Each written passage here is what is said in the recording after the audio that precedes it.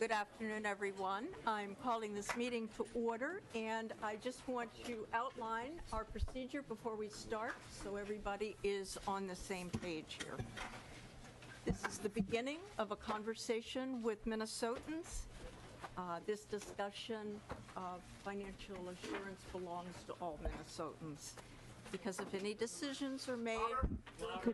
Please use the mic. Okay. If there are any decisions that are made that... are we not picking up here? No. Hmm? Okay. Yeah, it's working. It's working.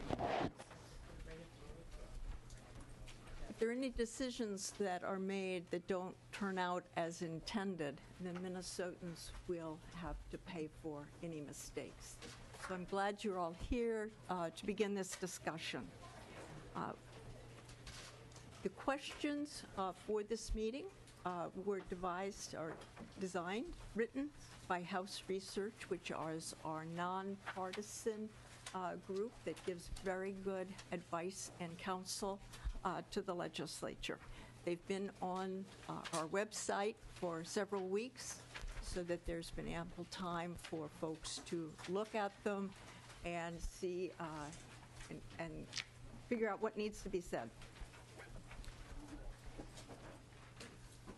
If folks are, this is being streamed online, and if there are folks who are listening that are not here and don't have a copy of the questions, you can go to the House Minnesota House of Representatives committee information, look up our committee, which is Environment, Natural Resources, and Ag Finance, and you'll find the questions there. The list of testifiers is here. The way we did this is that they are listed in the order that they called in. And everybody who called in before 11 o'clock this morning is on the list. Folks who are not on the list and would like to testify will be given 1 minute. At the conclusion of this, the testifiers who called in will be given 5 minutes, with the exception of Margaret Watkins, who comes from the Grand Portage Band of Lake Superior, Chippewa. This is a sovereign people, and because of that, they are getting an extra time to testify. At the bottom is PolyMet. They chose to go last. There is no limitation on the time for PolyMet. For the audience, this is a formal hearing.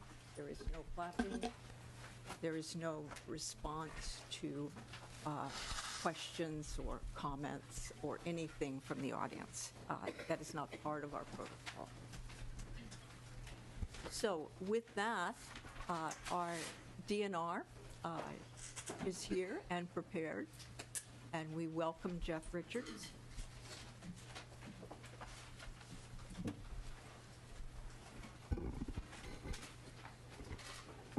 Thank you, Madam Chair. Can you hear me okay? Excuse me. Okay. Representative Corcoran, did you have... No? All right. Yeah, if you don't mind, Madam Chair, before we get into the testimony, is there going to be a bill before us today that we're going to be looking at? I have no bill. I cannot speak for anyone else. Is there an anticipated bill? Nobody has talked to me about one. Is there an anticipated finance issue? There is definitely a finance issue. If, as we do financial assurance, and something doesn't work out as planned, as intended, and there's not enough financial assurance on the state, then all Minnesota taxpayers will be responsible. And it will be the successor to this committee that will have to come up with that money. That is the financial question on the table. How does that relate to the current state budget, Madam Chair? It does not have to relate to the current state budget. I see. If there's a policy issue regarding this issue area, will it come before this committee or the Environment Policy Committee? It depends on whether the policy has financial implications. I think you know that. So what you already said, this has no financial implications for the current state budget. So we're just trying to figure out what we're up against here, Madam Chair, just why we're having this hearing and what the purpose is for this committee. I think I just explained it to you. Welcome to the committee. Thank you, Madam Chair. My name is Jess Richards. I'm the Director of the Lands and Minerals Division for the Minnesota Department of Natural Resources. Along with me today, I have Steve Colvin, the Assistant Director of the Ecological and Water Resources Division, which is in charge of the Supplemental Draft Environmental Impact Statement, and also Jennifer Engstrom, Reclamation Manager for Lands and Minerals, and Joe Henderson, the Mine Permitting and Coordination Manager, as well as representatives from the Minnesota Pollution Control Agency. We'll discuss this more later, but I just want to note that the public comment period for the supplemental draft EIS is still open, and we'll be taking comments through March 13th. Well, there certainly will be, as we can tell, a lot of discussion and testimony today. It's important to state that for comments to be considered in the review of the EIS, they need to be made in writing to the DNR by the 13th, or have been recorded orally at one of the 3 public informational meetings. And so today's hearing doesn't represent a public comment session for the purposes of the supplemental draft EIS record of decision. I have about 20 minutes of slides that I'll go through, and my hope here is to provide a baseline of information on the project, and I'll highlight some key provisions in the financial assurance rules, coverage of financial assurance in the draft EIS, some of the next steps in environmental review and the permitting processes, and after that, then I'll begin to walk through the questions that were posted pre-hearing. This slide is simply just to locate PolyMet. So PolyMet's proposed North Met project is located on the eastern end of the Iron Range, just north of the city of Hoyt Lakes. You can see it on the map here. The proposed project has 3 main components, which are evaluated in the draft EIS, and it includes a mine site, a plant site, and a utility corridor. The entire project is located within the St. Louis River watershed. The mine site is approximately 6 miles south of the city of Babbitt, and just south of the active North Shore taconite mine. The mine site would include open pit mining, waste rock stockpiles, ore handling facilities, water management features, and a wastewater treatment facility. The mine site, you can see, see if the colors are the same on my screen, is green. You can see mine lease area. I can't get my cursor to work, but you can see on the right-hand side it says mine lease area. That's the area of the mine site. The U.S. Forest Service land exchange is also a connected action to the proposed mining project, and this is also reviewed in the supplemental draft EIS. This area is shown in yellow. PolyMet controls the mineral rights in the area of the proposed mine, but the Forest Service owns the surface. And so PolyMet has proposed to exchange the surface rights to resolve this issue. The exchange would involve approximately 6,600 acres of forest land for up to about 6,700 acres of private land. The plant site on the left is located at the former LTV company's taconite plant, which is near Hoyt Lakes. It's seen kind of in an orange color there.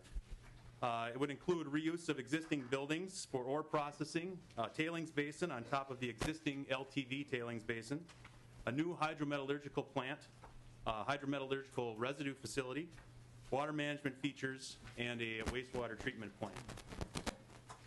It isn't shown on this map, but the mine site and the plant site would be connected with an existing utility corridor. And if you look at the bottom of the yellow area and the bottom of the orange area, there's some lines there that stretch across the bottom side of this, and that's where the existing corridor is. It has rail and power and would be upgraded to include a new water pipeline. As I mentioned, a key component of the project proposal is to refurbish and reactivate the former LTV mining facilities. Some of the facilities are those listed on this slide. PolyMet proposes to reuse these assets which were closed in 2001. Okay, that was just a high-level overview of the proposed project. So now what I'll do is I'll move into the main topic of the day, which is the permit to mine and financial assurance. Financial assurance for any mining operation is covered through the permit to mine, which is administered by the Department of Natural Resources and is governed by Minnesota Rule 6132. This list is just some of the key aspects that are included in a permit to mine. You can see that financial assurance is just one piece, but it's heavily influenced by all the details that come with the permit to mine application. Specifically on financial assurance is essentially the money that PolyMet would set aside to ensure that Minnesota's taxpayers would not have to foot the bill for cleanup of a mine. And it's intended to provide adequate funding that the state could access in the event that the company abandoned the project or failed to maintain or reclaim the site.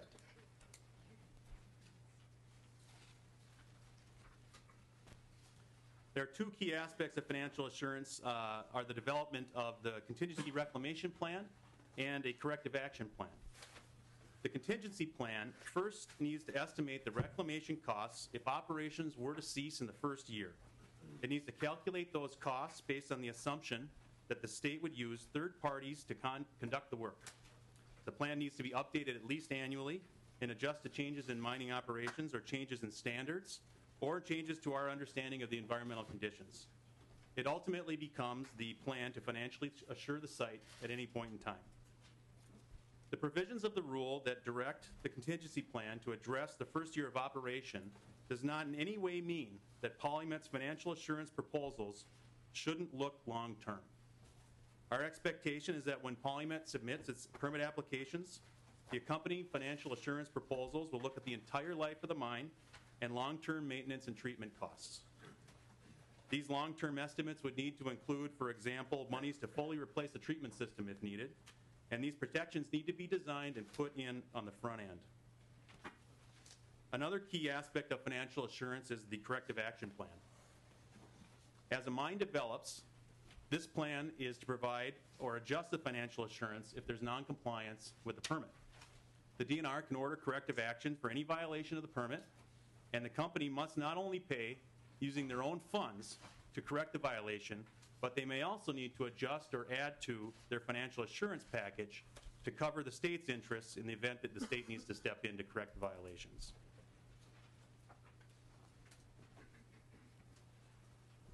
The non-ferrous rules dictate how the DNR is to evaluate financial assurance proposals. The proposal must be sufficient to cover all reclamation costs, including the long-term monitoring and treatment and replacement of equipment, and must assume that the state would have third-party contractors do the work. It must be available to the DNR when needed. We can't have mechanisms that would require long, drawn-out processes for us to access the money. It must be fully valid, binding, and enforceable under state and federal law, and it can't be dischargeable through bankruptcy, which of course is really a critical provision. Ultimately, the financial assurance package has to be acceptable to the Commissioner of the DNR. There's some additional provisions in rule that are important as well. The use of current dollar values are required for the initial cost estimates. This doesn't mean that we wouldn't need to calculate the performance of investments or the value of money over time. It just means that we initially identify the reclamation costs based on current dollar values. The rules allow for the use of outside experts with documented experience, and that the proposer must pay for the cost of hiring these experts to review the proposals along with state staff. The rules do not dictate or limit the specific financial instruments that can be used. They need to meet the evaluation criteria that I talked about earlier.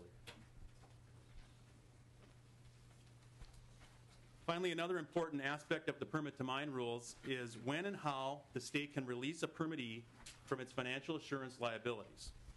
If permitted, PolyMet would not be released from its financial assurance obligations until the site was fully reclaimed and maintenance-free. They would not be released if there was still a need for ongoing active treatment and maintenance.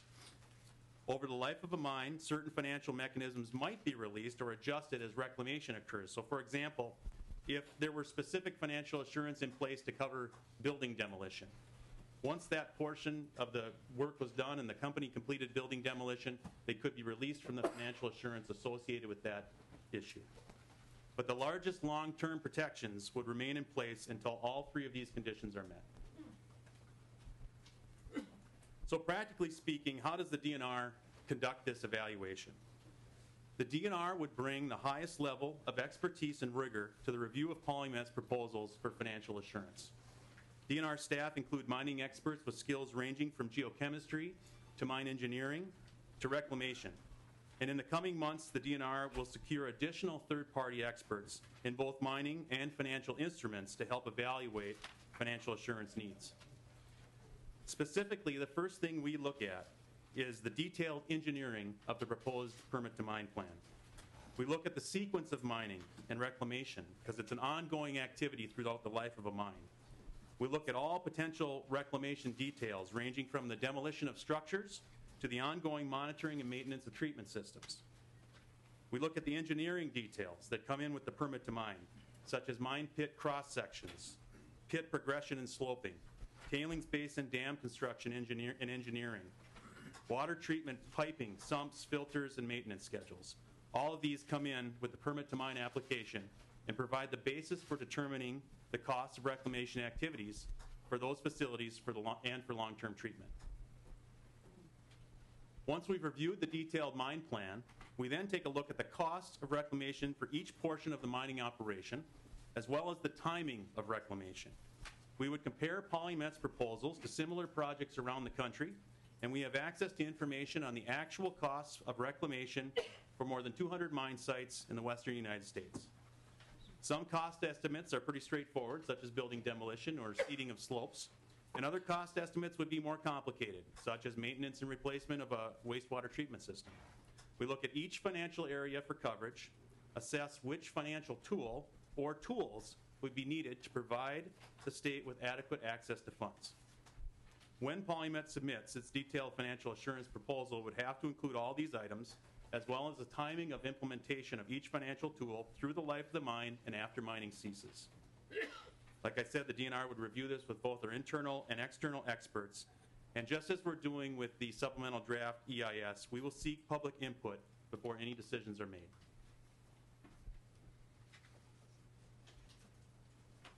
Now, more specifically, into the coverage of financial assurance in the supplemental draft EIS.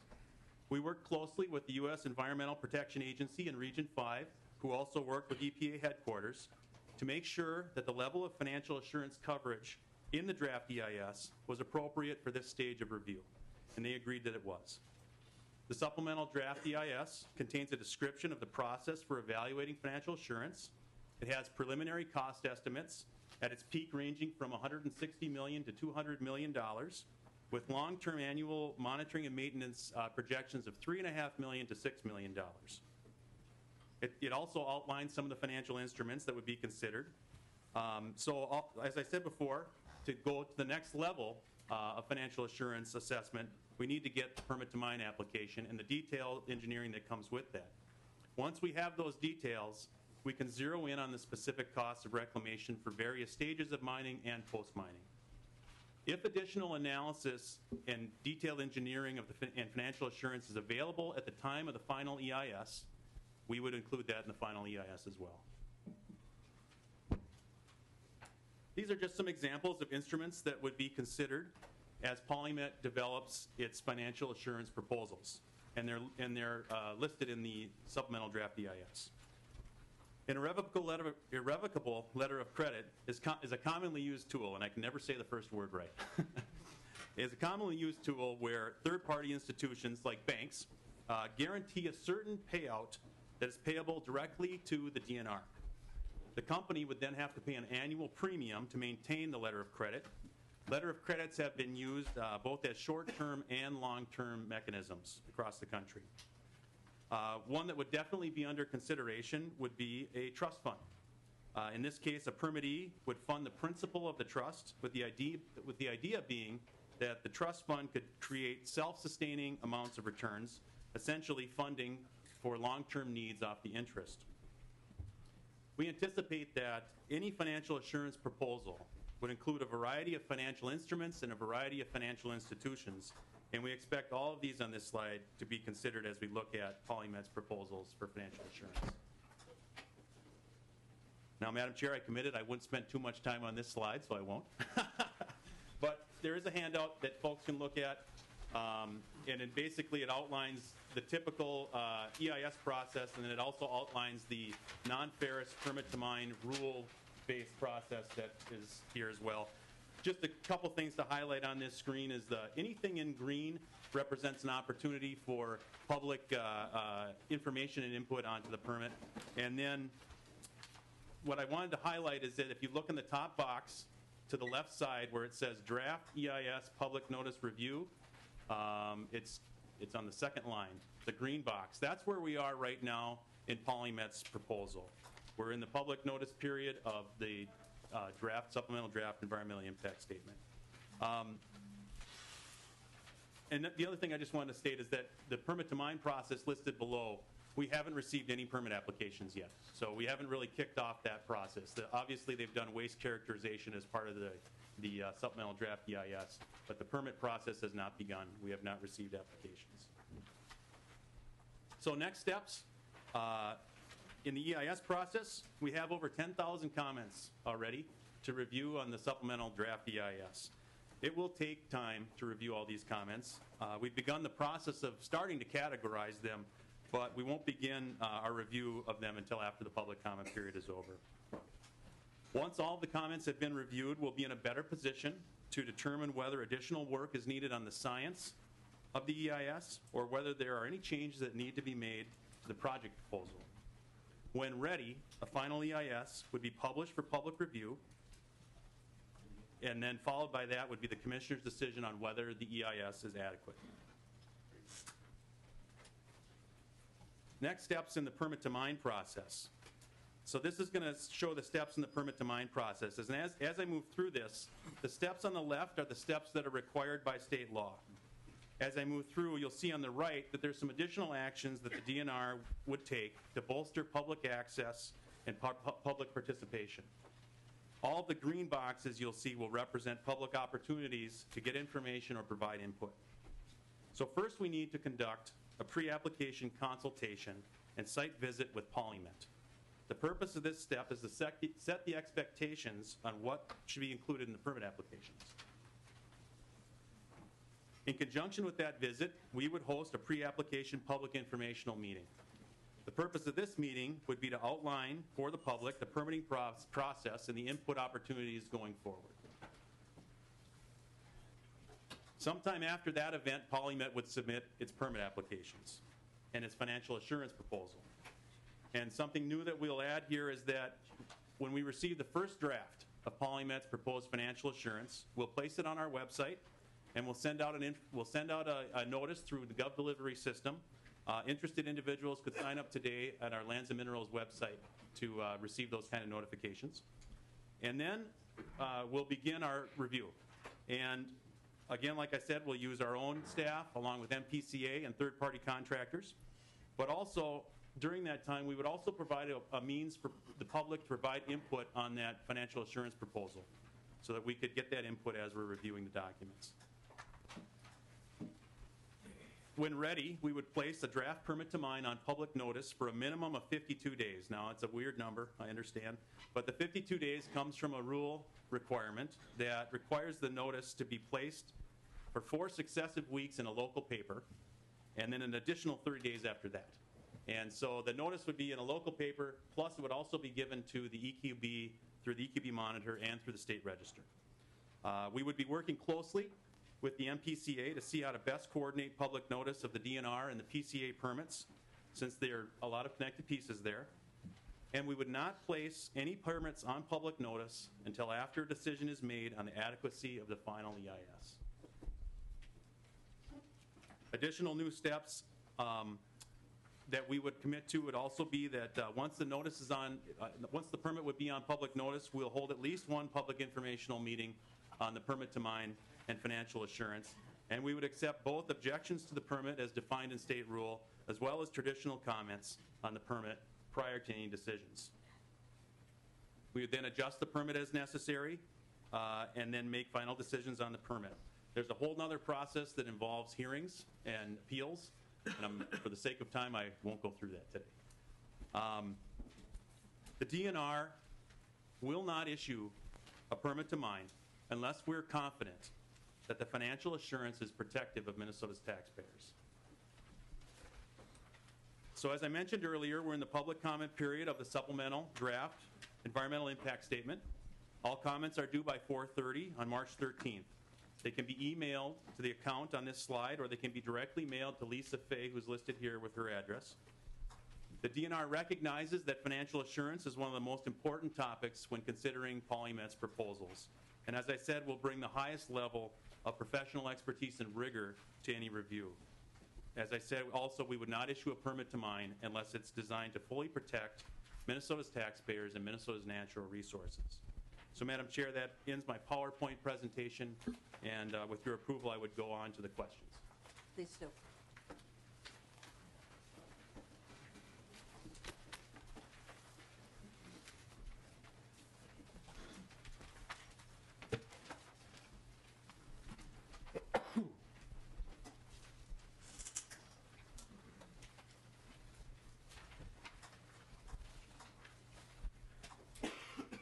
Okay, Madam Chair, I was thinking I would take the approach of not reading the whole question, but basically summarizing the question before I start, if that's okay with you. Thank you. That works.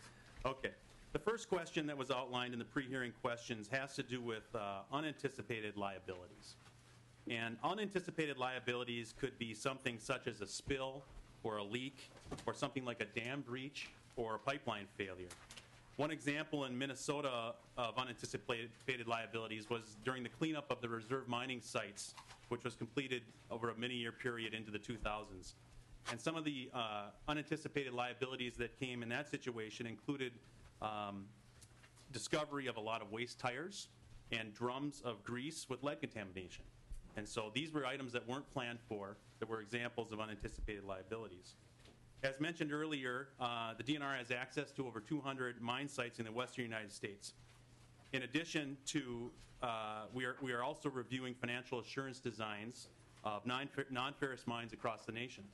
Some of the specific mines that we're looking at for unanticipated liabilities and other issues are the Zortman-Landusky mine in Montana, the Phoenix mine in Nevada, the Homestead mine in South Dakota, Iron Mountain in California, and more recent examples like the Flambeau mine in Wisconsin and the Eagle mine in Michigan and many others.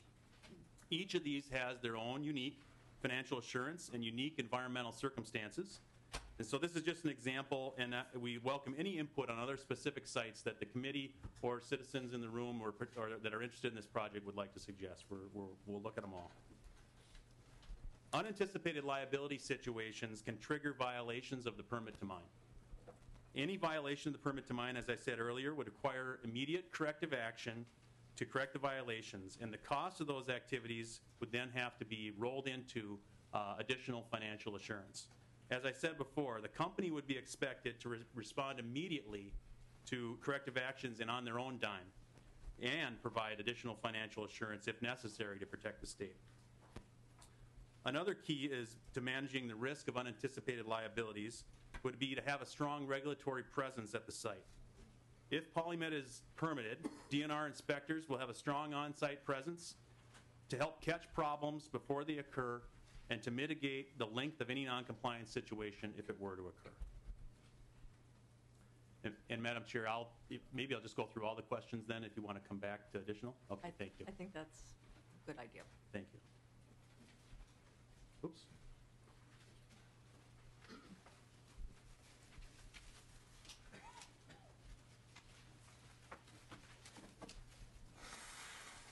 Madam Chair, I put up someone else's PowerPoint, so I apologize for that. The second question is regarding PolyMet insolvency. I'm just going to minimize this, Madam Chair.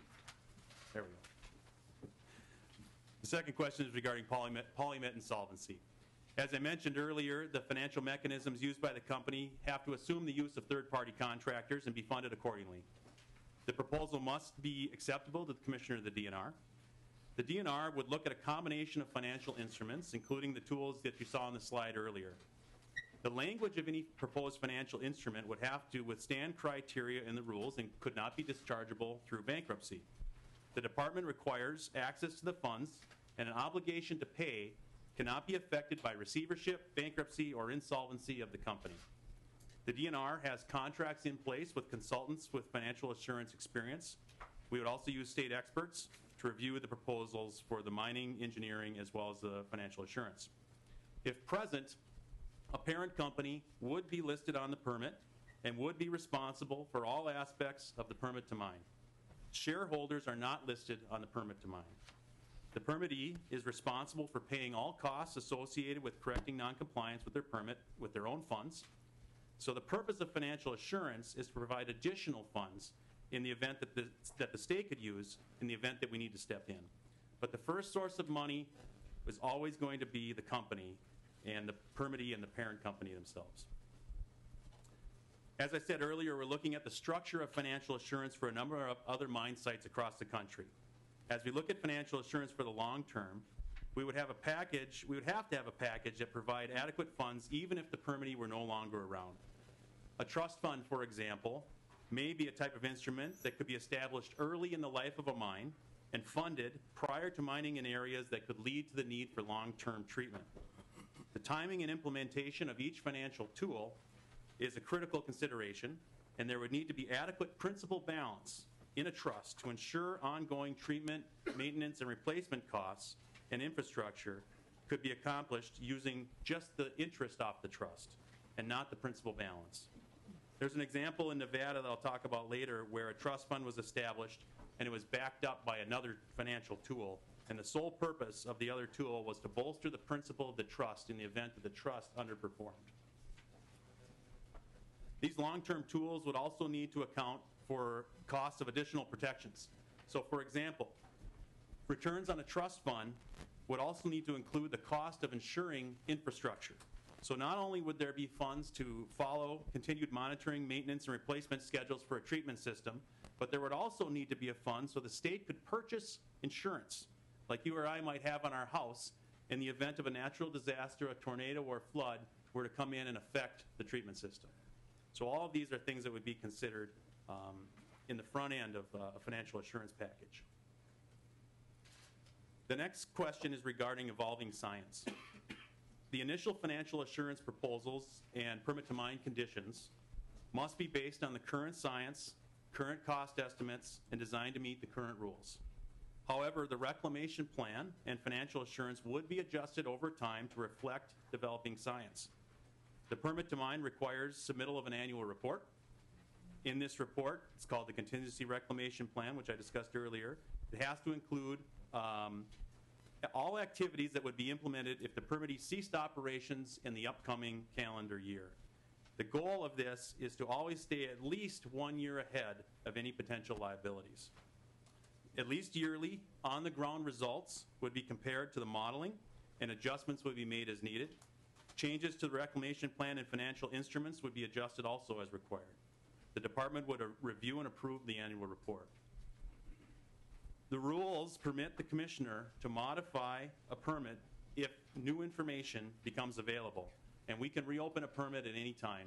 So the annual review, like I said, is a minimum. We can do permit modifications at any time. Negotiations with the company are not expected, but communication with the permittee about expectations is common, but the department does have unilateral authority to make changes if needed. The fourth question is about financial assurance calculation and the length of liability, and makes reference to time periods such as the 200 and 500 years time frames that were used in modeling. As I mentioned earlier, the supplemental draft EIS estimates a peak financial assurance for reclamation costs of $160 to $200 million, with an ongoing annual need of $3.5 to $6 million after the mine would cease operations. The draft EIS language was vetted through our EIS contractor with extensive experience in non-ferrous mining, and were determined to be appropriate for this stage of the review. It was also vetted with the US EPA, which I mentioned also agreed. To determine the greater detail for cost closure, reclamation, post-closure care, maintenance, and monitoring, we need the kind of details that come with the permit to mine application. We do not have an application for the permit to mine because we're still in the EIS process, and additional changes and mitigation may result from public comment if the company is to move forward. The mining and operations plan, along with multiple management, monitoring, and maintenance plans, will be finalized on the project before moving forward from the EIS process. Just some examples, additional examples of things that would come in from the permit to mine include ore production schedule, the sequence of overburden removal through mining, as I said, pit cross-section, slope, pit progression, tailings basin, dam engineering, slope ratios, the construction materials, heights and dimensions of the tailings basin, as well as details such as the exact engineering of the piping systems for treatment, the sump locations, the sequence of filters in the reverse osmosis treatment system, and maintenance schedules. We've had discussions with the company, and they're aware that the DNR expects their financial assurance proposal to thoroughly address financial liabilities and assurance needs for long-term active treatment for as long as needed. And certainly we anticipate that the need for long-term treatment would factor into any mechanisms that were proposed for long-term financial assurance. In the mining industry, there is examples of long-term financial assurance, but there's also other examples for other areas such as hazardous waste landfills, solid waste landfills, public wastewater treatment, and nuclear waste management. And as I mentioned earlier, the use of a trust fund may be an option to consider when we look at long-term needs, where the long-term needs are funded off the interest of the trust, and the trust is self-sustaining.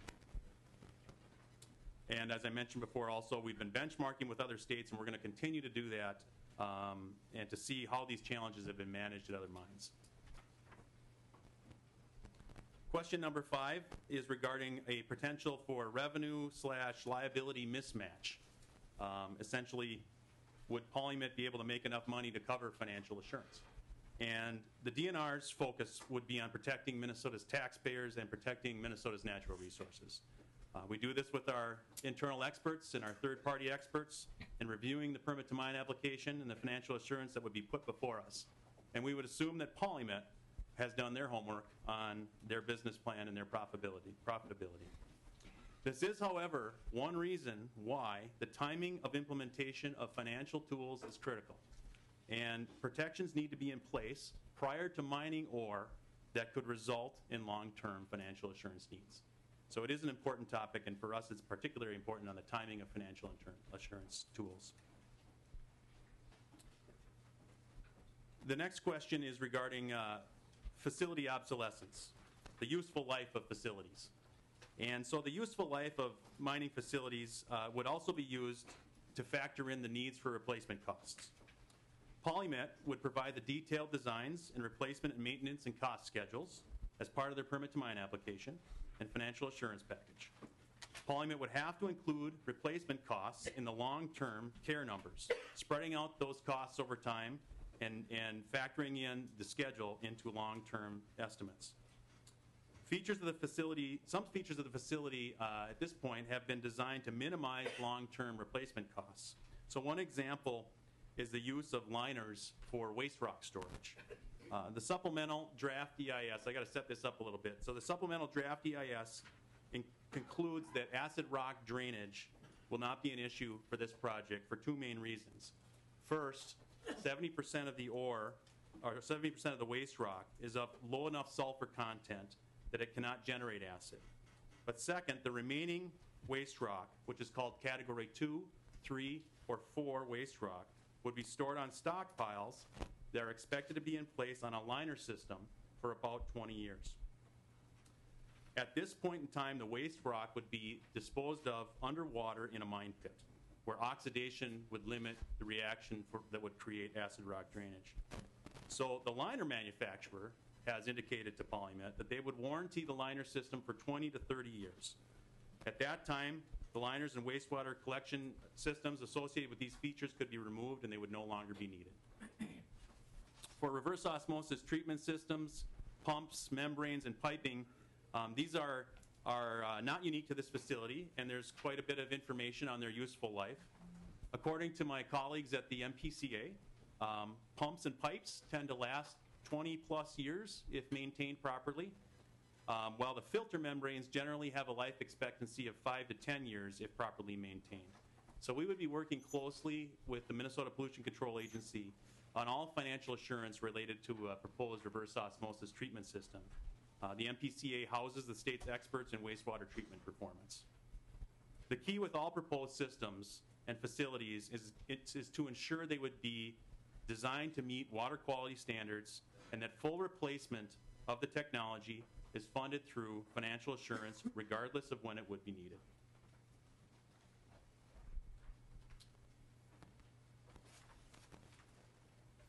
Question 7 is regarding evolving water quality standards. Initial financial assurance proposals would be designed to meet today's water quality standards for as long as needed and calculated using today's cost values. The DNR would apply any new rules and standards as the language dictates, and the company would be required to comply if those came forward. Whether a facility is grandfathered in or not is heavily dependent on whatever the language is in a new rule or statute or standard that would be developed. Financial assurance, though, might need to be adjusted upward or downward based on either increasing treatment needs or costs or changes to facility compliance activities if the standards were to change. Any change to financial assurance for water quality would be the same as any other permit to mine or reclamation related change. It would require a permit amendment or maybe a modification to the financial assurance mechanism, addition of another financial assurance mechanism or another financial institution, or any combination of those types of actions.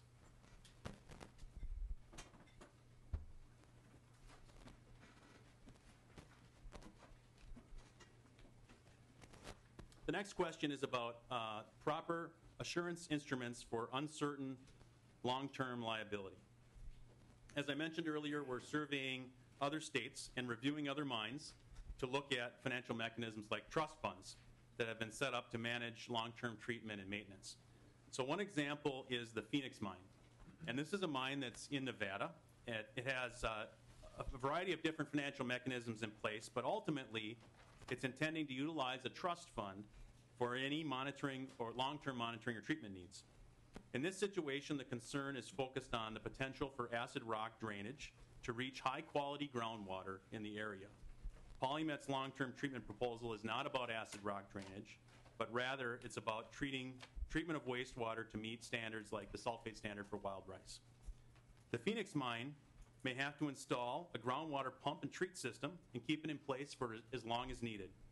The impacts in this case were modeled out for centuries. It would utilize a lime treatment plant to effectively neutralize any acid rock drainage. And my basic understanding is that the financial assurance package includes amounts for traditional reclamation, but also then a $1 million trust fund, which would generate enough interest to handle long-term treatment needs. In assessing costs, the proposal considered a variety of items like administrative costs, monitoring and maintenance, pump and piping replacement, labor, and waste sludge management.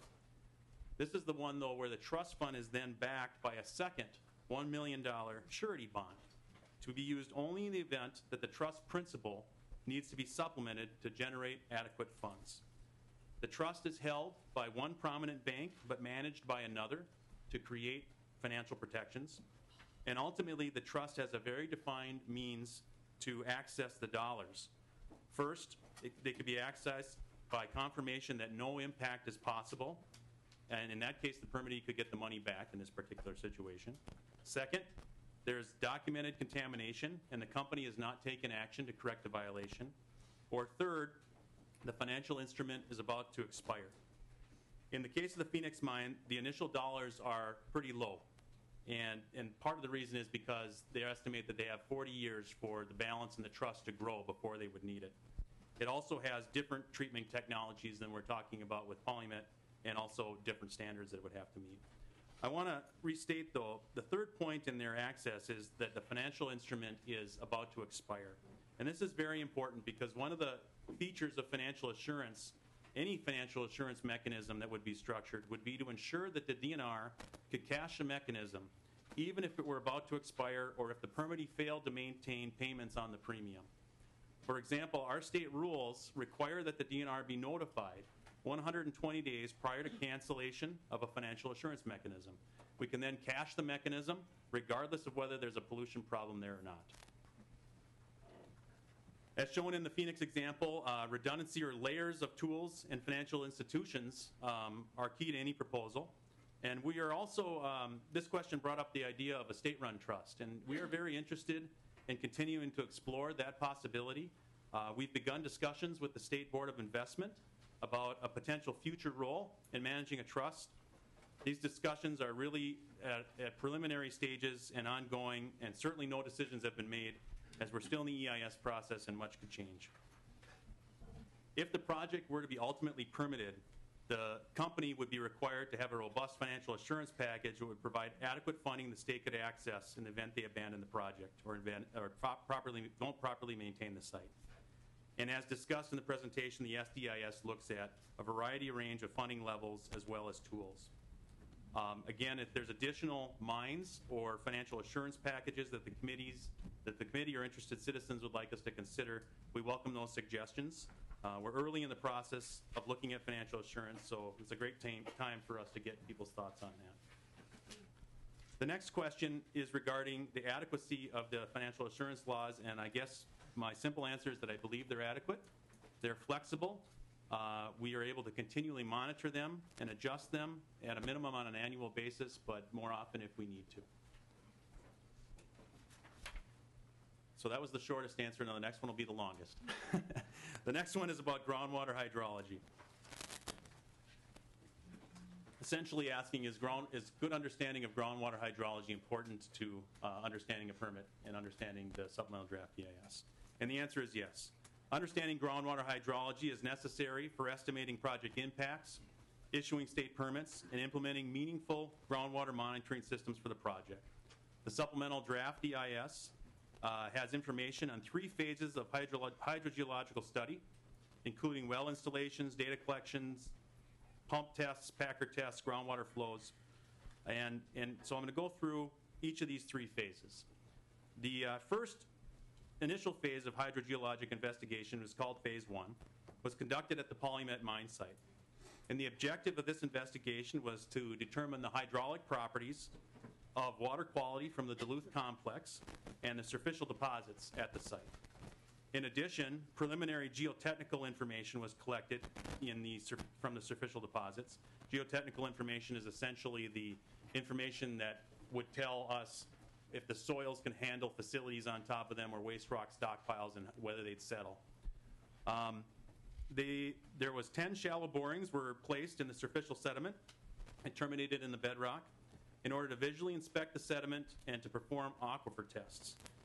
3 of the superficial aquifer borings were then converted to monitoring wells from which groundwater samples were collected.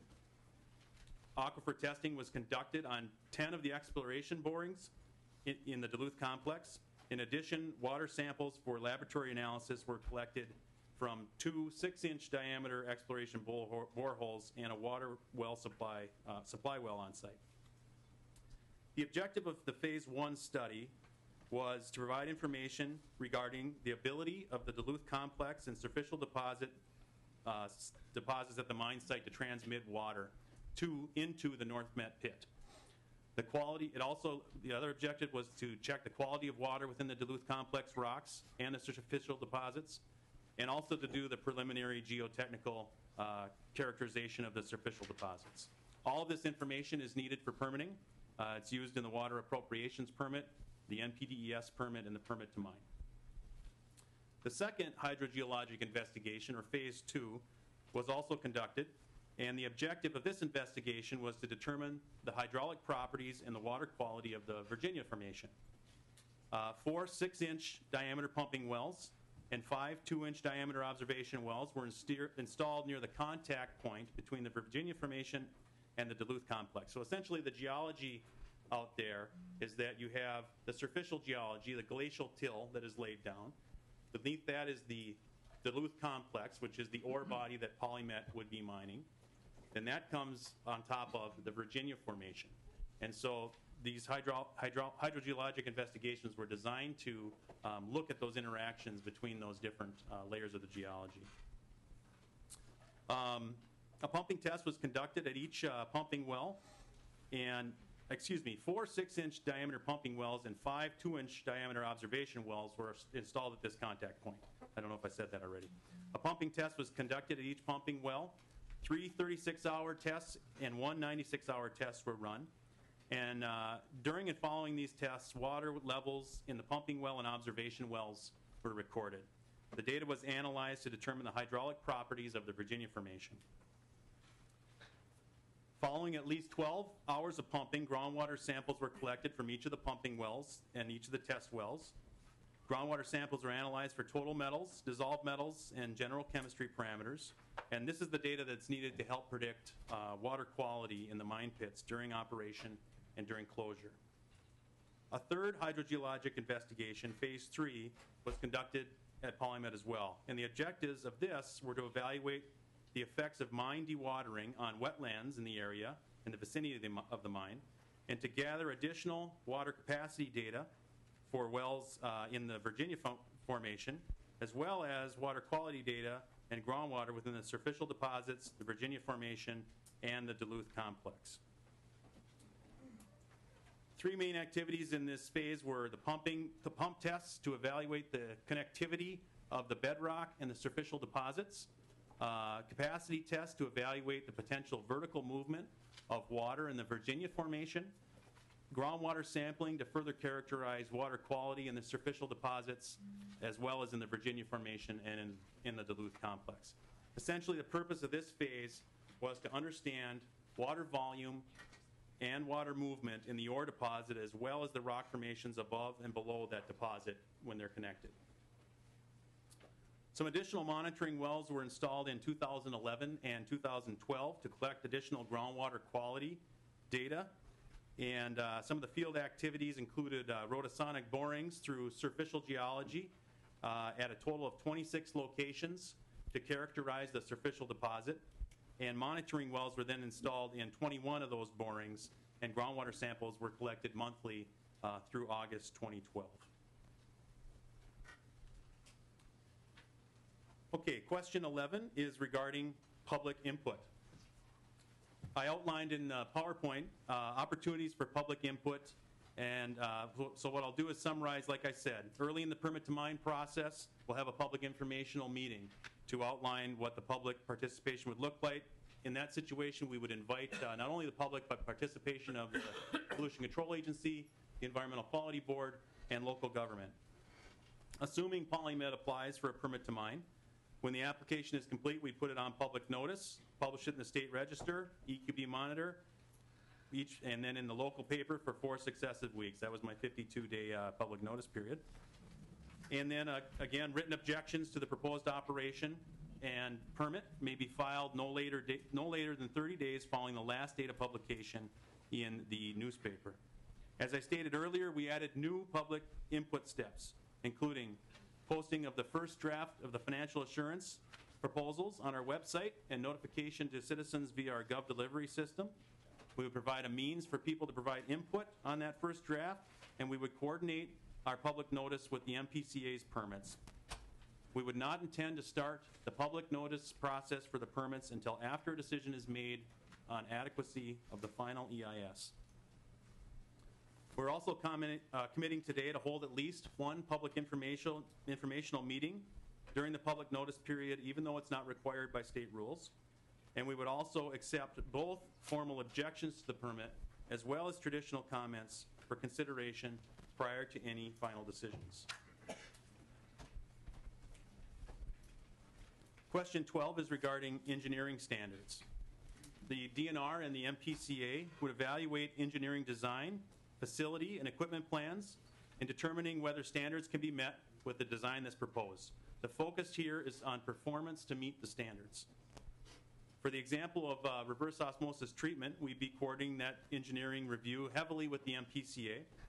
As I said, reverse osmosis treatment is widely used in many applications to treat wastewater or even drinking water. And along with the MPCA, we ensure that any proposed system design is both durable and protective of water quality. We do not, however, dictate the control technology that a company proposes. We do dictate that it must be effective in protecting natural resources and it must meet water quality standards. Ultimately, we require that facilities be operated in compliance and have the authority, as I said, to modify, suspend, cancel, or revoke a permit or to assess civil penalties in order to correct violations for noncompliance.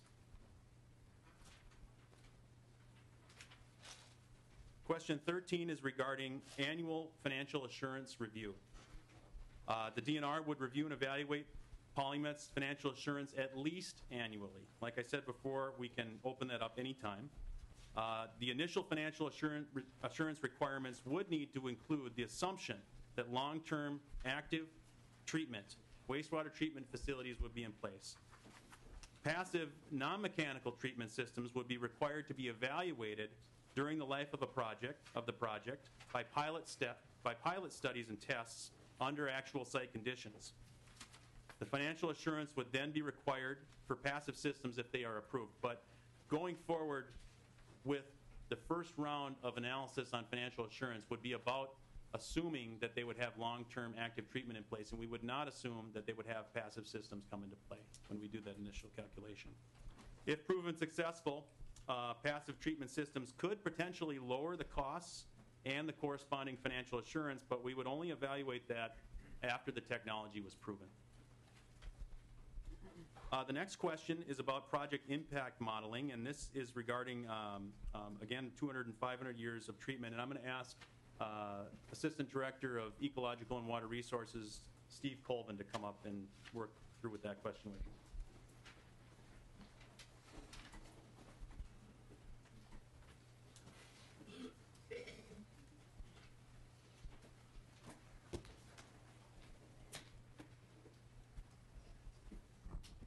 Madam Chair, Just state your name for the record.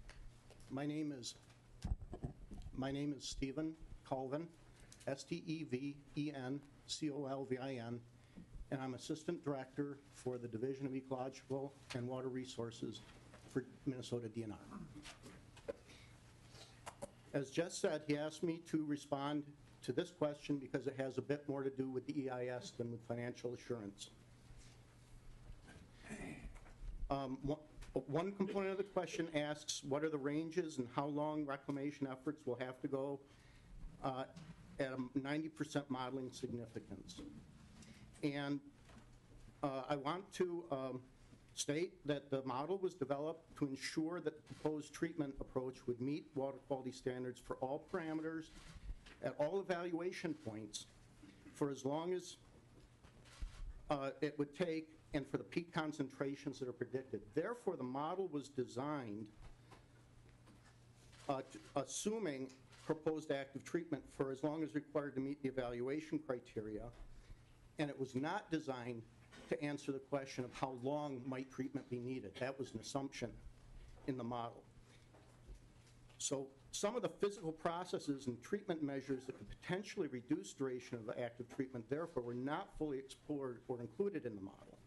For example, the Goldson model currently assumes that all constituents in the waste rock, such as sulfate or metals, would be released at the same rate over time until completely depleted from every rock in the stockpile. This is not something that would happen in nature, thus the model tends to overestimate the actual amount of constituent release. And there are other parameters where we design things like that as well, because we were seeking an answer to a different question. The second question is just asking about the possibility that the ranges extend longer than 200 to 500 years. It's a possibility. However, as I just indicated, the model was not designed to predict the length of treatment, so any estimate I could make was extrapolated. And then the third question is what steps has our agency taken to verify model's ability to accurately anticipate non-ferrous mining impacts? We carefully evaluated and approved all of the assumptions, the data values or data ranges, the types of analyses that were used in the model, the equations, the calculations, the formulas. In some cases, like baseline groundwater quality at the mine site, we required additional data collection and analysis. The model was calibrated, evaluated to determine if it produced realistic results. QA, QC, or quality assurance, quality control, was done on the model by both the proposer and by DNR's contractors. And finally, DNR and PCA staff carefully analyzed and evaluated model outputs. Another thing that we did at the request of PCA on some parameters, particularly some of the baseline water quality parameters, was to conduct a sensitivity analysis to see how sensitive the model outputs might be to some of those input variables. Okay, Madam Chair. Back to me. Question number 15 is financial assurance civil penalties. And the DNR has not had to assess civil penalties for the failure to comply with financial assurance requirements. We do have authority to impose civil penalties if a permittee violates any provision of state statute, rules, or the permit. Other actions available to the DNR if the permittee fails to comply with corrective actions requirements include suspension of a permit to mine, assessment of civil penalties, revocation of a permit, or modification of the permit. The biggest penalty a company could receive is revocation of the permit, followed closely by cashing of a financial assurance mechanism. And we have the authority to use all of these options if the situation presented itself. The final question is about the proposed evaluation. I've talked earlier about the process that the DNR would use to go through this evaluation. As I said, we have staff with expertise in material handling, construction, and mining costs. We have engineers, geochemists, reclamation specialists, to name a few. We've hired consulting firms through an RFP process with mining expertise and financial assurance experience. And we're also looking to bring in additional financial expertise to help review any proposed PolyMet financial assurance proposal when it's submitted with their permit to mine application. Our current contractors are Emmons and Oliver Resources, or EOR, DPRA Incorporated, and Environmental Resources Management, or ERM. EOR specializes in the technical review of management plans, data packages, and the science of a permit to mine. DPRA has both mining and financial expertise and would be focusing on financial reviews, financial instruments, and the ground truthing of any of PolyMet's cost estimates. ERM is a company with over 5,000 employees, which has extensive experience in mining operations, engineering, reclamation, long-term water treatment and monitoring, as well as risk assessment and financial assurance for mining. And as stated earlier, one of the questions in the question was whether the public would have access to comments from our consultants, and all correspondence that's submitted by our consultants is part of the public record and is available. So as I stated earlier, we are currently in the public comment period for the supplemental draft EIS. No decisions have been made on the adequacy of the EIS, and public comment can directly result in changes to the proposed project. PolyMet has not submitted its permit to mine applications nor its detailed financial assurance proposals, and therefore no decisions have been made on financial assurance for this project, and we encourage Minnesotans to weigh in now with their ideas. The supplemental draft environmental impact statement will be on public notice and take comments and is open until March 13th, and all comments must be submitted to the DNR in writing by that time. Madam Chair, that concludes my comments, and we'll stand for questions. Thank you. We will, as this committee, and I will submit on behalf of the committee, the questions that House Research posed as part into the public record. I also would note that staff has provided the contact information and their handouts out there if folks want to put something into the public record. Representative Hansen? Thank you, Madam Chair, and Director Richards. A couple questions on different topics. And so you were discussing the financial assurance, and I was listening to see about financial assurance for wetland mitigation.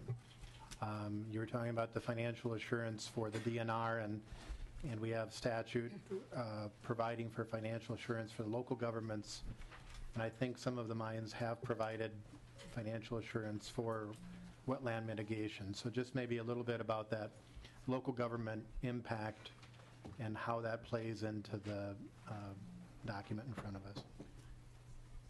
Madam Chair, members, absolutely, wetland mitigation would be part of any financial assurance proposal. That we would require that to be part of any financial assurance proposal.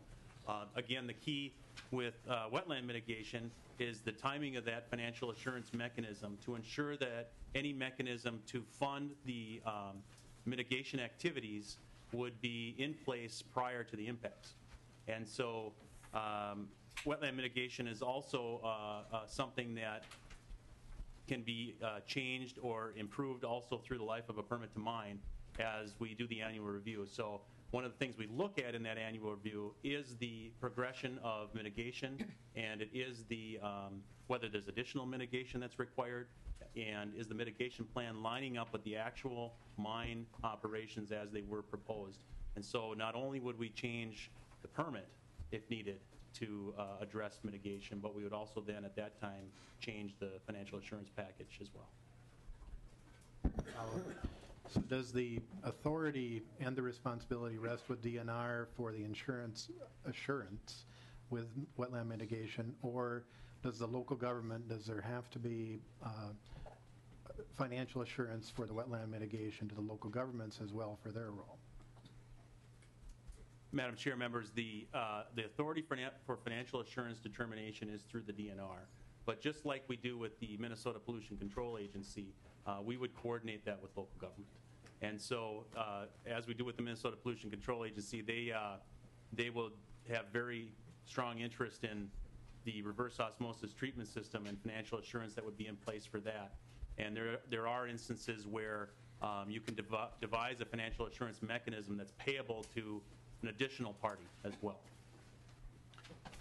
And Madam Chair, a follow-up on a different subject. You'd mentioned a state trust fund, and you know, we've had some experience with state trust funds, the tobacco settlement and other trust funds where money seems to get reappropriated. So, but we look federally, we have something like a strategic petroleum reserve where the federal government keeps oil essentially as an asset for need.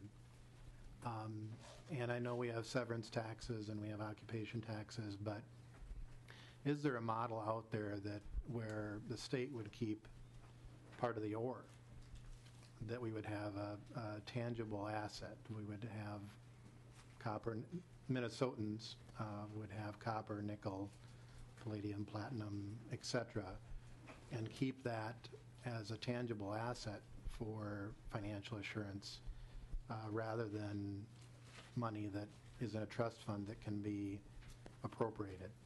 And I'm just, is there any example of that, or is there any possibility of that would be involved? Madam Chair, members, that's a very interesting concept, and I have not found thus far an example of that, but it is something we will definitely look into. The ability for a trust fund, let me step back.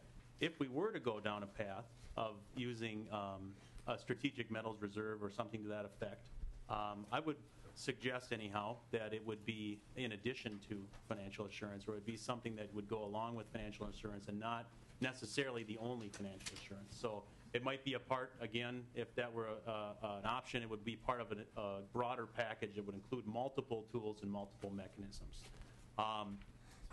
The concept of a trust fund being, raid proof is very important.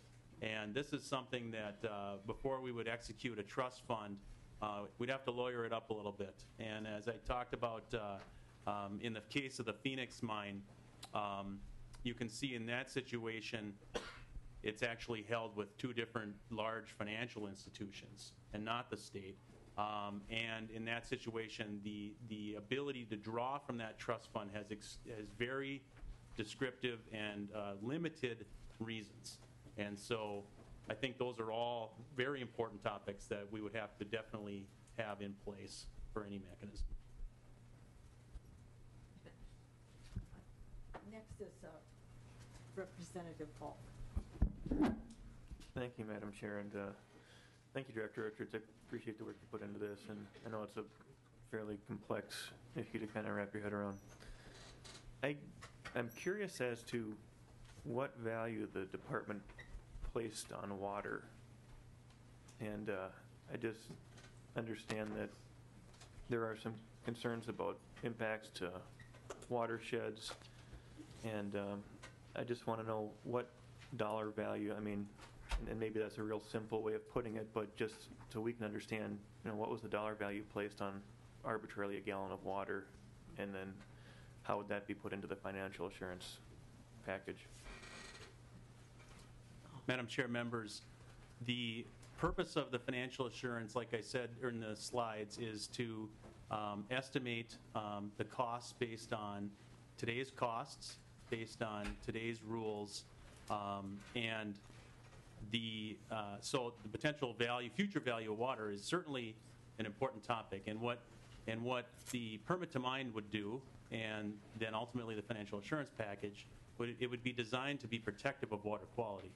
And so the first thing that would occur is that we wouldn't issue a permit to mine or agree to a financial assurance package unless we were confident that it was protective of all natural resources, but specifically of water quality, which then inherently protects the value of water. But in addition to that, then, that financial assurance package would need to be robust enough to ensure that those treatment technologies, which are designed to protect water quality, are in place and can survive long-term, even if the company's not around.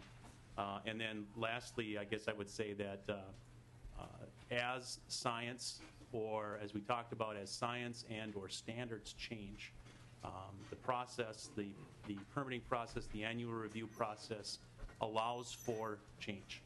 And so if this committee or this body were to put forward a dollar amount that needed to be included in financial assurance for the future value of water, we would adjust accordingly. Thank you, Madam Chair. And I'm curious, I don't think I heard much of an answer.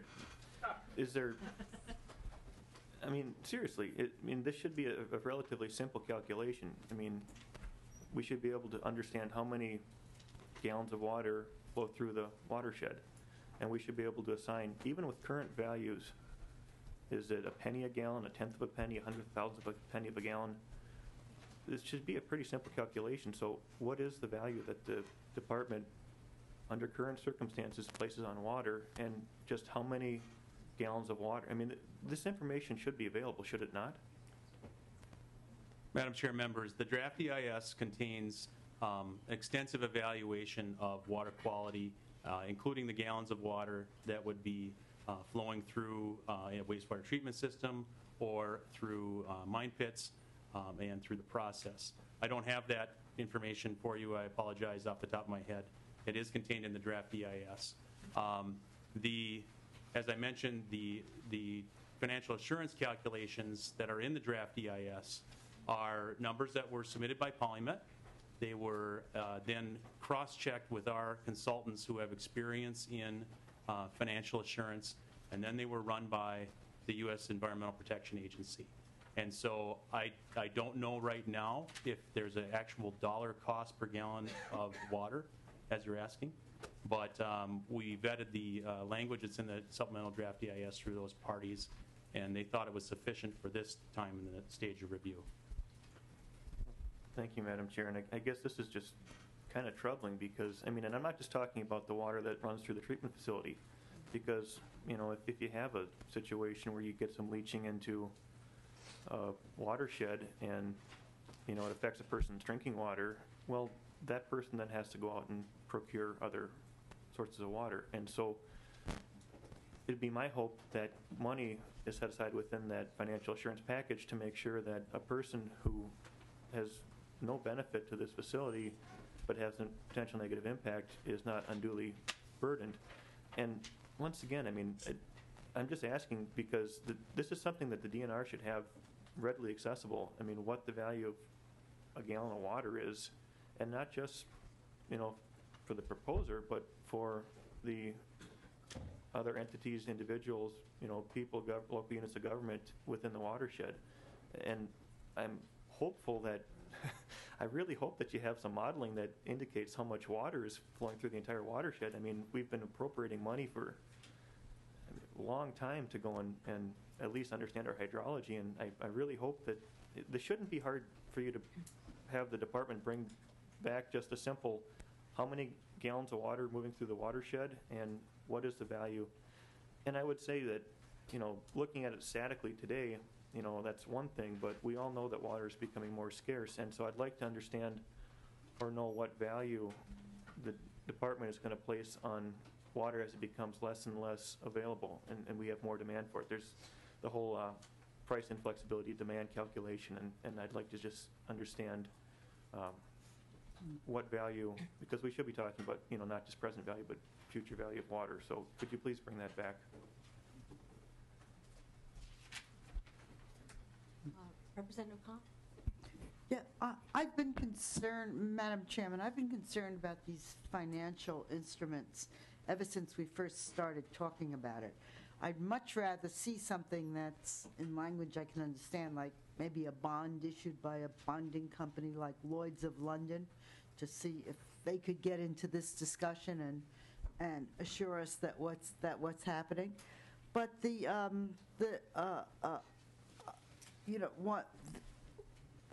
when you look at the SDEIS, there are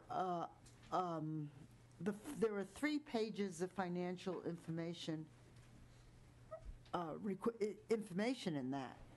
And one of the things that's kind of disturbing when you go back and look at it is that the source of those 3 pages is from the fourth company, from that it looks as if it was taken directly from the memo that came from the fourth company. Now, the fourth company is a company that is specifically working on the behalf of PolyMet. So one of the things when you look at the basic rules about EISs, it's not that you just put something in. You're also required to show the work. So has there any requirement made to the fourth company or to show the work behind this financial assurance document? Madam Chair, members, I don't know about the specifics of what Foth submitted, but I'm sure if it's in our Well, I guess I'm shop, talking it's about available. So, but the specific pages, the pages 136 to 139 in the SDEIS. yeah, yes, Madam Chair, members, I understand. The company, in any case, submits proposals for permits, for supplemental draft EIS, for their project. The company submits those proposals, and our job is to review them with rigor. At both the state and federal level, financial assurance is not required to be in an EIS. However, we've had conversations with EPA about this, and we believe it's important that to start at the supplemental draft EIS stage and to at least outline, as the supplemental draft EIS did, the range of dollar estimates and the range of tools that might be envisioned through the life of a mine. Now, as we've talked with EPA, and we agree, if there are additional details, so if PolyMet submits a detailed financial assurance proposal and we begin to subject it to the state rigor of review, if we have additional details that we could place in the final EIS, then a final EIS would have additional information on financial assurance. Well, the major question is the requirement to show the work that gets to this financial assurance. Is there an intention of doing that? And I guess so will the final EIS then look into the work that's behind those financial institutions?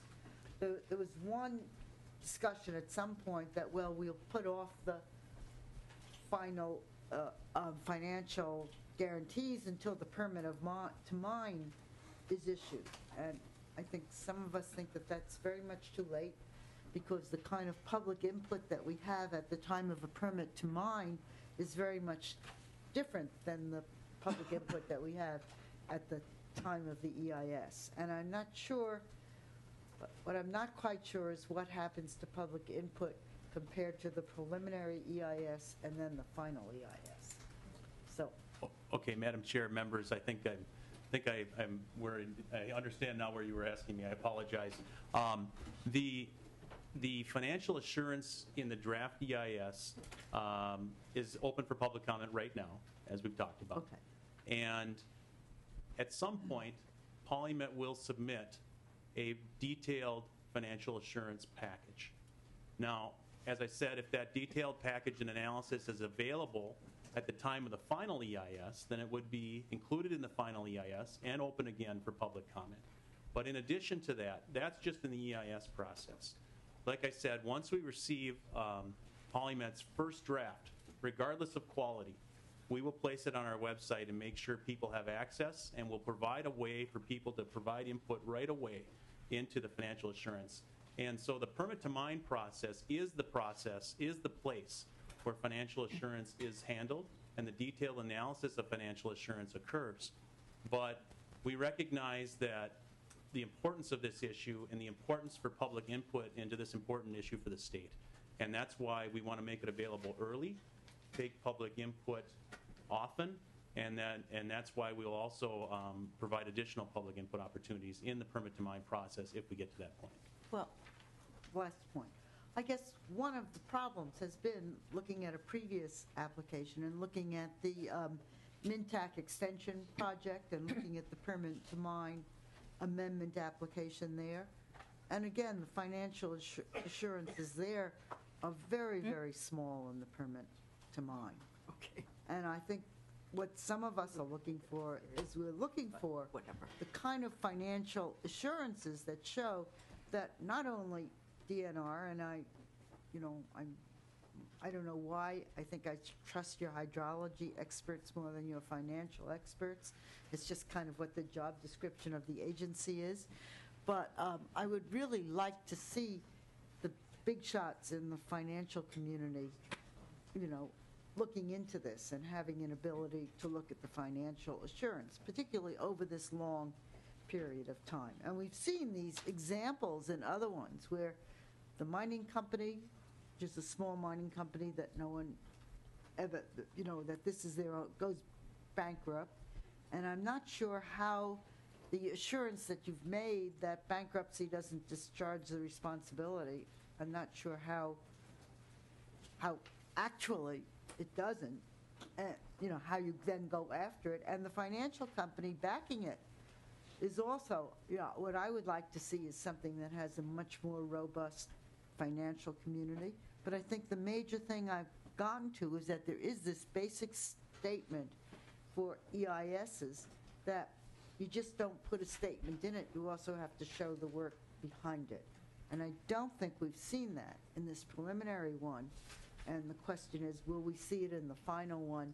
And it's not acceptable to me to say that it will come in the permit to mine, because the experiences with that and the absence really of public comment on that seems to show that that's much too late for the process to go on. So I'm going to leave to more experts than me, on the science issues that we're looking at, the hydrology issues, the reclamation issues, and so forth. And I'm not even pretending to be the expert on the financial issues. All I'm asking is that the financial backing issues be answered by experts, and that DNR really look into independent verification instead of just going to the PolyMet consultant for that information. I'm going to give you the next question, but first I would like to acknowledge that Representative Falk's question is a good one, and it's one that has to be answered. Minnesota's been blessed with an abundance of water, and we love it. But because we have an abundance of water, we've never put a monetary value on it. But look what's happening in California, where water has become so scarce, and as water becomes scarce, and our neighbors have scarce water, the value of their water goes up, the value of our water will go up, and it'll probably go up dramatically. So as I am listening to your contingency plans, I haven't heard any set aside of money for what happens if something happens to this resource that is going to become more valued. over time. So that's something that needs to be addressed. But let me get to question 10. When you answered that, you did not say anything about the recent media reports that suggested that the modeling may be flawed. Would you want to talk about that? Madam Chair, I'd be glad to turn that over to Steve Colvin. Madam Chair, representatives, at some point during the PolyMet EIS development, a new gauging station was installed in the upper Partridge River near the PolyMet mine site. That was not built for the PolyMet project. It's not related to the PolyMet project. DNR has, over a period of time, collected some water samples from that. And in a one-year period of record, developed a rating curve. And so really, at this point, we have another gauge site with 1 year's worth of data.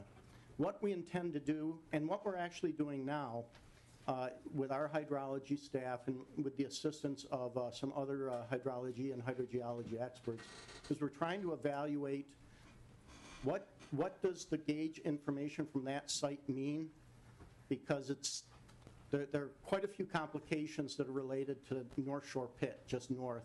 Measured surface water flow, unmeasured surface water flow, and unmeasured groundwater flow, in addition to base flow for the Partridge, that our hydrologists are trying to sort out, and we're trying to determine, first of all, which set of data might be better to use going into the final EIS, whether or not modeling or redoing the model for that particular variable is needed. And we'll also be looking at other areas where we have, where we know we have additional data, and we anticipate at least the possibility that commenters might also other data that we might need to evaluate in terms of modifying parameter values and rerunning the model. Is the basic problem here that we don't have a geologic atlas for this area of the state? And because we don't have a geologic atlas, we know very little about the hydrology. So one of the concerns I'm sitting here with is that you are placing monitoring wells without knowing the hydrology. And normally you know the hydrology first, so you put the monitoring wells in where they will be the most helpful. And we are, I think you're in a pickle here, because we don't have a geologic atlas. Has the DNR thought about pushing for a geologic atlas in this area before we go ahead with all of these mining plans?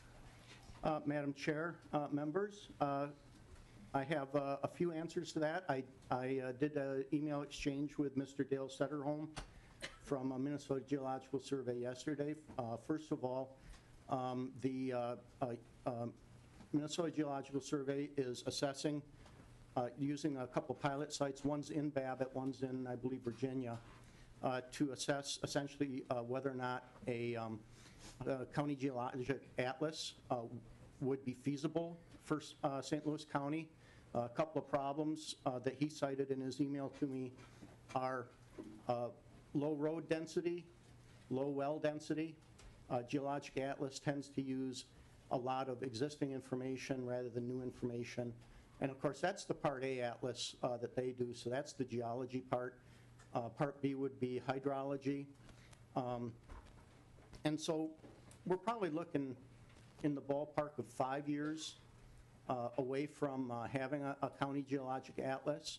A second thing that he mentioned in the very last sentence of his email is it's important to realize that the atlases are not a substitute for the kind of detailed work necessary to characterize the geology at proposed mines.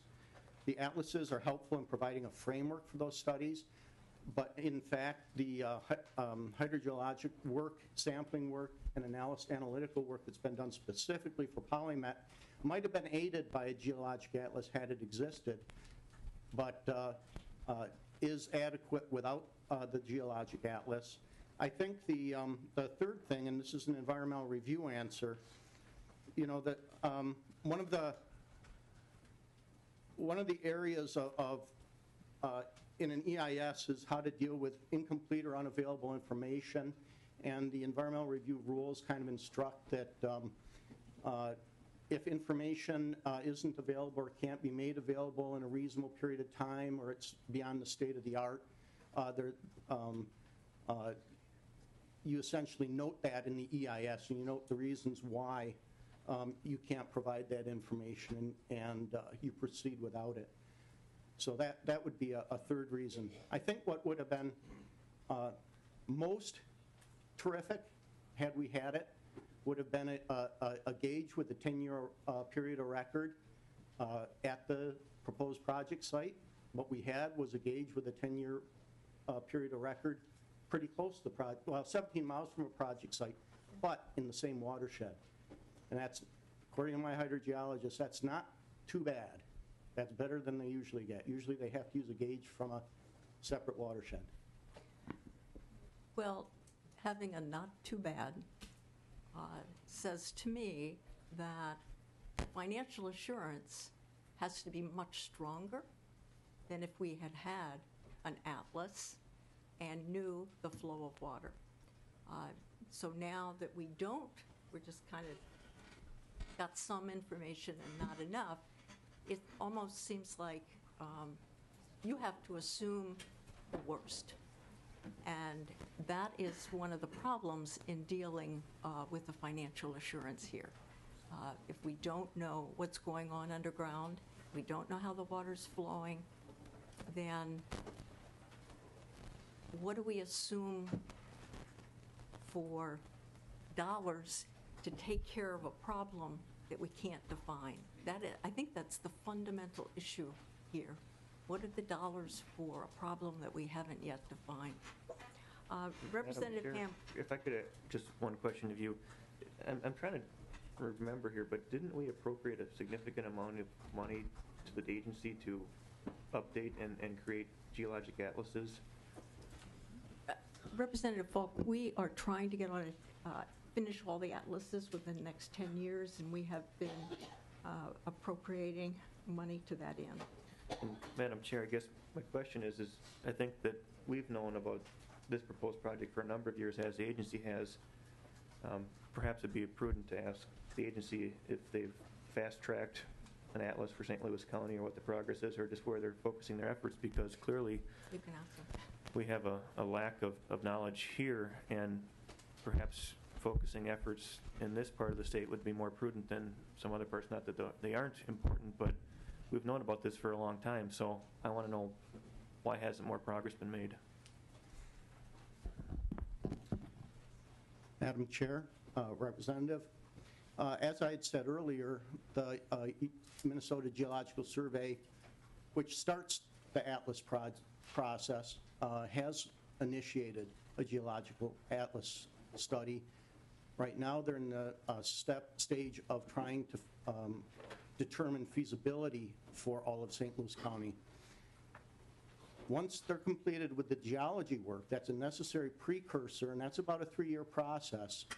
And then once Part A is complete, then DNR can continue and will continue with the hydrology piece of it, and that's about a 2-year task. So it's in the queue. It's not even in the queue. It's under development. It's just in early stages. I think appropriately it should be said that there are pilots under review, not a geologic atlas for the whole county. Madam Chair, you're correct. They're pilots to determine feasibility. Well, thank you. And I guess just so when was this process started? Was it started a year ago, 2 years ago? How far back was it initiated?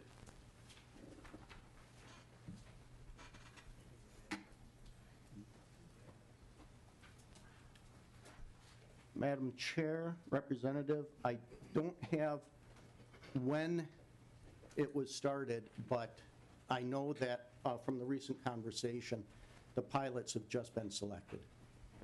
Thank you, Madam Chair, and just my comment, and then I'll end there, but this project, I mean, we've known about it for, I'd say, upwards of 5, 6, 7 years, and so just knowing that this is going to be somewhat in-depth process, I would have hoped that that work would have been started at a more timely time to actually have some relevancy to our discussions here. Representative Hamilton's next. Thank you, Madam Chair. And Director, my questions are, the first part of my questions are directed towards the 6132 rules. Can you please just walk me through those as far as when those rules were implemented? What was the process to develop those rules, and did we take public input? And then subsequently, does the DNR and the EPA support the rules that we have in place today? And then I have follow-ups after that, Madam Chair. Madam Chair, members, I believe the non-ferrous permit to mine rules, which included financial assurance, were created in 1993. And with any rulemaking process, there's a robust opportunity for public input and engagement in the rulemaking process. And so that was all. There's a full record, statement of need and reasonableness, all public comments related to the rules, and we have all that available. Second part of your question, I'm sorry. Are the rules adequate? Does the DNR and the EPA, do they support the rules as they exist today? One of the questions you've already answered. Madam Chair, members, the DNR believes that the rules are robust and they're protective of Minnesota's natural resources.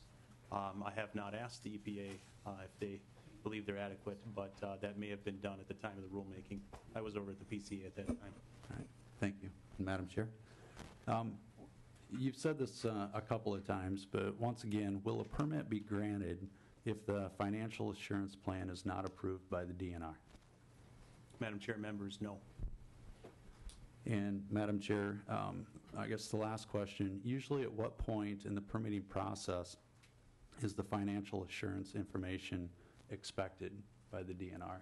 Meaning, is PolyMet, are they ahead of schedule with the information requested? Are they behind? Is it sufficient as far as the process itself? Madam Chair, members, right now I would say that PolyMet is right on schedule with their proposals for financial assurance. The draft EIS contains the level of financial assurance that is appropriate for a supplemental draft EIS stage, and the detailed financial assurance package comes in with the detailed engineering that comes with the permit to mine application. Representative Dill. Thank you, Madam Chair. And Mr. Colvin. Representative Dill, will you speak more into the mic? Mr. Colvin, thank you, Madam Chair. Mr. Colvin, you really rattled through number 14.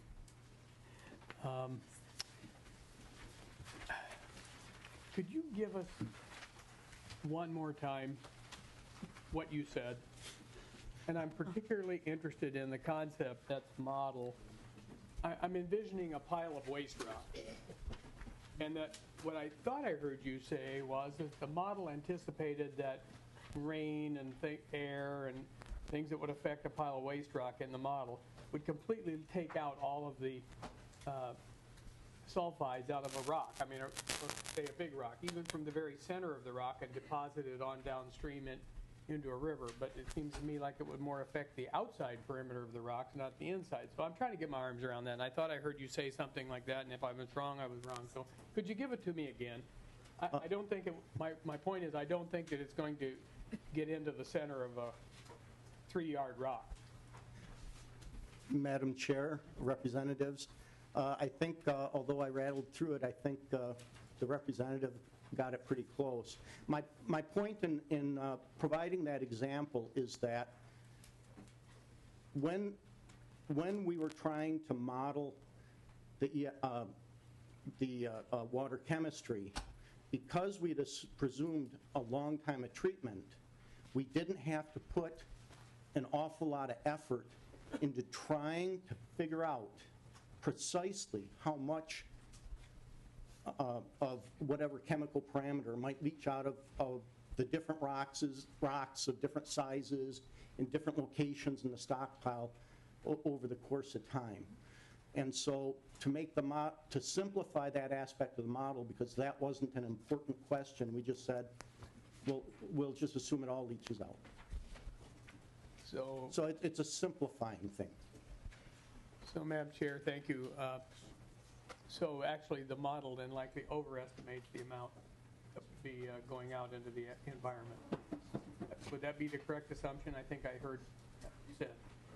Madam Chair, representatives, that's certainly what I would conclude for this particular aspect.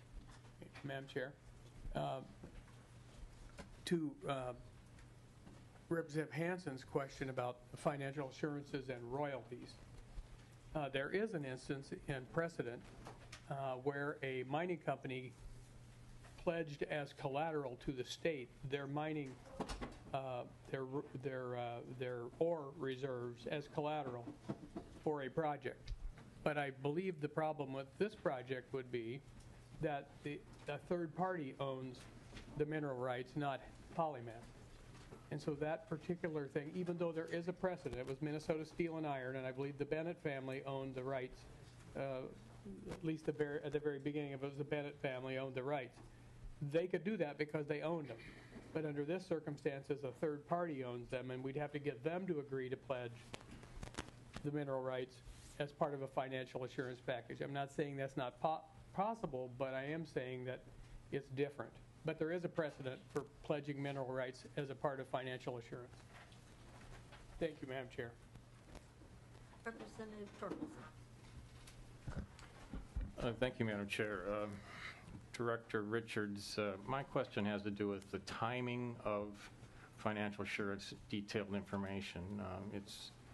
It's my understanding that we don't really understand what process the company is even going to use until we get to the permitting process. Is that correct?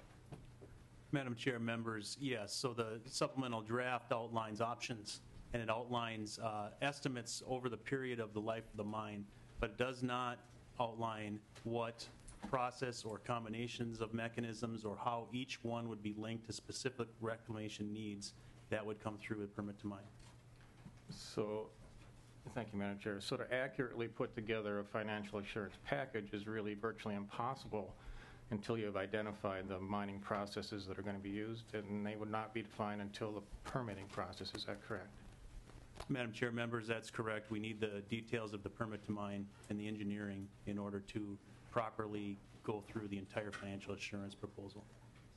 Madam Chair, thank you. So would you say that the timing and how Minnesota's process is set up with financial assurance and when the details are incorporated, is it appropriate or should it be changed? Madam Chair, members, I believe that it is appropriate. We need to have the permit application details in order to properly assess financial assurance. In order to compare reclamation estimates across the nation, we need to know exactly what the details of the permit to mine would bring forward. And that process would start following, as I mentioned, a public informational meeting to kick off the permit to mine process sometime thereafter when PolyMet would submit their financial assurance proposals. Thank you. Representative Fabian. Thank you, Madam Chair. Director Richards, can you walk us through a little bit? I mean, we're at the supplemental draft EIS at this point. That's not the first document that's been created throughout this process. Through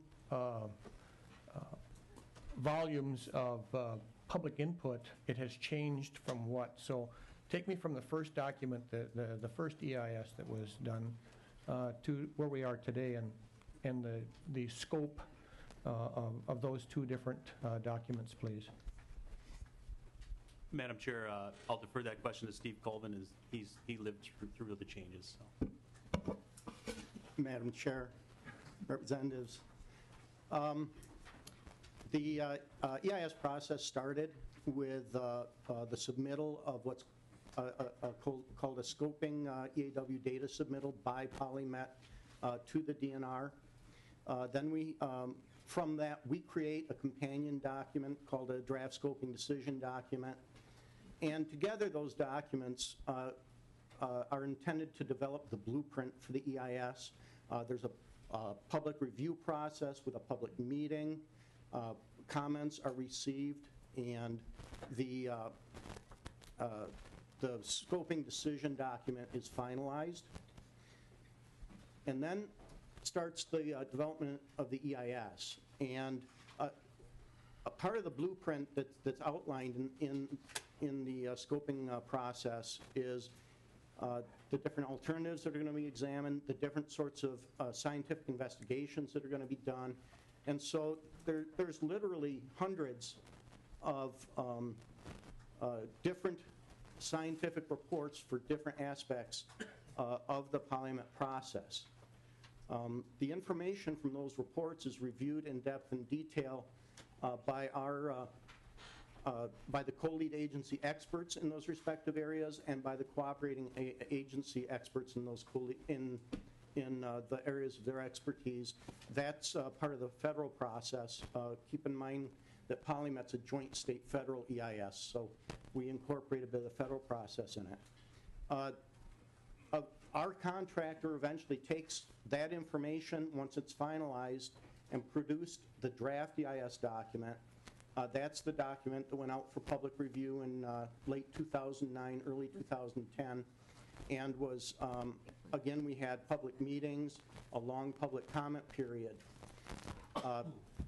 After that, and based on a number of different things that I won't get into right now, a decision was made by the co-lead agencies to do a supplemental draft EIS, and so from 2010 until late 2013, we reworked a lot of the analyses, actually brought in an entirely different water model, and developed the supplemental draft EIS. So that's kind of a snapshot of where we came from 2005 to where we are now in early 2014.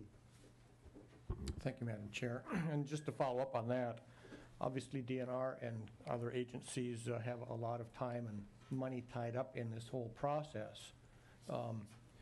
What is the mechanism that DNR has in place that helps them to recover their costs that are involved in developing the EIS and the SDEIS? Madam Chair, representatives, the state requires the proposer to pay the costs of an EIS. Thank you, Madam Chair. And to this date, do you have any kind of an estimate as to how much the proposer has paid in developing the EIS? Madam Chair, representatives, I don't have it off the top of my head. The payment to the state is in the ballpark of 20 to 25 million, I believe. I will look that up and provide that information so I can give you an accurate up to date. Thank you, Madam Chair. Then moving on, Director Richards, you talk a lot about the reverse osmosis process, and you talk about rigorous review, you talk about rigorous evaluation. Walk me through exactly what is reverse osmosis. I think I have an idea. And then also describe for me the quality of the water that is the result of that reverse osmosis. Madam Chair, members, depending on what level of detail you want to go, I might have to call the PCA up. But reverse osmosis is, as I mentioned, it's a very widely used treatment technology. In fact, I even have one in my house for drinking water. And it's a filter membrane system. And essentially, the water comes through that filter membrane system, and it is a scalable technology, so therefore, depending on the volumes of water, you can add additional filter units to a reverse osmosis system.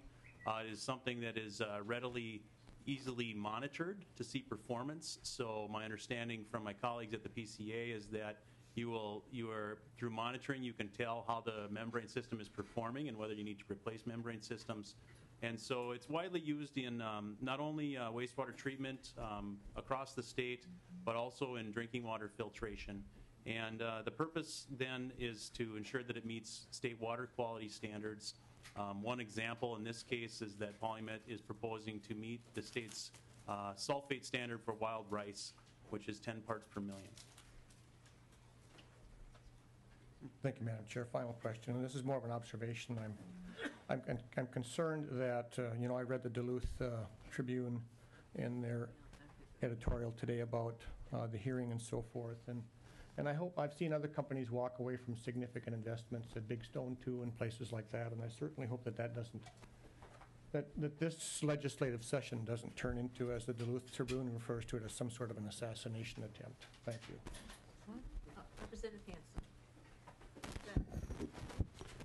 Madam Chair, I guess I'm not clear what that last comment was or for, but I was just going to acknowledge Representative Dill with the thank you with Representative Rukavina gone. I was hoping that you would have the, well, maybe not the historical knowledge, but the precedent ability to give us some background on that. On the groundwater question, and I was following up on Representative Falk and Wagenius, and I think it comes into cost. And we're talking to about financial assurance with cost and groundwater. I went back and checked the statute about from the Groundwater Act of 1989 about the degradation prevention goal, which talks about degradation from human activities. And when we're talking about cost, whether it's reverse osmosis or those things, it's cleanup or mitigation and back when I worked in environmental protection, we always said prevention was better than cleanup. So how does the environmental impact statement deal with 103H, the groundwater degradation statute? I mean, where are there places where that's put in, where the statute applies to the practices to minimize the degradation? How does that, because we've got 25-year-old law here relating to degradation, but we've been talking about cost with cleanup. Madam Chair, representatives, the environmental impact statement talks both about mitigative measures that are taken that to try and prevent or reduce is probably a better word, reduce degradation of ground and surface waters, as well as treatment methodologies as more as corrective actions. If you, just as an example, the permanent stockpile is designed in a manner that it will have a permanent geosynthetic cover, and that's intended to reduce water flow through the stockpile, and it would reduce groundwater contamination in that manner, because it would reduce the amount of groundwater getting there, having more of it run off-site before it encounters the rocks. So there are various measures like that in the EIS as well. So as I hear it, the intention is to reduce groundwater contamination? Is that? Madam Chair, representatives, for that particular element, yes. Just so the committee understands that groundwater in Minnesota under our rules is considered drinking water. Okay, let's see, we have Representative Clark, and we're going to try now to be real quick with our questions because I would like to get to our list of other testifiers because Mr. Richards is going to be back with us. So I think if I'm not going to take any more questions here after the ones I have on my list, but he will be back, and we are not limiting the hearing. We will be back and answer all questions. But Representative Clark is next. Madam Chair, I'll be real short. I was also wondering about question number 14. Financial assurance is based on models, and you said numerous times during this discussion that the models are not designed to predict time. Why? Why were they allowed not to have the time element? Madam Chair, representatives, What we felt was the more important question, because we were presuming that it would require treatment over a long period of time, we thought it was much more important for the model to examine all concentration, possible concentrations coming out of the tailings basin or off the stockpile, and including peak concentrations. So that was the direction we went with the design of the model. Madam Chair, I guess I don't know how you can get to even defining peak if you're not looking at a time frame, so I'll just leave it at that. Maybe we'll hear from others who can help us understand that.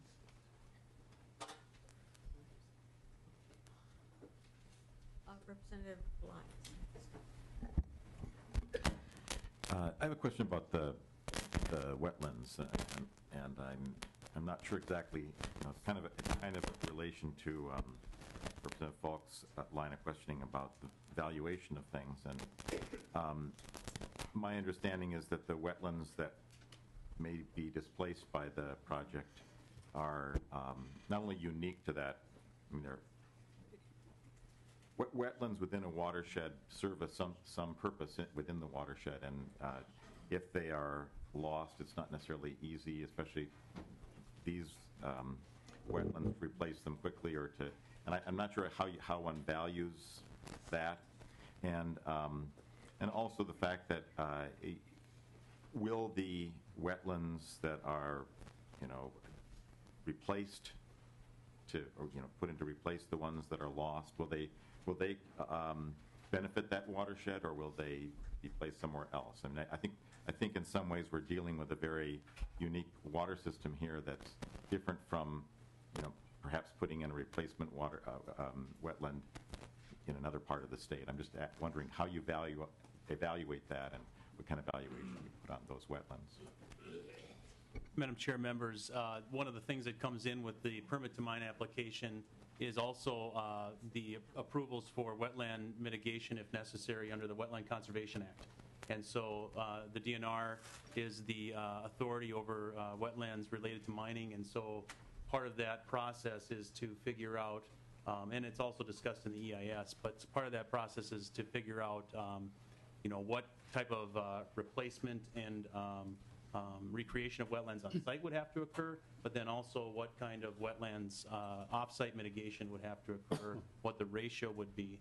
And so things like the location of proposed mitigation sites along with the ratio of the amount of wetlands that would be needed are important factors in determining the cost of those wetlands. The value of land is important.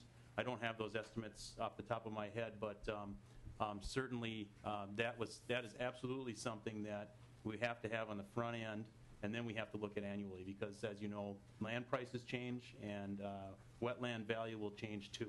And so that's something that would have to be definitely monitored throughout the life of mine. Representative Benson. Thank you, Madam Chair. And Madam Chair, this question that I'm going to ask the testifiers is something that, my neighbors and friends, relatives have been asking, because lots of people aren't into all the minutia, of the mining industry and all that. But they asked me about a news article in which I think it was in the Tribune suggesting that it may take maybe as long as 500 years to do monitoring and maintenance. The first question is, are those kinds of news reports accurate? Are they within the ballpark? Are they where is that in relation to reality of mining operations in sulfite mining? Madam Chair, representatives, as I had commented earlier, the exact time period or an estimate of the time period over which treatment would have to be done was not part of what we studied in the EIS. We rather studied how we presumed it would take a long time, and studied a long enough period of time to make sure that we encountered the peak concentrations for the different types of parameters that we were modeling for. And so to look at where that peak hit at, say, the mine site, it took up to 200 years depending on where on the Partridge River we were looking, and at the plant site, it took up to 500 years depending on where on the Embarrass River we were looking. Madam Chair, a quick follow-up. All right, then could you give me an illustration or an example somewhere in the United States or even in the world in which sulfide mining operation has been monitored or maintained for up to 100 years or 25 years or 50 years? Do they exist? Madam Chair, members, that's some of the research we're doing right now. So there are examples of Iron Mountain, for example, and I'm not in great detail versed in it, but Iron Mountain, for example, is a situation where it was mined many years ago and prior to having any sort of financial assurance in place. EPA has stepped in and has somewhere in the range of $900 million now in assurances, and they expect it to be ongoing for a long time, and estimates in thousands of years, I believe. And so there are examples, there are many examples out there of different situations that involve mining of copper, nickel, and sulfide-based ores. Some of them have had success and some of them have not, and we want to look at all of them. And so absolutely, that's part of the research we would be doing in trying to determine a financial assurance package on the front end. Well, Madam Chair, just a comment, maybe because I'm an old school teacher or history teacher, but I can't think of any human activity that has been monitored and maintained over such a long period of time. I don't think they're even doing that well with the pyramids in Egypt, really. So I'm just really curious as to how one can rationally see ongoing maintenance of a project like this. I just don't know of any in history. So that's why I'm asking the question, and I think that's really an essential one, because we do have a fiduciary responsibility to future generations. It isn't just for us and for our individual gain. We have responsibility for posterity. I think it was Teddy Roosevelt said, we're not building this nation for a day, we're building it for the generations to come. Thank you. Representative Hamilton, you had a quick follow-up, and then we are going to go to the other testifiers, and Mr. Richards will be back. Thank you, Madam Chair. And I think one of the big issues is that the good old days, they weren't that good. And to summarize, how is this project going to differ from the bad actors of the past? Madam Chair, members, it all has to do with the application and the design features of the project. And I'm not going to be here to advocate for the project or against the project, but the supplemental draft EIS describes design features that are based off of experience with history and experience with past mining operations.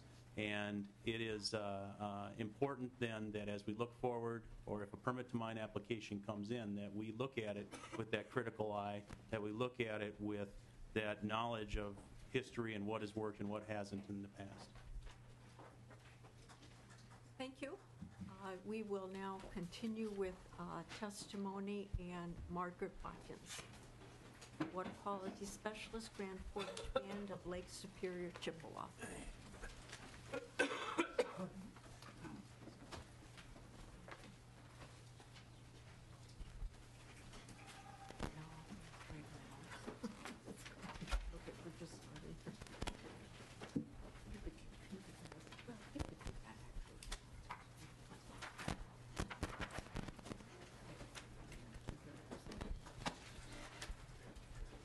Welcome to the committee.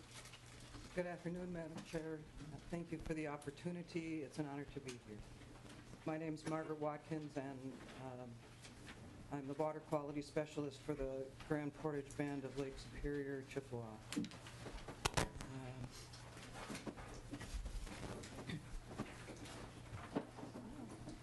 doing things I don't really intend to here.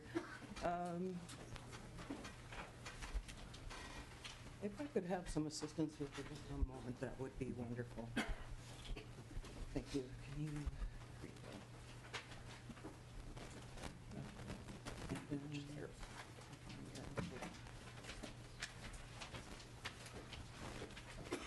So I'd like to begin with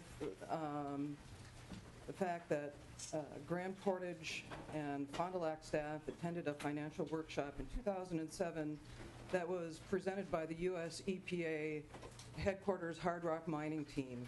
And we thought that it was so valuable.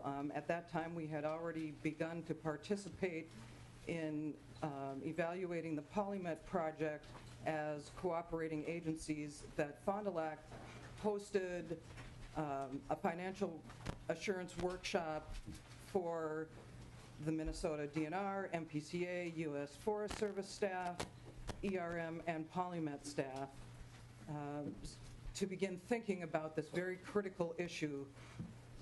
And part of the impetus for that was that the state of Minnesota has spent millions of dollars remediating mine sites. And the example that I've given is reserve mining, but also the old LTV site where PolyMet is planning to set up its operations left the state without a considerable amount of money.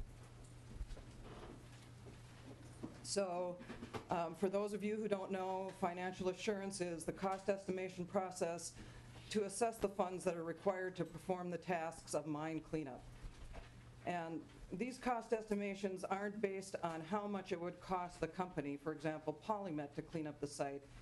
They should be based on how much it would cost a government agency to hire a contractor to do the cleanup work. And because during bankruptcy, equipment and virtually everything that can be is removed, it frequently costs the government to hire an outside contractor twice as much as it would a corporation. And so considerations for cost estimations, I have them listed. What I'm really here to talk about today is long-term operations and maintenance. But also, I'd like to say up front that earthwork, demolition, water management and treatment, things that happen sequentially as a mine is closing, also cost a lot of money, and it's dependent upon the number of acres of land that are disturbed in part. So both the type of wastewater treatment that's needed to maintain compliance with water quality standards and the number of years that that treatment is needed are things that must be included in financial assurance. And when acid mine drainage is likely to occur, financial assurance needs to be increased tenfold. And even stormwater attenuation often requires long-term treatment. So that's a consideration that isn't often thought about. And also multiple mitigation strategies, so that cost estimation would be based on different types of pollution prevention to avoid groundwater pollution. It requires active wastewater treatment, liners, caps, pumping systems, barriers, and particularly in the case of PolyMet, there's been a desire to move to passive treatment systems, and that's because they're orders of magnitude less expensive than active systems. So the first ever letter of credit required by the Minnesota Pollution Control Agency and the Minnesota DNR was for Mesabi Nugget. It was a $15 million in total letters of credit for the mercury filter and mine area cleanup. Unfortunately, that wasn't enough to adequately study the problems, and it wasn't nearly enough for the company to be able to comply with Minnesota water quality standards.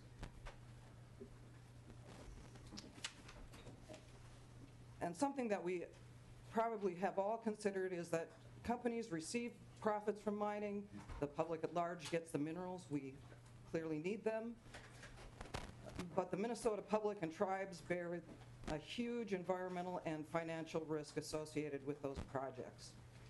And that's why we feel that companies should be required to share meaningfully in long-term financial risk that their projects create.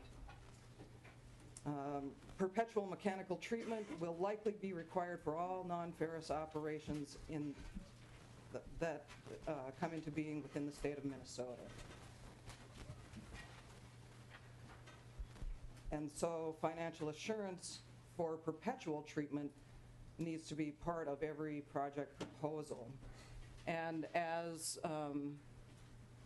Jess Richards just said, perpetual treatment requires that the principal balance of financial assurance be enough to cover the costs of maintenance and operation using only the interest accrued. And this is in addition to financial assurance that would be set aside for closure and reclamation. Or, in other words, those earth-moving, revegetating types of activities. And so I'm going to give some quick examples.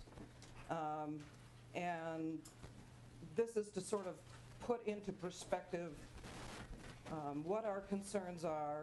And so the Zortman-Landusky mine, that's been mentioned previously as one of the mines that the Minnesota DNR has looked into in terms of financial assurance.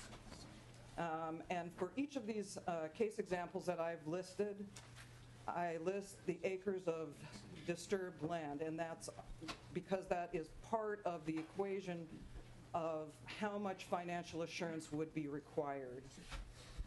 Another part of that equation is how much water is flowing through a site and how much water would need to be treated. So at Zortman-Landusky, there was an EIS. In the environmental impact statement, they predicted that there would be no generation of acid because of the low sulfur content of the ore. That sulfur content was 0.2%. The range for PolyMet, as listed in the supplemental draft EIS, is from less than 0.12 to 0.6% sulfur.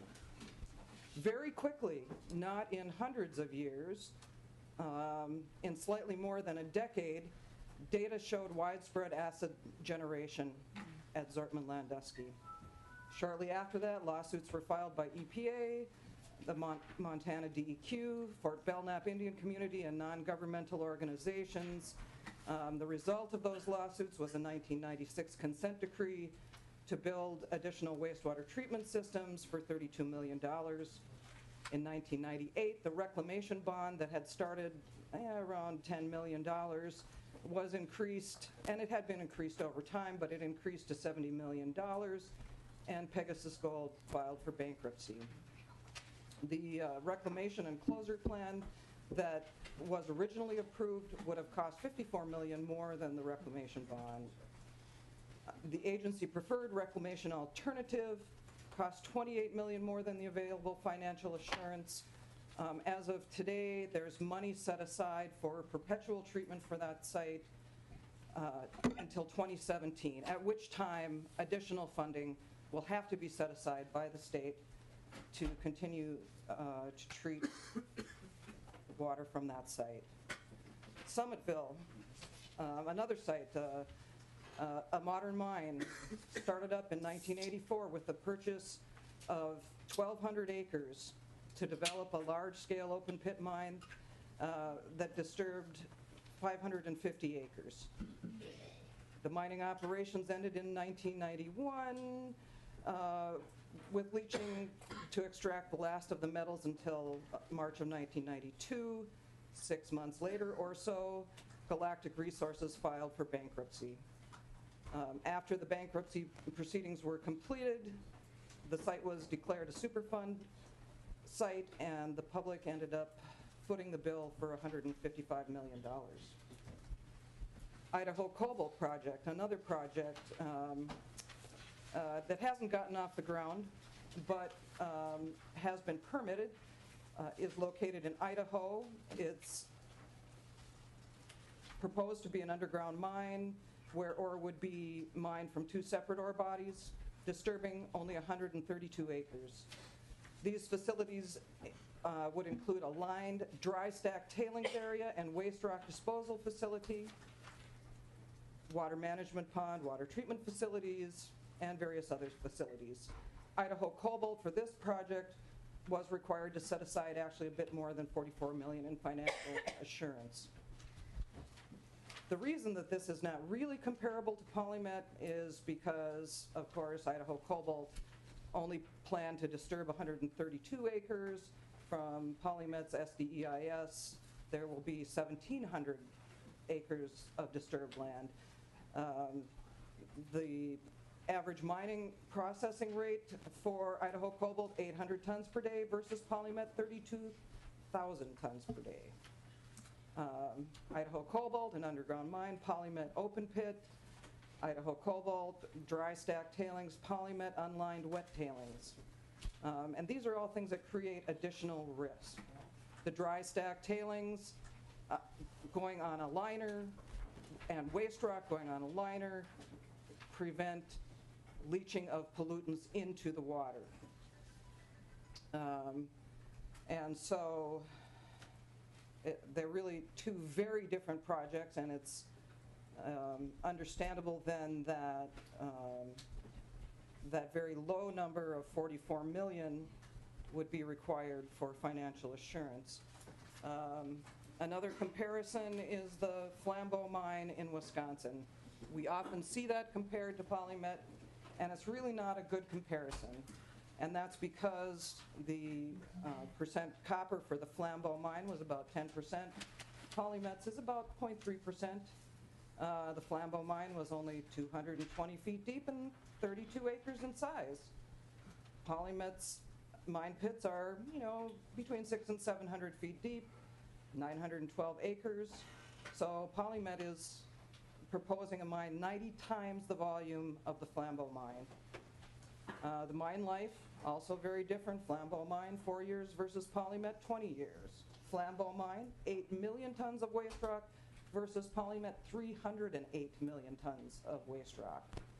And also at Flambeau mine, which would be quite different than PolyMet, is that there was no processing of ore at the site, so there were no tailings.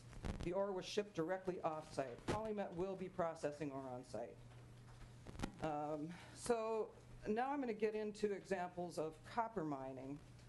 And ASARCO is still operating copper mines, smelters, and refineries in the United States. But in 2009, they declared bankruptcy. And their parent companies were also ASARCO and Grupo Mexico. As part of that bankruptcy settlement and reorganization, ASARCO provided $1.7 billion to federal and state agencies for environmental cleanup and restoration. And that was for 8 sites, I believe. So back to the more modern mines. The Phelps Dodge Corporation has a couple of mines in New Mexico, the Chino and Tyrone mines. And they're located in a historic mining district in New Mexico, much like PolyMet would be in northeastern Minnesota. They're both large-scale open pit mines. They started up in the 70s. They're expecting to close around 2020. And their combined surface disturbance is very similar to PolyMet. The Chino mine is expected to disturb 9,200 acres, Tyrone 6,000 acres. And the financial assurance set aside for surface reclamation and closure is $228 million for Chino and $278 for Tyrone. Both mines have provisions in place for perpetual water treatment to prevent the formation of pit lakes and to protect, and that's in order to protect groundwater and wildlife that might use the pit lakes. And so all of these examples, except for the Flambeau mine, occurred in relatively dry environments. And as Jess Richards pointed out earlier, many of the examples we have for mining where there's financial assurance are in much drier climates than Minnesota, much less water, and still, to prevent contamination, keeping pit lakes from forming and using dry stack tailings methods are used, and that's to prevent long-term pollution and the need for cleanup at sites. And so a fundamental difference between PolyMet and these other mines is that it would be located in a wet environment with interconnected surface and groundwater, and that creates a lot more risk than many, if not all, of these other projects. So now I'm going to go back to Mesabi Nugget because Bar Engineering for Mesabi Nugget developed cost estimates for treatment. And for specific types of treatment. And since we're talking about today long-term or perpetual treatment, this was important. So if you can recall, in the PolyMet Supplemental Draft EIS, PolyMet suggests that long-term treatment would cost approximately $3.5 to $6 million per year. So they're going to be operating a reverse osmosis nanofiltration wastewater treatment system. They also have pumps, liners, they have a seepage capture system for the tailings basin, quite a bit more wastewater treatment on site than is estimated here. These are only estimates for very specific types of wastewater treatment. And although the alternative to for in situ biological treatment was the only one that was estimated out for 20 years, I still went through the math, put it out there for you. It's simple math. To show that if you double the operation and maintenance of these treatment systems, especially the nanofiltration reverse osmosis system, then PolyMet's estimates, the high end of their estimate at $6 million per year, is 60% of Bar Engineering's estimate for Mesabi Nugget, or 6%.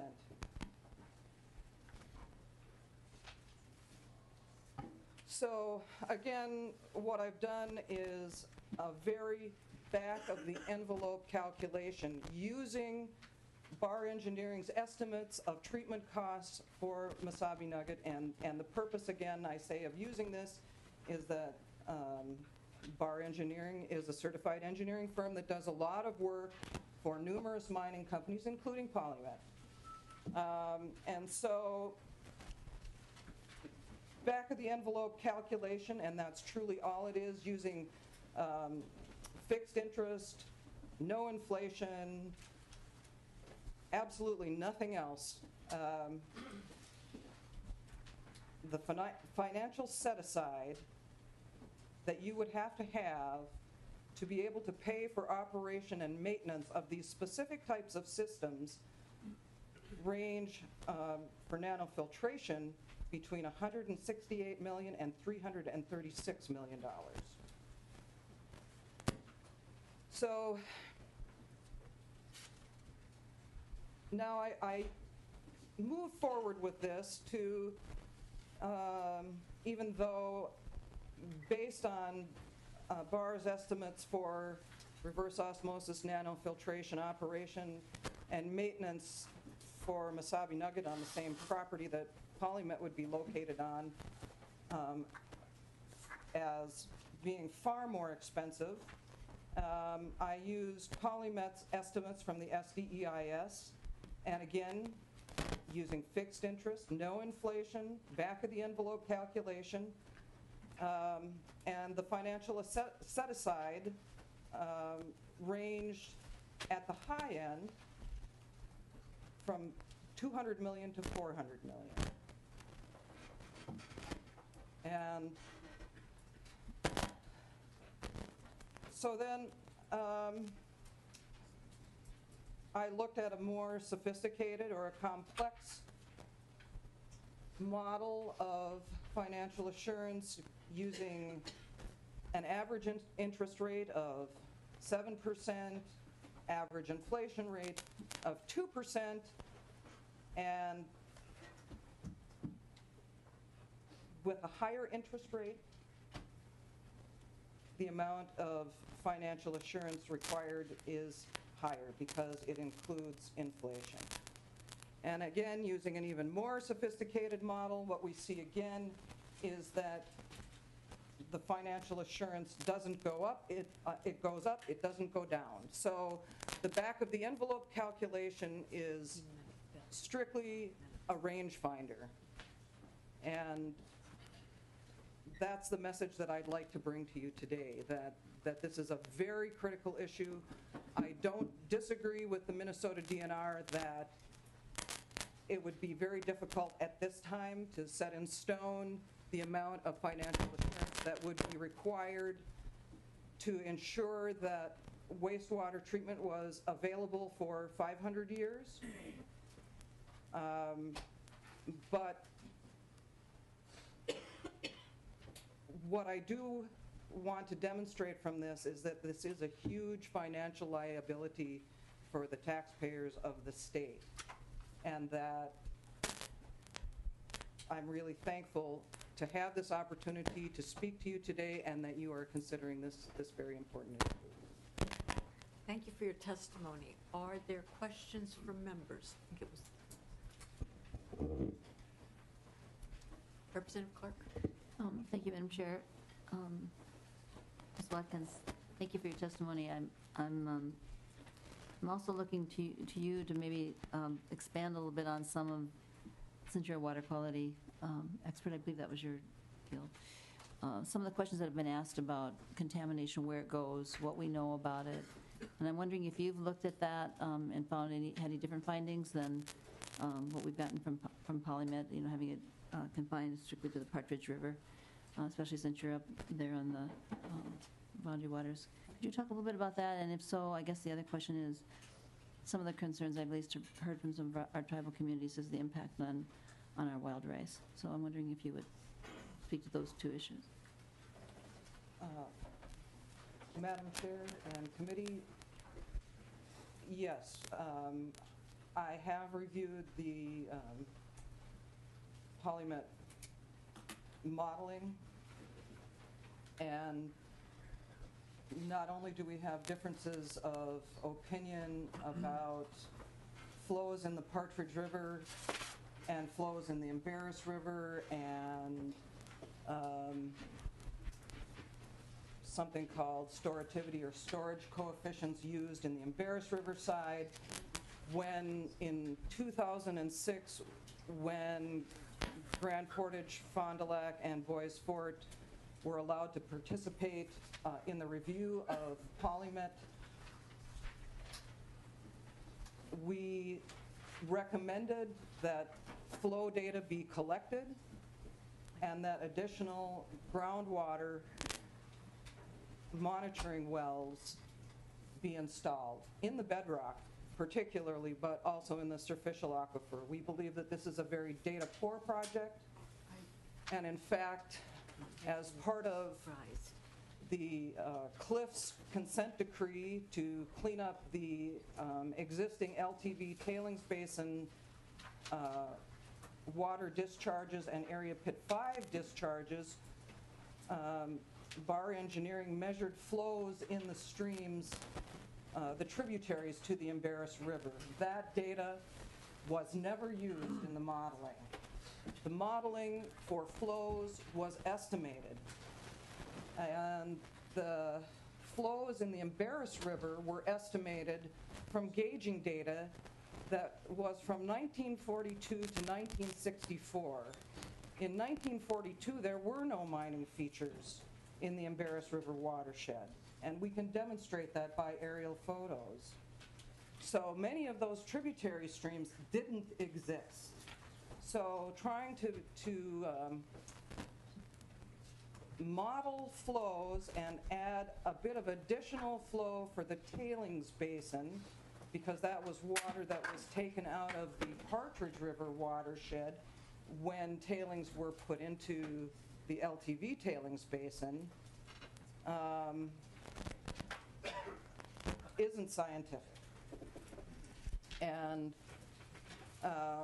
the storage coefficients that were used to model the surface aquifer and bedrock aquifer at the tailings basin site cannot be found in a range of any scientifically peer-reviewed literature. We find that to be flawed science. And in the Partridge River,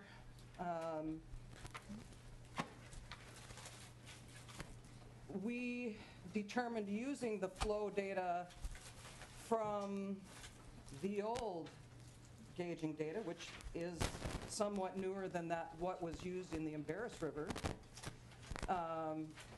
that there was additional base flow that,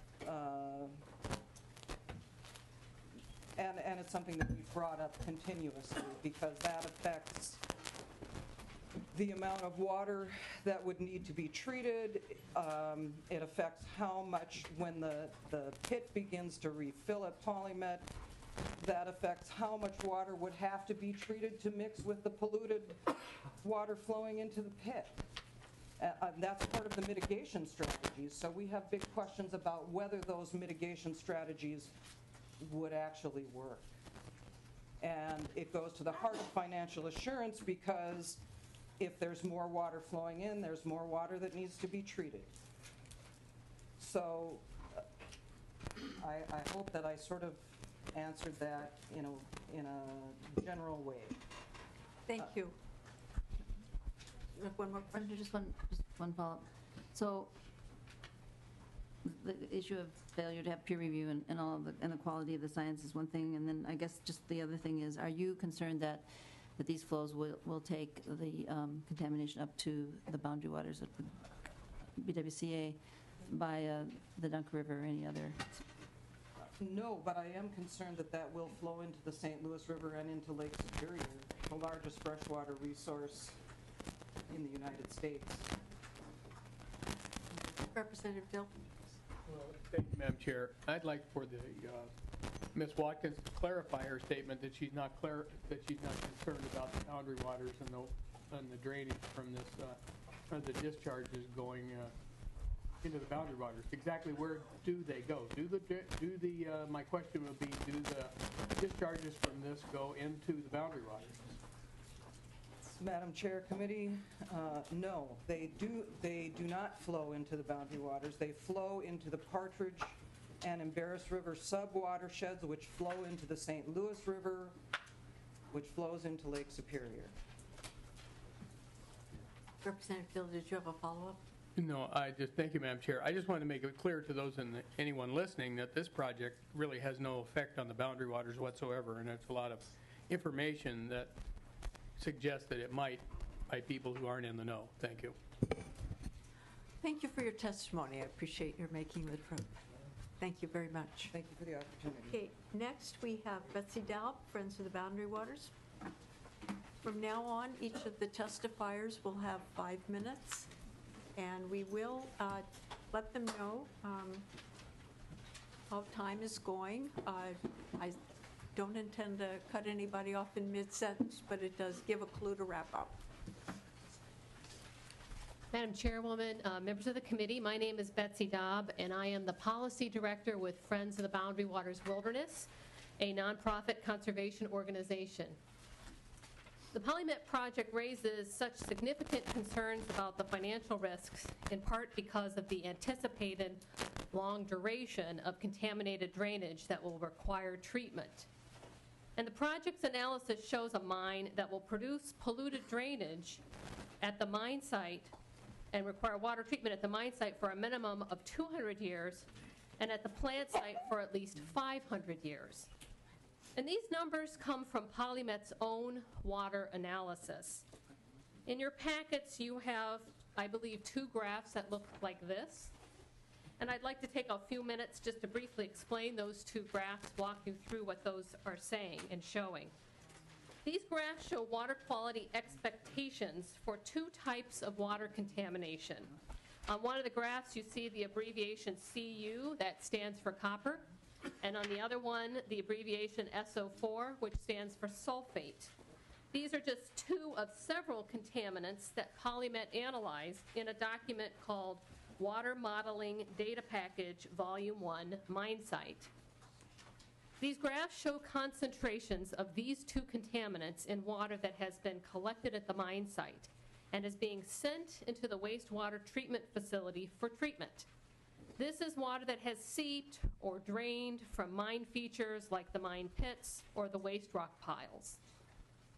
You can also see in the title of the graph, WWTF, which means wastewater treatment facility, and the word influent, which means the water that is being sent into the facility for treatment. This is not measuring or representing the effectiveness of the treatment plant, but assessing the level of water contamination before it is treated.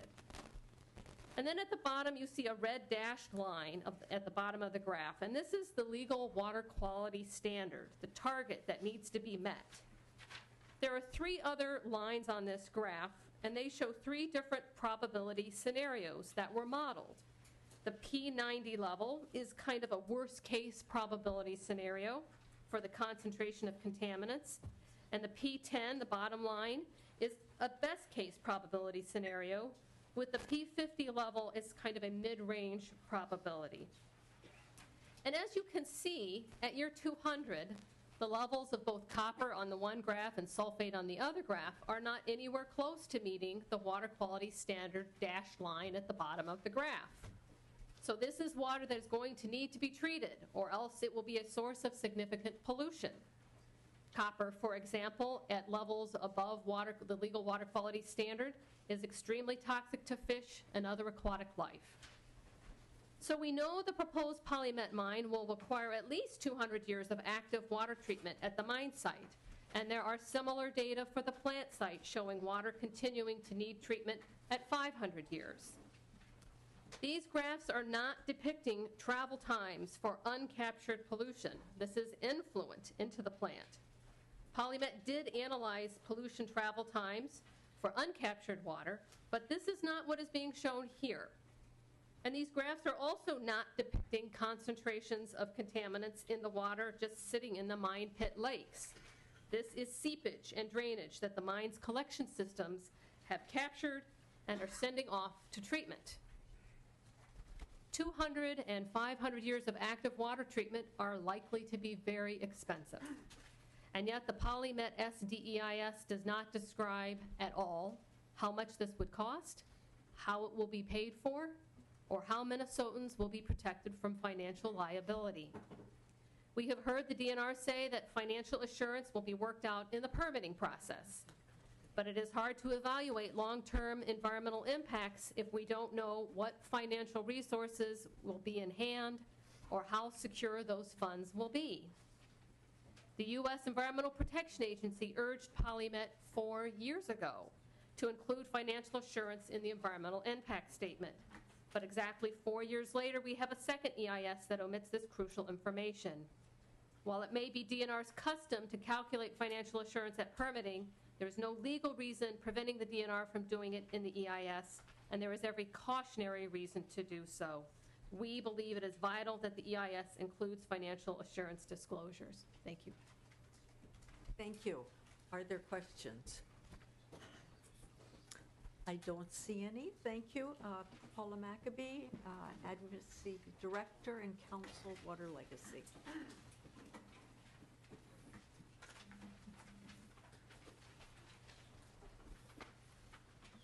Welcome. Thank you, Madam Chair. Now, if I put pages on this, can people see them in the audience? No. All right. I'm Paula Maccabee, and I am the Advocacy Director and Counsel for Water Legacy. And Water Legacy is a small grassroots nonprofit formed to protect Minnesota's water resources and the communities that rely on them. And you have in your packet the first page, which quotes from Minnesota Rule 6132-1200, and that financial assurance can cover funds both for reclamation and for corrective action. But if you read the PolyMet SDEIS, it talks about contingency mitigation measures that are feasible options that could take place if compliance with water quality standards isn't attained. But the EIS says the contingency mitigation measures would not be initially included in the financial assurance package. So I'm going to talk a little bit about that question one. Either it's unanticipated liability, uncertain liability, or contingent liability, is what happens not to the water that is gathered up and put through the reverse osmosis plant process, but what about the other seepage? And first, I have a picture here of, in your packet, of the Anaconda Mine Superfund site. There was a study done, even the projects that predicted in their environmental impact statement that would comply with water quality standards. 89% of the sulfide mine projects actually ended up violating water quality standards. And that's not usually because a treatment plant wasn't funded for long enough, but because pollution seeped into the groundwater, welled up into the surface water, or transported further and contaminated groundwater. And the EPA calculated, and this was all reported in the Federal Register in 2009, that the largest source of Superfund liability in the United States is from hard rock mining of copper and nickel. And that, at the time, they estimated that total as $2.6 billion. And the EPA said that even if there were no other copper nickel mines that run into trouble, the total estimate of taxpayer liability to clean up those mines was someplace between $20 and $54 billion. But I really want to show you, I think, the most important documents here. These are maps, maps that are taken out of the PolyMet Supplemental Draft EIS. And what this blue illustration, this first one is the PolyMet mine site. And it looks kind of like a peanut, and you can see the Category 1 waste rock pile, you can see the different pits, and all this blue drainage. This is what the PolyMet EIS admits is seepage to groundwater. Now, advocates from our group, volunteer expert scientists, tribal scientists, we might disagree on the volume of the uncaptured seepage, the level of contamination of the uncaptured seepage, and even the direction of the flow. But it is an undisputed fact that everybody agrees to, whether it's PolyMet, the advocates, the tribes, the EPA, is that there will be uncaptured seepage. There will be uncaptured seepage at the mine site, and there will be uncaptured seepage at the tailings waste site. This little, looks like a little handprint, is the site of the tailings. And you can't tell from this little map, but the tailings site is approximately 2,900 acres, or 4.5 square miles. And so when you talk about seepage from tailings that are being dumped in a facility that size, there's some significance. As you can see, it is acknowledged that there will be seepage. Our only question is how much, how polluted, and how soon. Now, this map that's also in your packet of faulted bedrock is not contained in the EIS, though we believe it should be. A volunteer geologist came forward after the Duluth hearing, and he said, some people mentioned the question of fractures. Did you know that there were at least 14 faults immediately under the mine site? I said, I had no idea, because the EIS denies that there are fractures, and that's important, because if there are fractures underneath the mine pits and underneath the waste rock piles, then whatever pumps you have, the pollution can go into those fractures and be transported. And this right here, these black lines are fractures that the Minnesota Geological Society has verified. This is not, our geologist is really just sort of an expert who went and read the maps. So at the mine site, there's a huge potential for dispersal of pollutants through faulted bedrock. At the tailing site, one of the issues our volunteer geologists and volunteer hydrogeologists have both looked at is the PolyMet EIS claims that this huge, huge tailing site, basically thousands of gallons per minute of water, that the total collection from a row of pumps on one end will be 99.38% of the seepage. And what we say is, even Mary Poppins, who is practically perfect in every way, would not attain that value of collection.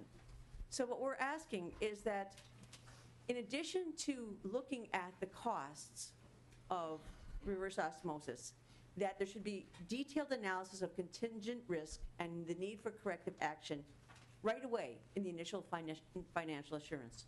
We're also saying that it's important that the agencies look at including joint ventures and parent companies on the permits, so that when they come out in year 10 with the elevated number for financial assurance, the company doesn't just go bankrupt and leave the bag.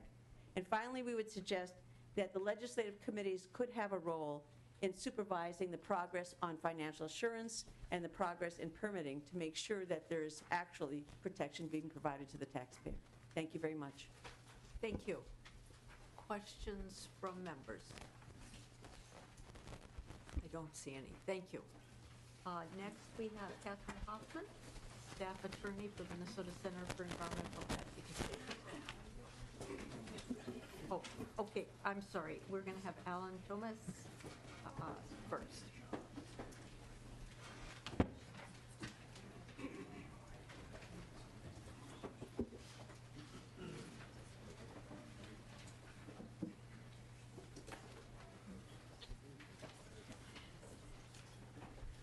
Welcome to the committee. Thank you, Madam Chair, members of the committee, for the opportunity to testify. My name is Alan Tomets, and I'm the Vice Chair of the Minnesota Center for Environmental Advocacy. I have 35 years of banking and corporate finance experience, an MBA from the University of Minnesota, and a Chartered Financial Analyst designation. I'm here today to talk about financial assurance, and there are just a few points that I wanted to briefly make. One, what does financial assurance really mean? Two, what is our estimate based on PolyMet's numbers of the amount needed to fulfill their financial assurance obligation? And then some comments about the proposed instruments that may be available to them. Quite simply, financial assurance is setting aside an amount of money at the beginning of operations that's sufficient to meet all of the projected reclamation costs at closure, as well as the ongoing water treatment costs. PolyMet's own estimates anticipate hundreds of millions of dollars in environmental cleanup obligation. The Minnesota Department of Natural Resources rarely requires financial assurance for taconite mines, and this would be one of the largest financial assurance packages ever for the state of Minnesota. There is an unfortunate history in the pattern. There is an unfortunate pattern into the history of mining in the U.S. Ore is discovered, mined, depleted over time, and frequently what's left behind is a bankrupt company and an environmental disaster. LTV is an example of this pattern at the very site that PolyMet now controls. LTV declared bankruptcy and left behind environmental damage with an estimated cleanup cost of over $25 million. A pay-as-you-go plan will not work. Consider, if you will, the Pension Benefit Guaranty Corporation, a U.S. government agency that now supports the retirement incomes of about 40 million Americans. These plans were sponsored by companies that failed, plans that the government now has to support. PolyMet did not, despite over 2,200 pages of documents, explicitly quantify the amount needed for financial assurance. We think that's an important number to consider. Is it the size of a bread box or a barn? So we estimated this number based on the ranges of numbers that they've provided. Their numbers may be conservative, but they state that the cost of reclamation at closure could be as high as $200 million. Ongoing water treatment costs lasting 200 years or more would be another $6 million annually. There are many assumptions about inflation rates, labor rates, equipment costs, rates of return on investments, discount rates that go into these factors. Generally, all of these are very difficult to forecast for 3 to 5 years, let alone 200.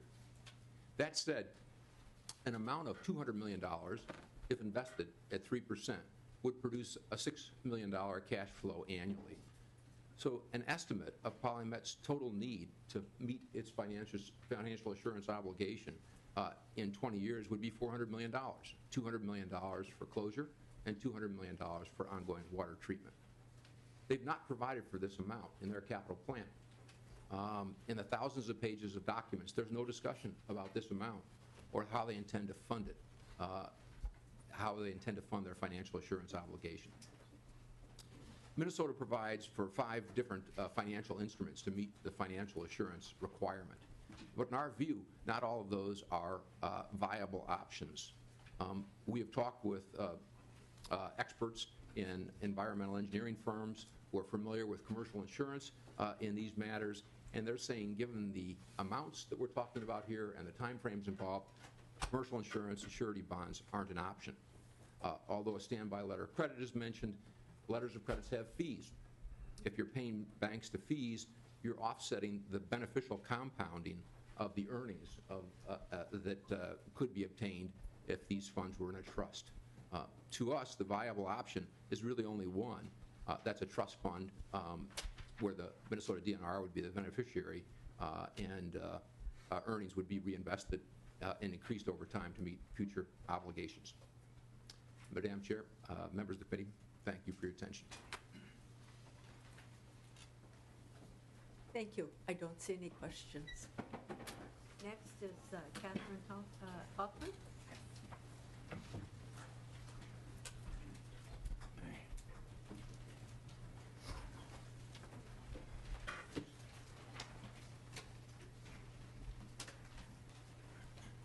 Madam Chair, members of the committee, first I want to thank you for holding this hearing. MCA, the Minnesota Center for Environmental Advocacy, which I am here representing, believes that this is an area that is ripe for legislative oversight, and we appreciate your willingness to inquire into this issue. I'm a staff attorney with MCA. I also hold a master's in public policy and environmental policy from the Humphrey Institute. Among my other qualifications, I'm one of the few unfortunate souls in the room who has actually read the 2,200-page STEIS. So my first point is that financial assurance should be part of the EIS process. This is so for a few reasons. First, the purpose of an EIS is to evaluate the environmental impacts of a project. This seems self-evident. The PolyMet SDIS concludes that this project has minimal impact on the environment. After 2,200 pages, that's what they conclude. It concludes this because it relies on a series of man-made structures to try to capture polluted water before it leaves the site. And let's be clear about this. There's no disagreement between PolyMet, the DNR, and organizations like ours that have some concerns about this project about whether this site will produce polluted water. It will. We agree. Likely for hundreds of years. PolyMet proposes to capture all or almost all of the water before it leaves the site. The EIS assumes that this effort is completely successful, and therefore there is little impact. And here's where we disagree. MCEA does not think it reasonable to assume that all man-made structures work perfectly all the time, and we believe that the SDIS should explore the scenarios under which everything does not function perfectly. DNR's failure to provide adequate financial assurance is one scenario under which the PolyMet strategy to collect and treat water before it leaves the site could fail. How can the DNR in the EIS predict so confidently that it will be able to collect and treat water, potentially for hundreds of years, without showing that the funds are available to pay for it? It's a critical piece of environmental review. Now, you're hearing this argument from DNR that there's not enough information. It's too early. We can't figure out how much financial assurance will cost. This simply isn't true. PolyMet has piloted its water treatment technology with specificity. They can even tell you the cost per gallon to treat water. PolyMet has designed and provided precise schematics for all of its barriers and collection systems. Those drawings are all available in the public documents, maybe not in the EIS, but in the underlying material. We have a lot of detail about PolyMet's mine plan. And you might have picked up on some tension in Mr. Richards' testimony on this point. It seems that we have been in environmental review for years, that we have a lot of information about the longevity of these structures, PolyMet speaking to the manufacturers. We have a lot of detail about what they're proposing, just not quite enough for financial assurance. Of course, it's true that the mine plan could change, but that's true of everything in the EIS, including all of the environmental impacts. That's not a reason not to make some calculations based on the information we have today. I'll tell you what, though, there's an easy way to test this argument. Simply require PolyMet to show its work. It has projections. They're in the EIS. They're printed verbatim in the EIS from PolyMet's consultants. DNR has accepted these numbers. They've never asked PolyMet to prove that these numbers are reasonable or based on acceptable assumptions. Ask the DNR to get these assumptions, these calculations from PolyMet, which it should do anyway because it published those numbers in the EIS. And then we can decide for ourselves whether PolyMet's calculations are premature or not. But they're out there and we should be asking for them. Now, you'll be hearing later about how financial assurance has come a long way. Modern financial assurance packages are adequate. MCA does not disagree. It is theoretically possible, and it probably has been done in some examples, although most of those mines are so new that hasn't really been tested. But simply because it can be done does not mean that it will be done correctly in this case, and sunlight is the best disinfectant. The sooner we know what DNR intends, the better the analysis will be. It belongs in the EIS. Madam Chair, members of the committee, thank you again. I have a question about, we talk about this collection of water. We talk about seepage. How can you collect all the water going straight down in a pit, I mean, how is that possible? Well, there's two structures on the site that are unlined, and in that case it is not possible. One of them is the mine pit. The mine pit, a portion of it will be backfilled with all of the waste rock, some of it quite reactive, some of it less reactive. And then there's a mine pit that will be an open lake. And those aren't lined. They will be in contact with the superficial aquifer, they'll be in contact with the groundwater, and there's really nothing that anybody can do to prevent that from happening. All that PolyMet proposes to do is to pump water out of the west pit to try to prevent that lake from overflowing, but it doesn't do anything with the groundwater. The second structure that has no lining is the tailings basin. The tailings basin, as we know, is a brownfield site that was previously owned by LTV. It predates the Clean Water Act. It predates modern environmental laws. It leaks about 2,000 gallons per minute. Now, PolyMet is proposing to build a barrier down to the bedrock around that tailings basin to collect the surface seepage, which is some portion of that 2,000 gallons per minute. But some portion of it is going into the bedrock, and it's going through fractures in the bedrock.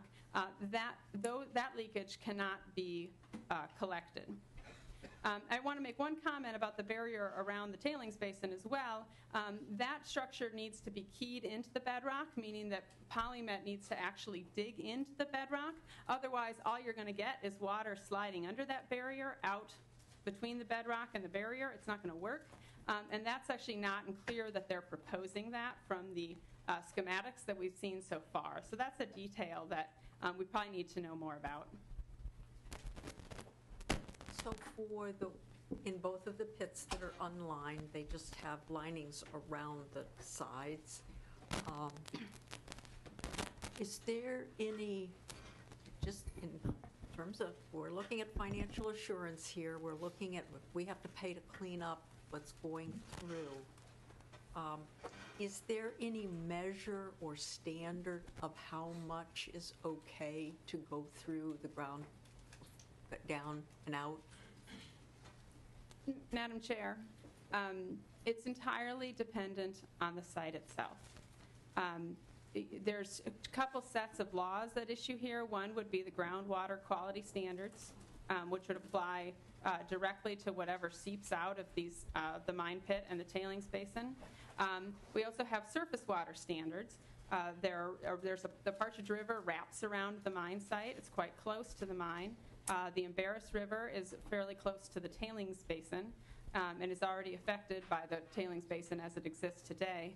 And the way that the Clean Water Act is written is that discharges from the mine site and the tailings basin cannot cause or contribute to exceedances of the surface water standards. Exceedances is a funny word. People hear that and they think we mean that the water is better than it should be, but an exceedance is actually the legal term for violation. So it cannot cause or contribute to a violation.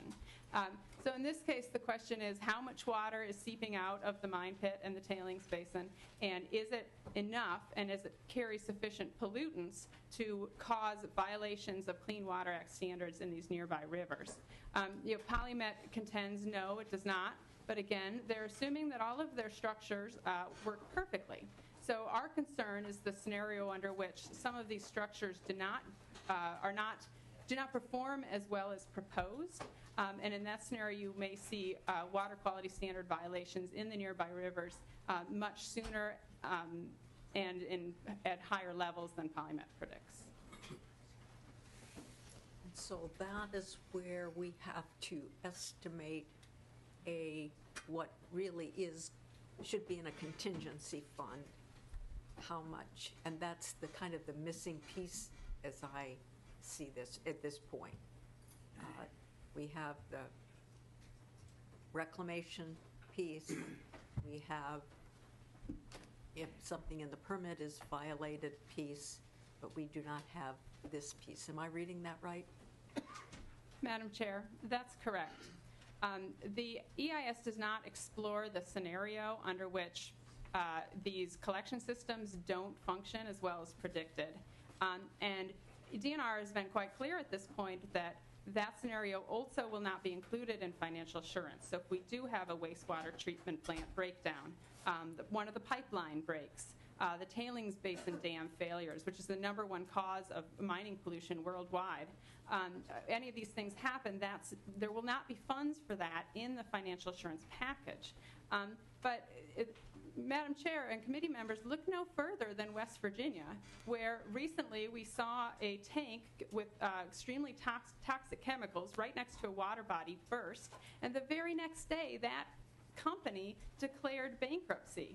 They didn't wait to find out how much the liability would be. They didn't wait for the lawsuits. They declared bankruptcy and they walked away. So, we believe that it is naive to assume that the only potential costs that the state could be on the hook for are the costs of reclamation and closure. Accidents can also cause sudden problems that may cause a site to close down or a company to walk away. Well, if something is going through the bottom, it's not an accident. It's just so it does seem to me that is a piece of the puzzle that is missing here. That's no accident. We've designed it without a liner, or that's PolyMet. It seems to have designed both of these pits without liners. I mean, we require liners for landfills, new ones. Old ones didn't have them. We learned better. We require them for new ones. When we redid the Washington County landfill, we required a triple liner. Any other questions for members? Thank you. Scott Strand?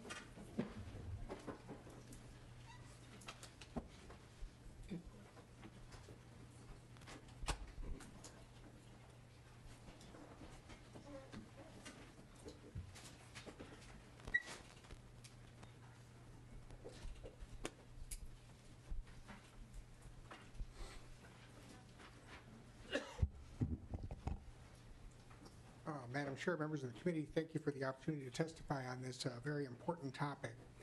My name is Scott Strand, S-T-R-A-N-D. I'm the Executive Director of the Minnesota Center for Environmental Advocacy. MCA is a public interest organization that uses law and science to protect Minnesota's environment, and we have been involved in the non-ferrous mining topic for literally decades now.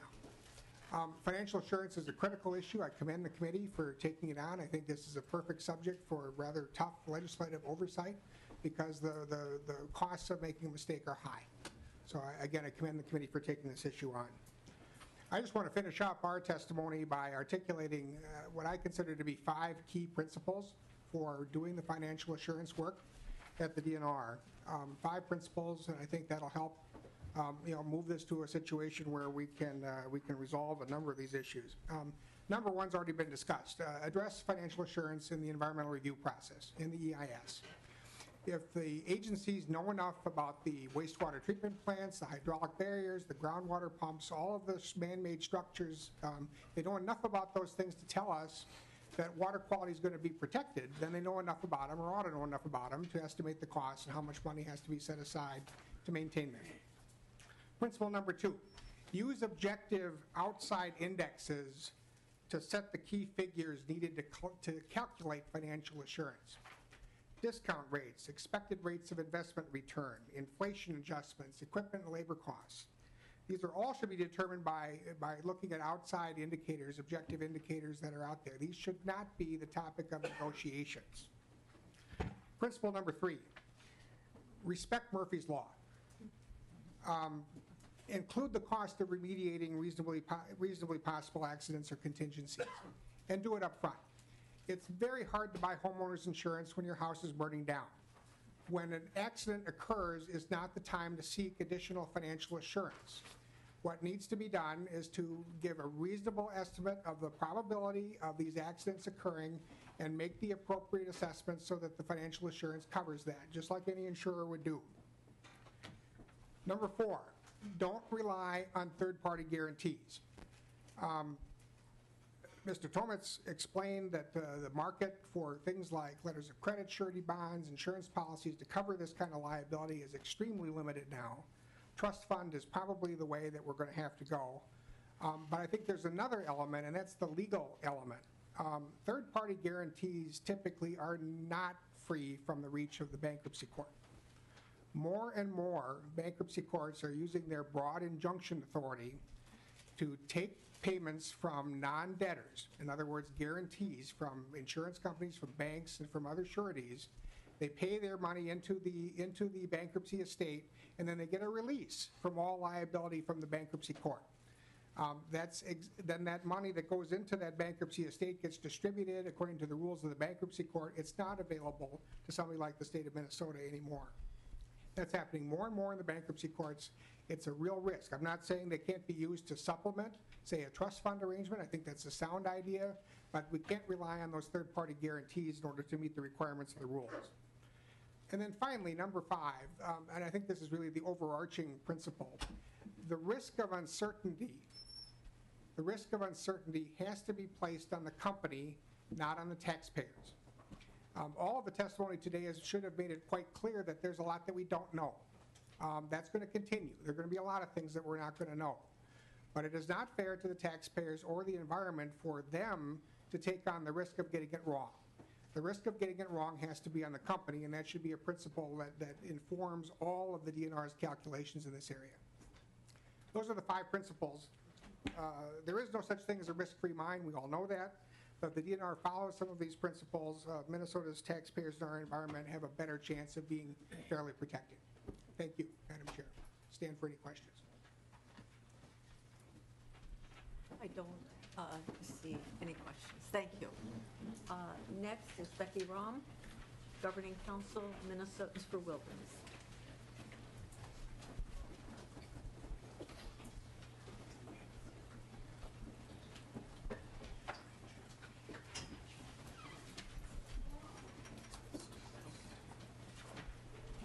Members, just as she's getting set up, the handouts that we have gotten so far are up on our website.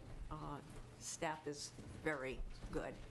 And any other handouts that we will get up on our website. This is our typical, this is the way this committee does business.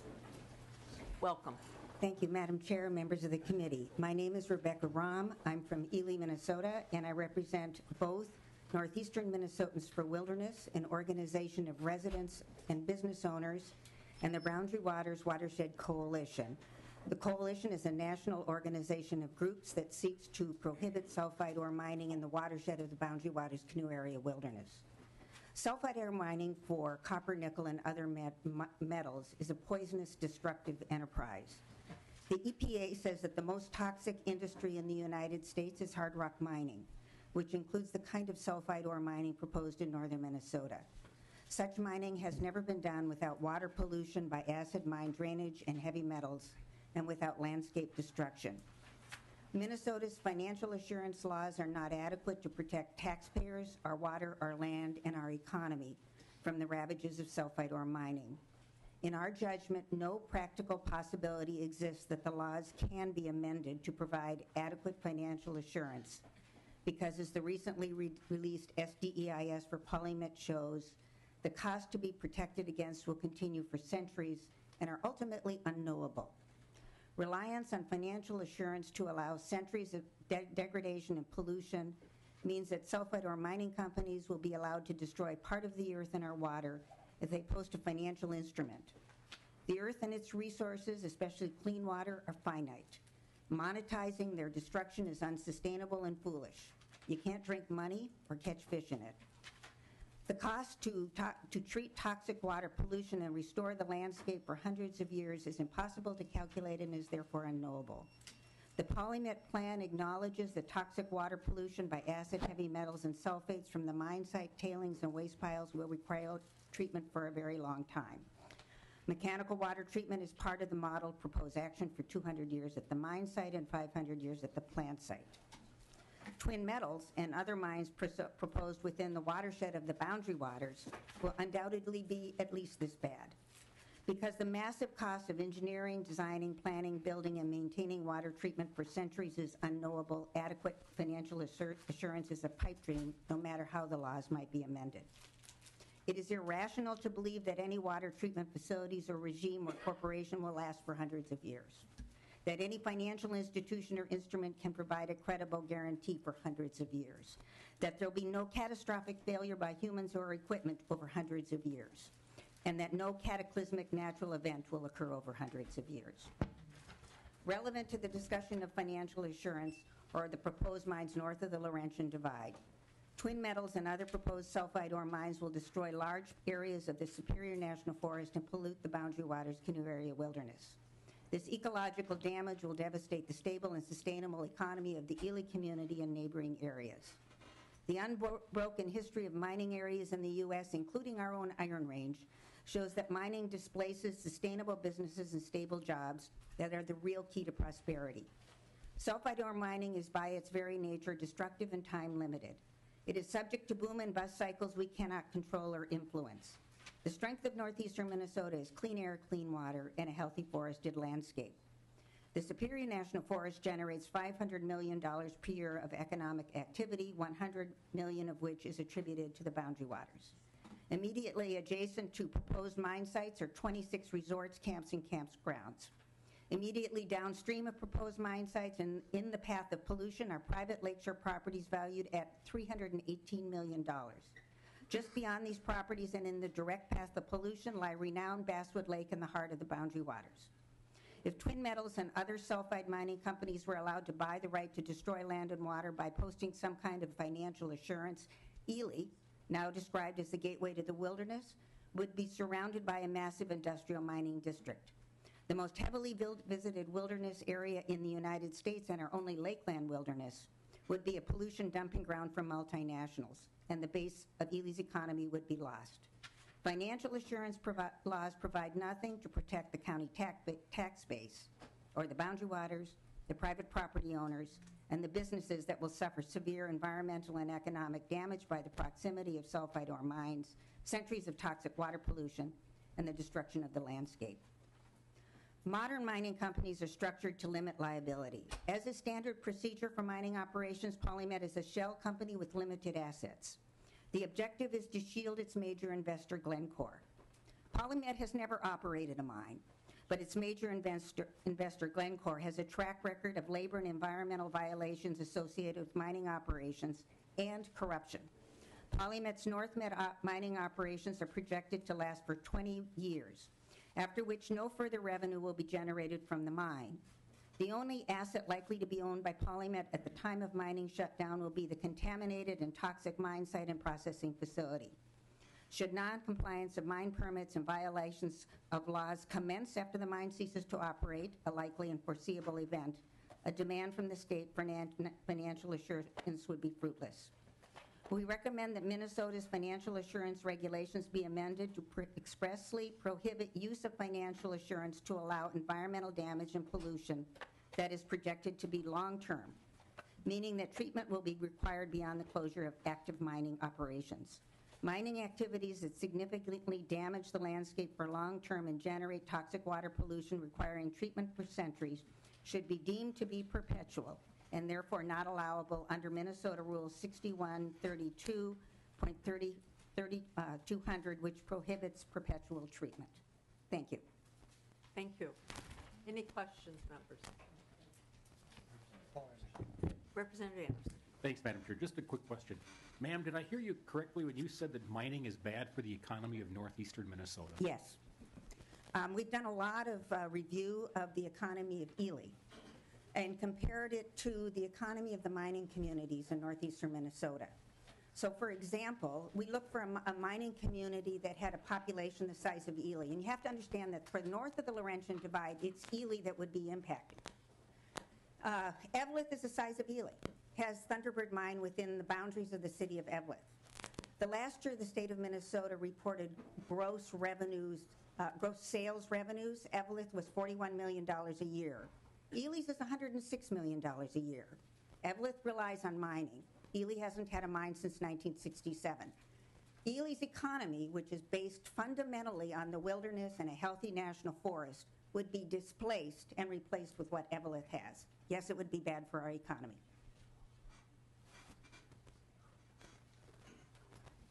I don't see any other questions. Thank you. Steve Timmer?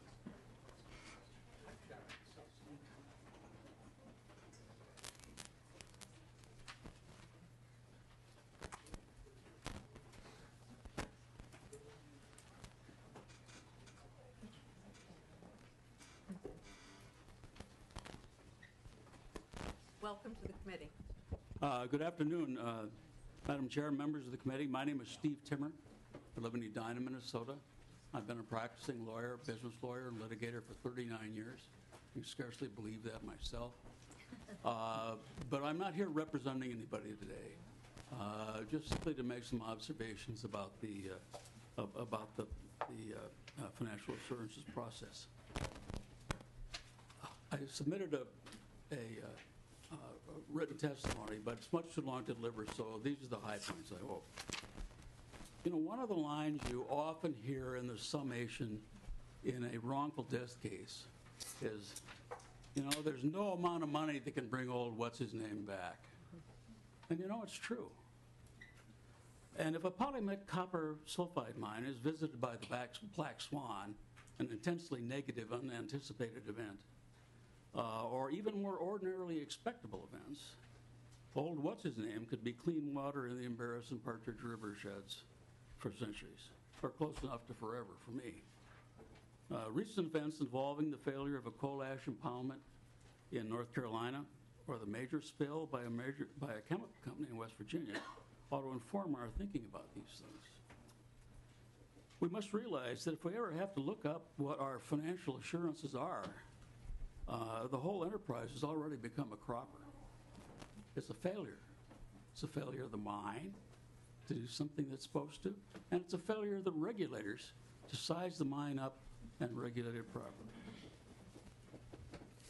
For reasons set forth in my written submission, we can't rely on the promises of a never a mine, never a miner PolyMet to provide anything in the way of assurance. And according to the DNR, we can't, even though I believe it's permitted by statute, we can't rely on PolyMet and its principal shareholder, Glencore Estrada, to provide guarantee either. I think that's something that really ought to be foundational to any permit for a mine. Make the people who are really stand to benefit from it come to the plate with their credit. We can't rely on sureties either, because as we found out recently, sureties like AIG go bankrupt themselves. And on top of that, they'll quit providing their undertakings if they're not paid periodically. And if PolyMet runs into financial trouble, it'll quit paying the sureties, the premiums on guarantees or standby letters of credit. And if PolyMet quits paying them, who will pay them? And who will pay them for 500 years after the mine closes and there's no more revenue? The only thing we can really rely on is cash and cash equivalents, and lots of it. The cash, we need cash to run the pumps and replace the media in them, cash to replace and maintain and to replace, if necessary, a tailings dam, because they do fail. One of the previous testifiers said that tailings dam failures are one of the principal expenses in hazardous waste or environmental cleanup. And we also need the cash to clean up water that will be polluted in ways that we can't even imagine, but we know will happen, given the uncertainty involved in the entire exercise. Sulfide mining would be something extremely different from Minnesota. It would take us into the haunted houses of the Berkeley Pit, Barite Hill, which was a gold mine in South Carolina that went from first shovel in the ground to Superfund site in 18 years, which is really fast work. The Summitville mine in Colorado, which was mentioned earlier, and Shibondawan nickel mine in northwest Ontario, which has nickel pollution in the soil surrounding the mine, 10 times the amount of the background pollution. Sulfide mining, again, according to previous testifiers, there's a current liability of over $2 billion to Superfund, Superfund liabilities that exist, and probably multiple times that, orders of magnitude greater, once it's finally determined. And this is just the cleanup cost. So this is one of the things that I find most troublesome. Financial assurances does not include the consequential damages of spills or pollution. It doesn't take care of the riparian interests of wild rice harvesters, municipal water utilities, anybody who demands a clean supply of water, including aquatic invertebrates, fish, wildlife, aquatic plants, recreational users, and just human beings. So it's just part of the whole process. If you have any thank you for letting me testify. If you have any questions, I'll be happy to try to answer. All right, I don't see any questions. Thank you so much. Frank Angaro, Executive Director, Mining, Minnesota.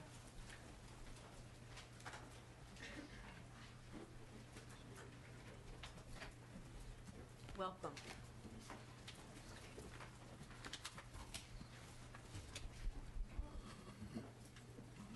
Madam Chair, members of the committee, my name is Frank Angaro. I'm the Executive Director of Mining Minnesota for the Industrial Trade Association, representing the non-ferrous mining industry in the state of Minnesota. As I looked at your agenda today, Madam Chair, it lists this hearing will be limited to questions of how best to structure financial assurance. From the industry's perspective, financial assurance is already structured and structured appropriately. Minnesota has thorough and comprehensive financial assurance system already in place. It is amongst the strongest, if not the strongest, in the entire nation. An early indication of just how thorough it is comes simply from the narrative, from your House research in the preamble to the questions that you had in front of you today. A comprehensive list of detailing various items required for financial assurance. A stronger indication is the 37-some pages of financial assurance requirements, both descriptive and prescriptive, in the financial assurance rules in Minnesota Rules Chapter 6132. These are rules promulgated in the 1990s with years of study leading up to them, with input from all stakeholders, including environmental groups. And these financial assurance requirements for non-ferrous mining in the state of Minnesota solidly protect our Minnesota taxpayers. They protect our Minnesota taxpayers by requiring mining companies to have bankruptcy-proof financial assurance in place to cover all costs of environmental cleanup before an issue is permitted, before issuing a permit. They protect the taxpayers by requiring detailed review of all costs of potential environmental exposure annually and adjust that exposure annually and adjust the financial requirements annually and accordingly. The state protects the taxpayers by having the authority to deny or revoke a permit if a company does not comply. And the state protects the taxpayers by having those funds be available to the state at all times.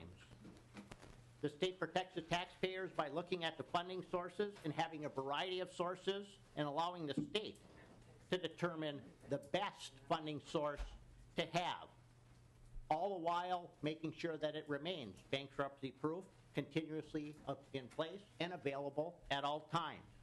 The state protects the taxpayers by very thoroughly listing what will need to be reclaimed, from open pits to tailing bases to waste rocks to wetlands restoration to building and infrastructure, and the list goes on. The state protects the taxpayers in financial assurance by requiring the period of time that financial assurance has to be covered, long enough to cover all reclamation or corrective action, long enough so that all conditions necessitating post-closure no longer exist. In other words, no company will be released from its liability until all those post-closure conditions no longer exist. And like the very open and transparent public input opportunities for environmental review, there's open public input opportunities for the permit to mine application and financial review. It's published in the EQB. It has to be published in a notice 4 consecutive weeks, and after that, the public has an opportunity to review and comment for 30 days after the last public notice.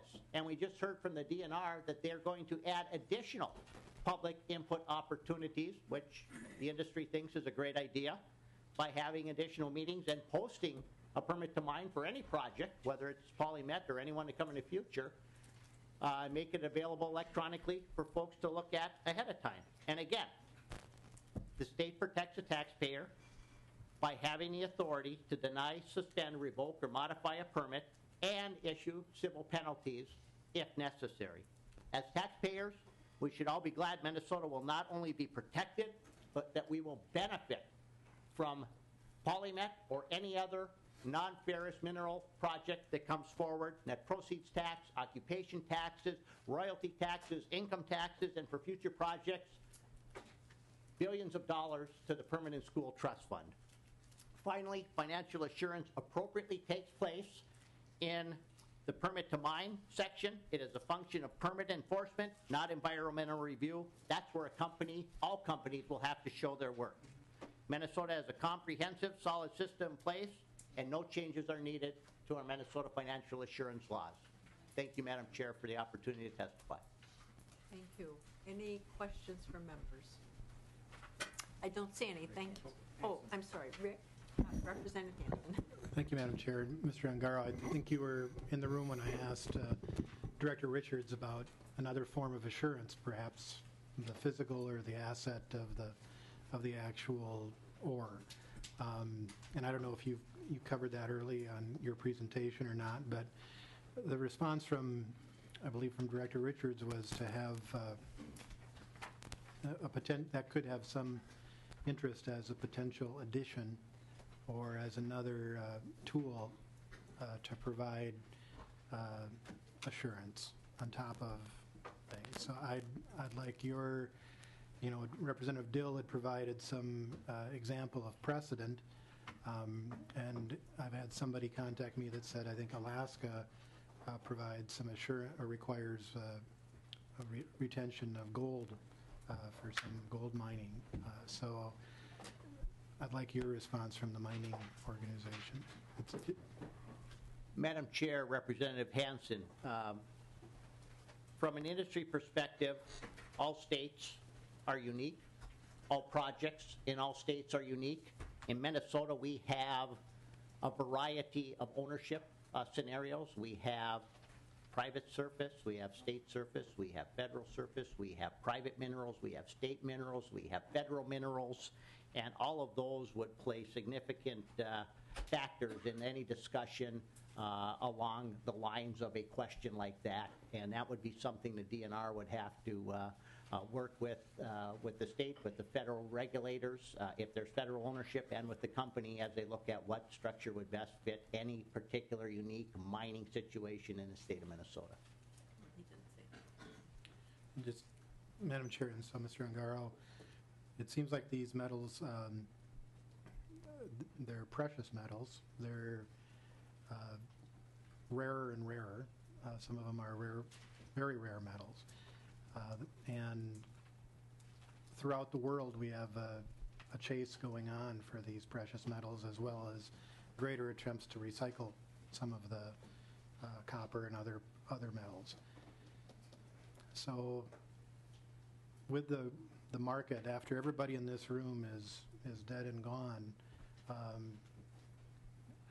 the metals would still be there if they're not mined, or if we were retaining them, they could potentially still be there for future generations as some type of assurance after the promises that we've all made or the contracts that we've set after we're gone. And that's where I think there's some attractiveness to that, because there's only a limited amount of these metals and they're harder and harder to get. And I think that's some context I see. It's not as easy to just go find pure copper near the surface like it may have been 200 or 300 years ago in certain areas around the Great Lakes. Or it's not as easy to go mine for gold like in California 150 years ago. It's harder, costs more, the companies are more willing to do it because there's just not that much that we can find. So it's likely that these metal values are going to go up over time. Is that just a general statement that's a fact? Madam Chair, Representative Hansen, is your question specifically, will metals fluctuate in price over time? Certainly, one would hope from a investment standpoint that metals would increase over a period of time, and their value would increase. Certainly in the state of Minnesota, from a resource standpoint, we have identified already in Minnesota one of the largest base and precious metal deposits in the world. And every time a company does further exploration, that resource estimate number continues to grow. Our resource in Minnesota is tremendous. And, Madam Chair, sufficient to last most likely 100 years or longer. Thank you. Thank you. Ron Sternal?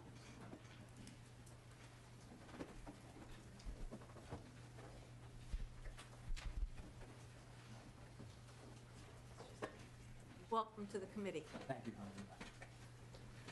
Thank you, Madam Chair.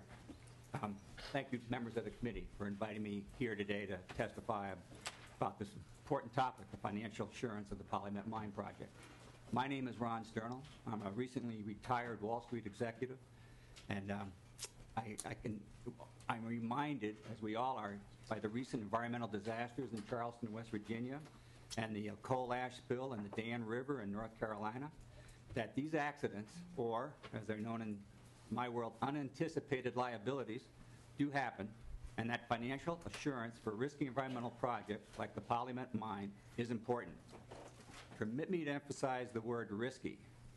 I was motivated to testify today on the financial assurances for the PolyMet project after listening to proponents of this project characterize it as if it were a can't-miss investment opportunity. No downside, I heard. Mining and clean water both. Great opportunity for all of us in Minnesota, but better move fast. This has been thoroughly vetted, and we're dealing with great people. This offers full employment for the range, school trust funds and tax coffers filled to overflowing. Mining and clean water too, no risk, permit now. Sign here, and I've been told there are 21 permits involved, so I guess we need 21 signatures. And then away we go. In my 25 years on Wall Street, assisting some of the nation's largest pension funds invest, I had heard similar pitches many, many times and knew it was a signal to head for the exit or do more investment research. I applaud the committee for addressing the questions on financial assurance posted on your website, and I offer the following advice.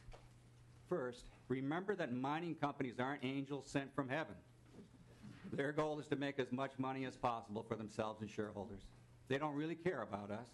To them, pollution is just another cost of doing business. If this project makes it to the financial assurance stage, please drive a hard bargain.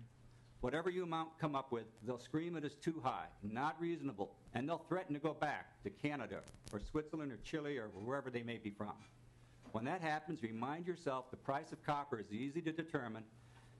This morning it was quoted at $3.22 a pound. More of it's coming on the market all the time. This year, in 2014, the miners around the world will mine 7% more than they did last year. But while that's easy to value, how do you value something as rare as the Partridge or Embarrass Rivers? And even think about the $1 billion cleanup cost for the TVA ash spill of 2008 into the Emery River in eastern Tennessee, and hold your ground. And by the way, if you do negotiate and agree to a reasonable, what everybody considers to be a reasonable financial assurance contract, you probably set it too low. My second advice, get the financial assurance in cash. Don't take their IOU. PolyMet is one of 2,000 junior miners listed on the Toronto Stock Exchange. These are startup businesses, and most of them will not make it. No bank would lend money to any of these miners, including PolyMet. But if they did, they would require a huge risk premium. The state should get a risk premium too. As of the end of last October, PolyMet had $41 million in the bank and was burning through it. They have no income from other sources. They have never permitted or developed a mine. They have no experience operating a mine. They have no experience with the pollution abatement technology proposed. They have no experience in mine reclamation. And this is a mine that will have AD, acid drainage. This project is a bad bet for the state of Minnesota. And if PolyMet messes up, their judgment proof. In other words, they have no deep pockets to go after. The taxpayers will be left holding the bag. A better bet would be to deal directly with Glencoe Estrada, PolyMet's primary owner, who will take over the project as soon as all permits are signed, according to Wall Street research firm Stifel Nicolaus. But don't expect Glencoe Estrada to stick around either. According to the London Financial Times, they are selling all their startup greenfield operations and focusing their investments on operating mines. This is tricky business. If the state of Minnesota doesn't want to be left holding the bag, they'll have to be very smart in how they structure this deal and how much they get in an ironclad financial assurance, i.e. cash. Which brings me to my third piece of advice. Hire sharks. If the permitting on this mine gets to the financial assurance stage, the state will be working with attorneys for the mining companies who do this all day long. The state better be sure they have counsel equally adroit or be prepared to be so sorely disappointed when something goes wrong and a loophole prevents paying up, necessitating a long and costly legal fight and ongoing polluting mess. Remember, mining companies are not angels. They're not here to help us. They will fight to keep every liability off their books and their cash in their accounts. Finally, the state of Minnesota needs to assess its political fortitude.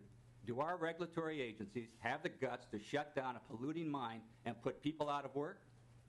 In my research, I have not found a single instance in the U.S. of a mine being shut down by the regulatory agencies empowered to protect us. Mines are allowed to continue to pollute as the regulatory agencies take years issuing verbal notifications, inspection reports, letters of warning, notices of violation, field citations, schedules of compliance, administrative orders, etc., etc., etc. All the while, pollution continues. The state's greatest leverage is now during the permitting process. Once a mine is operational, the leverage moves to the mining companies. I have a counter-proposal. If the state believes taking on all the environmental and financial risk associated with this mine is worth the $15 million a year and increased projected tax revenues, as stated in PolyMet's latest sales presentation, why not simply sell the water the state is willing to pollute to the North Dakota frack oil drillers? Water is in high demand in North Dakota and higher yet further west. Our water is valuable and renewable. If we are really willing to pollute our cleanest asset, perhaps we should consider selling our water, not our copper. Thank you for hearing me today. Thank you, and thank you for giving us the phrase unanticipated liabilities. That is something I wanted to hear more about from DNR, and I hope that they will give us a really good list. Representative Falk. Thank you, Madam Chair, and Mr. Sternal, thank you for your comments. And I'm just a simple farmer from western Minnesota, and I'm trying to understand a few of these things. And I guess I look at this as you said, that a bank wouldn't lend these entities money, and so they're going out for some other type of financing. And I look, as the state of Minnesota, we're asked to grant a permit potentially to do business, and so we're in one sense doing business with these folks. Should we as the state have access to the books to see what we're dealing with? And I know that's one thing that the entity's been hesitant about, saying that they can't provide real open and transparent books to us to really understand what the finances are, because there might be trade secrets or other things. And so I just want to get your perspective. How much should we know? Madam Chair, Representative, I cannot speak for PolyMet, and if it were me doing business with them, if I were the state, for instance, I would ask for everything, and I would get it before I did any business with them. You have them, right, as I mentioned, you have the leverage now. If you say it's a condition and you have to have it, then I will say you will probably get it. Well, thank you. And if I could ask, I was going to ask about water because I asked that earlier, but you brought up that perhaps selling to the shale boom industry in North Dakota would be more financially prudent for our state. But how do we value water? And should we be valuing water? Because oftentimes we put such a low value on it that it seems like it's almost valueless in one sense. Madam Chair, Representative, that's a great question. I recently was in California just before a week and a half ago, and was talking to a person out there about our mining and about their water shortage, and he mentioned that his water bill for the most recent month was $300 for water, and he's just a regular guy. Now, I asked if I did a little research on the cost of water to residents of California. Maybe that's a good place to start. Water is appreciating in value, and believe me, it's in high demand and it has a value. And how the market hasn't done a good job yet in putting a price on oil. I know that the oil frackers in North Dakota are buying water. I don't know what they're paying for it.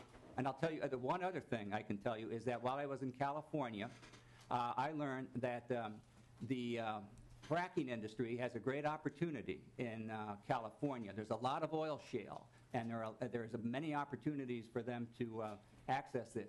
But it would require water for them to do that.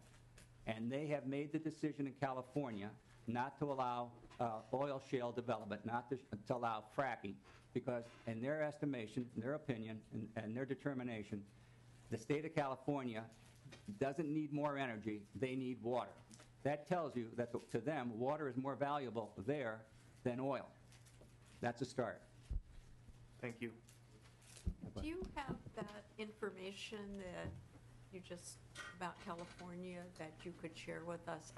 Written, you have that? Madam Chair, what I did was get on the municipal websites for the cities around San Francisco where I was visiting, and just investigated their water rates to their residents. And so I'd be happy to get those links to Mike. Well, I was thinking about their decisions of what to do based on water. Their decision not to do something like fracking because their water's too precious. Is that documented someplace where we can get that?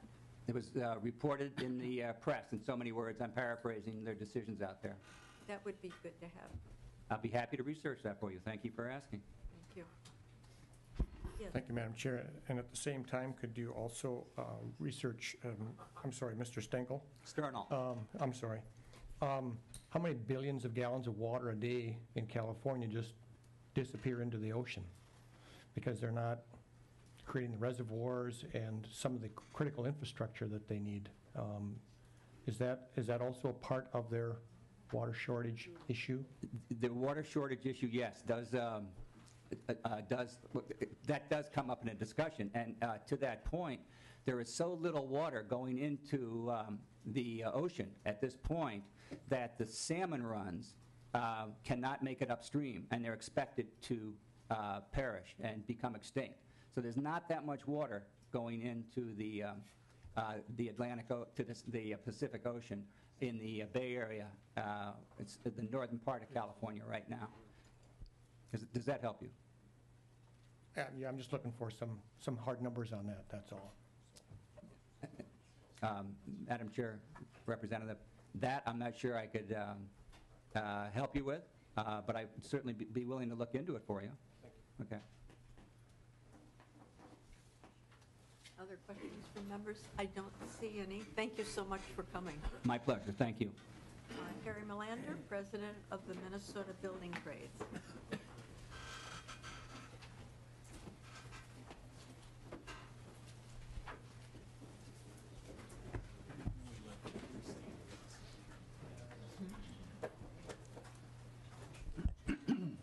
Welcome. Thank you. Chair, committee members, my name is Harry Melander, and I work on behalf of the Minnesota Building Construction Trades Council. Our organization represents 55,000 Minnesotans that support the building trades community. We live in Minnesota, and we build it. As indicated at your request, Madam Chair, we will honor the request and only comment on the financial assurance issues dealing with this potential Minnesota mining opportunity. Chair, we support and value the idea of financial assurance. We believe that they should exist and have always been a part of this and other mining applications since the development. We believe that the rules are fair when they were established in 1993 for non-ferrous mining by many groups in this room and many of our business partners. We believe that the DNR is a responsible agency that will provide adequate shepherding for this task at hand. They are our agency that protects the health of our Minnesota natural resources. We value and trust their work. Let them complete their tasks, which are spelled out in the state laws for this type of financial insurance. As detailed in the DNR comments today, this will be a well thought out process, reviewed and developed by our competent state DNR employees and outside consultants. You make laws to protect Minnesota and our environment. We expect people to abide by them. Let the rules and the agencies run its course. Be fair, be responsible, but let's all live by those rules that were established when these rules were developed. Thank you for allowing us to comment on the future of the next operations of mining and miners in Minnesota. We have some of the toughest regulations of financial insurances in our country. Let them do what they were developed to do. Provide opportunities for our state, but yet preserve our natural resources. Thank you. Representative Benson, did you have a question? Yes, Madam Chair, just a quick one. Good afternoon, Mr. Melander. You indicated that you were here to testify just on the assurance issue. Yes. And so I'm going to ask you a question, and you may choose not to respond to it. I'm just wondering, what is the relationship of PolyMet, the company, to organized labor and to the right of workers for a company like PolyMet here to organize and bargain collectively? Madam Chair, Representative, we are here standing on our own, looking at the opportunity for employment for the people that we work for in that part of the state and throughout the state of Minnesota. Madam Chair, I don't know, maybe would you care to answer my inquiry about the relationship of this particular company with the trade carpenters union or other trade organizations, in the AFL-CIO or the other Madam union Chair, organizations. if I could, I'm wondering if you could describe what you mean by relationship. Well, are they neutral, for example, in allowing organizing of collective bargaining units with their company? Do you know? Madam Chair, Representative, I can't answer that, but I can assure you that the relationship that we have in regards to the construction of that, and we will support those individuals that hopefully will work in that mine as it gets developed. Thank you, Madam Chair. I'm not going to get an answer on that. Representative Anderson. Thanks, Madam Chair. Mr. Melander, a previous testifier stated that she thought mining was bad for the economy in northeast Minnesota. Could you comment on that? How do you see mining playing a role in the economy of northeast Minnesota? Madam Chair, Representative, mining is good for Minnesota. It's been good for over 150 years. We're excited about the opportunity for, as I indicated, new mining processes and a new generation of miners in Minnesota. See any other questions? Thank you. Thank you. Luther Dale, Chair of the Sierra Club North Star Chapter. Oh, I'm sorry. David, did you have a question? Well, Madam Chair, it seems like the meeting gets continually more far afield from financial assurances. Questions about labor unions and economic development and those kinds of things. I would appreciate those questions would be better asked in other committees. Representative Mahoney's committee, the Environment Policy Committee. It would be nice. This feels more like a public hearing, 3 of which I went to in Aurora and Duluth and at the Excel Center. So I understand the members wanting to ask questions, but we've talked about the boundary waters here, and this project has nothing to do with the boundary waters. So I just bring that to the chair's attention. Thank you. This hearing is about financial assurance, and welcome to the committee, and talk to us about financial assurance. Madam Chair, representatives of the committee, my name is Luther Dale, and I am chair of the Sierra Club's North Star chapter. And we do appreciate the opportunity to testify here today. For us, there is no amount or type of financial assurance that matches the financial risk and uncertainty of sulfide mining. Even with the best possible financial assurance measures in place, the PolyMet project still poses a significant long-term risk of loss to citizens for the increasing value of water, including Lake Superior and St. Louis watersheds, results in significant loss of wetlands and wildlife habitat, and still leaves significant undetermined financial risk to taxpayers. The specific nature of the PolyMet proposal makes developing effective financial assurance particularly difficult. First, no one has been able to ascertain with any reasonable certainty how long the PolyMet mine site will require ongoing treatment. The models used in creating the SDEIS document stopped at 200 years for the mine site, 500 years for the tailings basin. 500 years ago, King Henry VIII was still with his first wife. It's a long time. However, the SDEIS does not conclude that even these extreme time frames actually represent an end date for ongoing treatment. Into perpetuity is a long time. Second, PolyMet's reliance on adaptive management, translation, trial and error approaches to dealing with future pollution makes the ongoing cost of treatment and mitigation impossible to determine. How expensive will the errors be? No one knows. This is more about hope than science and sound financial guarantees. Perpetual treatment is a big gamble. Beyond specific challenges posed by the PolyMet proposal, Minnesota's rules relating to financial assurance requirements are lacking in some important ways. First, Minnesota's existing rules regarding financial assurance rely on vague phrasing such as unanticipated liabilities.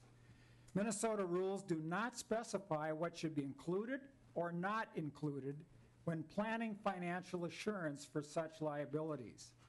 In addition to making it impossible for taxpayers to adequately evaluate their risks and whether they are going to get a fair deal, project proposers and state agencies can respond to such requirements with their own undefined terms, such as adaptive management, trial and error, that PolyMet proposes.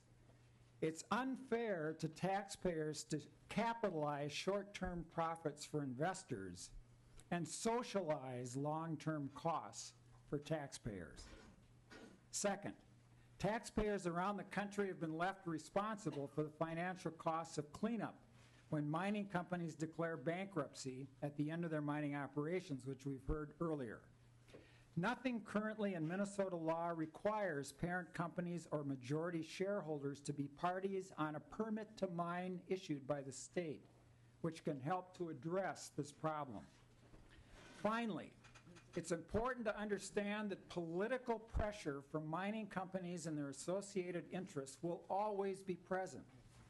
No matter how well-meaning today's state agencies might be, any arrangement for financial assurance must be designed in such a way that it can survive market instability and even the best paid team of lobbyists down the road.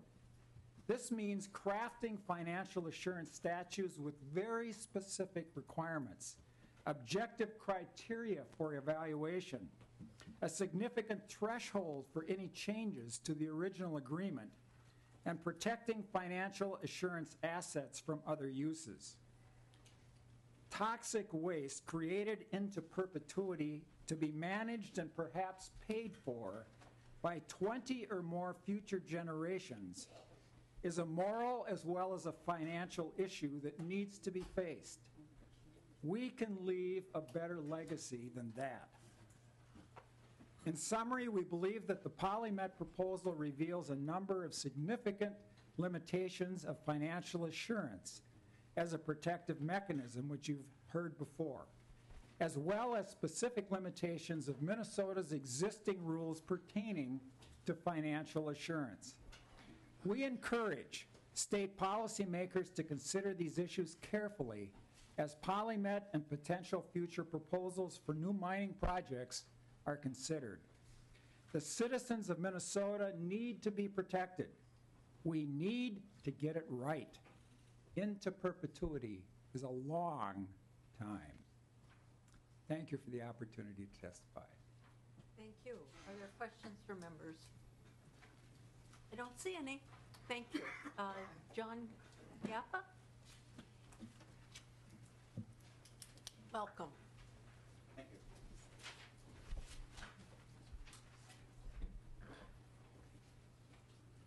Madam Chair, representatives, my name is John Gappa. I have had the opportunity to serve as a Chief Financial Officer for nearly 20 years. As CFO, I have reviewed hundreds of millions of dollars of investments, creating over 1,000 jobs. My role in these investments, some of which were in excess of $100 million each, was to develop the business case, project costs and revenues over a 20-year period, and evaluate the risks and associated returns. While most of these investments were successful, some were not. Over the years, I've learned the hard way that failed projects all have two problems: overestimated benefits and underestimated costs and risks. As I've reviewed the PolyMet plan from a CFO perspective, I've struggled to figure out how the numbers can work with a model that has 20 years of benefits and hundreds of years of costs. My conclusion is that the only way the PolyMet model works is to inflate the benefits, underestimate the costs, and shift the risks to someone else. For example, I believe the recent issue over the base flow rates in the Partridge River may be a troubling example of underestimating the cost to the environment in order to make the models work. For my own understanding, I wanted to try to model out what 500 years of remediation costs might look like. The first thing I discovered was that my Excel spreadsheet would only go out to 250 years. I next attempted to find inputs from my model from the draft supplemental EIS. While PolyMet provided estimates for closing costs and annual post-closure monitoring and maintenance expenses, there was no further detail or mention of ongoing expenses such as ongoing equipment repair and obsolescence. There was also no mention of ongoing capital expenditures that will be required of an operation of this scale and duration, such as equipment and facility replacement. Nevertheless, I built a 100-year model using assumptions derived from my experience with planning complex, capital-intensive processing operations. What I found is that the financial assurance model is highly sensitive to very small changes in inputs. For example, a $1 million increase in the annual operating costs results in a $21 million or a 9% increase in the future value of funding required. A half a percentage point decrease in the reinvestment rate or the discount rate used results in a $57 million or 24% increase in the amount of funding required. And finally, a 1/2 percentage point increase in the inflation rate assumed increases the future value of funding required by $90 million or over 40%.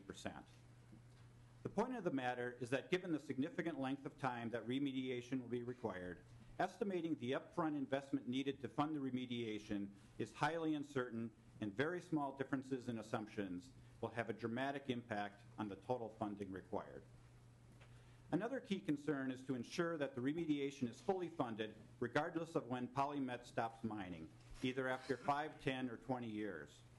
To quote one of the many risk factors that PolyMet included for their investors in a recent filing with the Securities and Exchange Commission, I quote, "Because the price of metals fluctuates, if the price of metals in our ore body decrease below a specified level, it may no longer be profitable to develop our NorthMet project for those metals, and we will cease operations."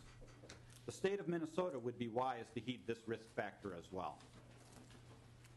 A key difference between PolyMet and most companies making these sorts of investment decisions is that PolyMet exists solely to develop the NorthMet project.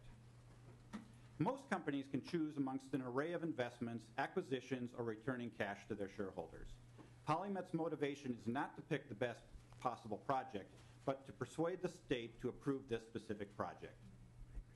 This is not to say that the management of PolyMet and Glencore don't understand investment analysis. Quite the contrary. They have skillfully set up an investment vehicle that leverages their investment by transferring risk to the taxpayers of Minnesota. Their losses are limited to what they put in up front, potentially creating a significant unfunded liability for the citizens of Minnesota. In many ways, the PolyMet Glencore model is reminiscent of many of the creative financial structures that Wall Street brought us, where complex instruments such as credit default swaps were created to transfer toxic liabilities to someone else. My request to our elected officials is to be wary of overestimated benefits and underestimated costs and risks. Once PolyMet exposes a sulfur-laden ore to the elements, Minnesota does not want to be facing our own too-big-to-fail scenario at tremendous cost to our taxpayers and to our environment. Thank you. Thank you. It's good. Members? I don't see any. Thank you very much. Thank you. Laura Scare, Executive Director of the American Exploration and Mining Association.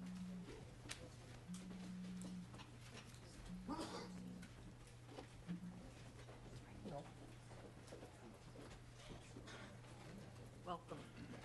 Thank you, Madam Chair and members of the committee. My name is Laura Scare. I'm the Executive Director of the American Exploration and Mining Association. We're a 119-year-old mining industry trade association based in Spokane, Washington. I've held the position for 17 years. We have members in 42 states and 6 Canadian provinces and scattered throughout the world. Our members represent the entire life cycle of mining, from early grass fields exploration to building, designing, operating, closure. We have environmental consulting firms that are experts at helping our member companies calculate financial assurance and to ensure environmental protection at the mine sites. I I have an undergraduate degree in economics and accounting. I also have a law degree, and I've been involved in natural resource businesses since 1980. Our members are very familiar with the evolution of financial assurance for the mining industry. It's a relatively recent creation. We had 150, 60 years of mining in this country before we had our first environmental law that impacted mining and other industries. Early 70s, Clean Air Act, Clean Water Act, financial assurance followed on the heels of those environmental regulations. The Forest Service, 1974, the BLM, 1981. Most of the mining states created their mine regulatory programs with financial assurance in the late 1980s to the early 1990s, about the time that Minnesota developed theirs, which coincides with the time that the state of Nevada developed theirs, which is generally considered among the western mining states to have, the premier mine regulatory program. I'm very familiar with it. I've read through the Minnesota program, and it is every bit as strong and as detailed and as comprehensive as the Nevada plan. You should be very proud of the system that you put in place for your regulators to implement. It's very protective of the environment. It's very protective of the taxpayers. I think it's important to understand if we talk about other states that financial assurance is not a one-size-fits-all. Each state is different. Each mine site is different. Different geology, different geography, different climate, different risks to the environment, to the air, to the water.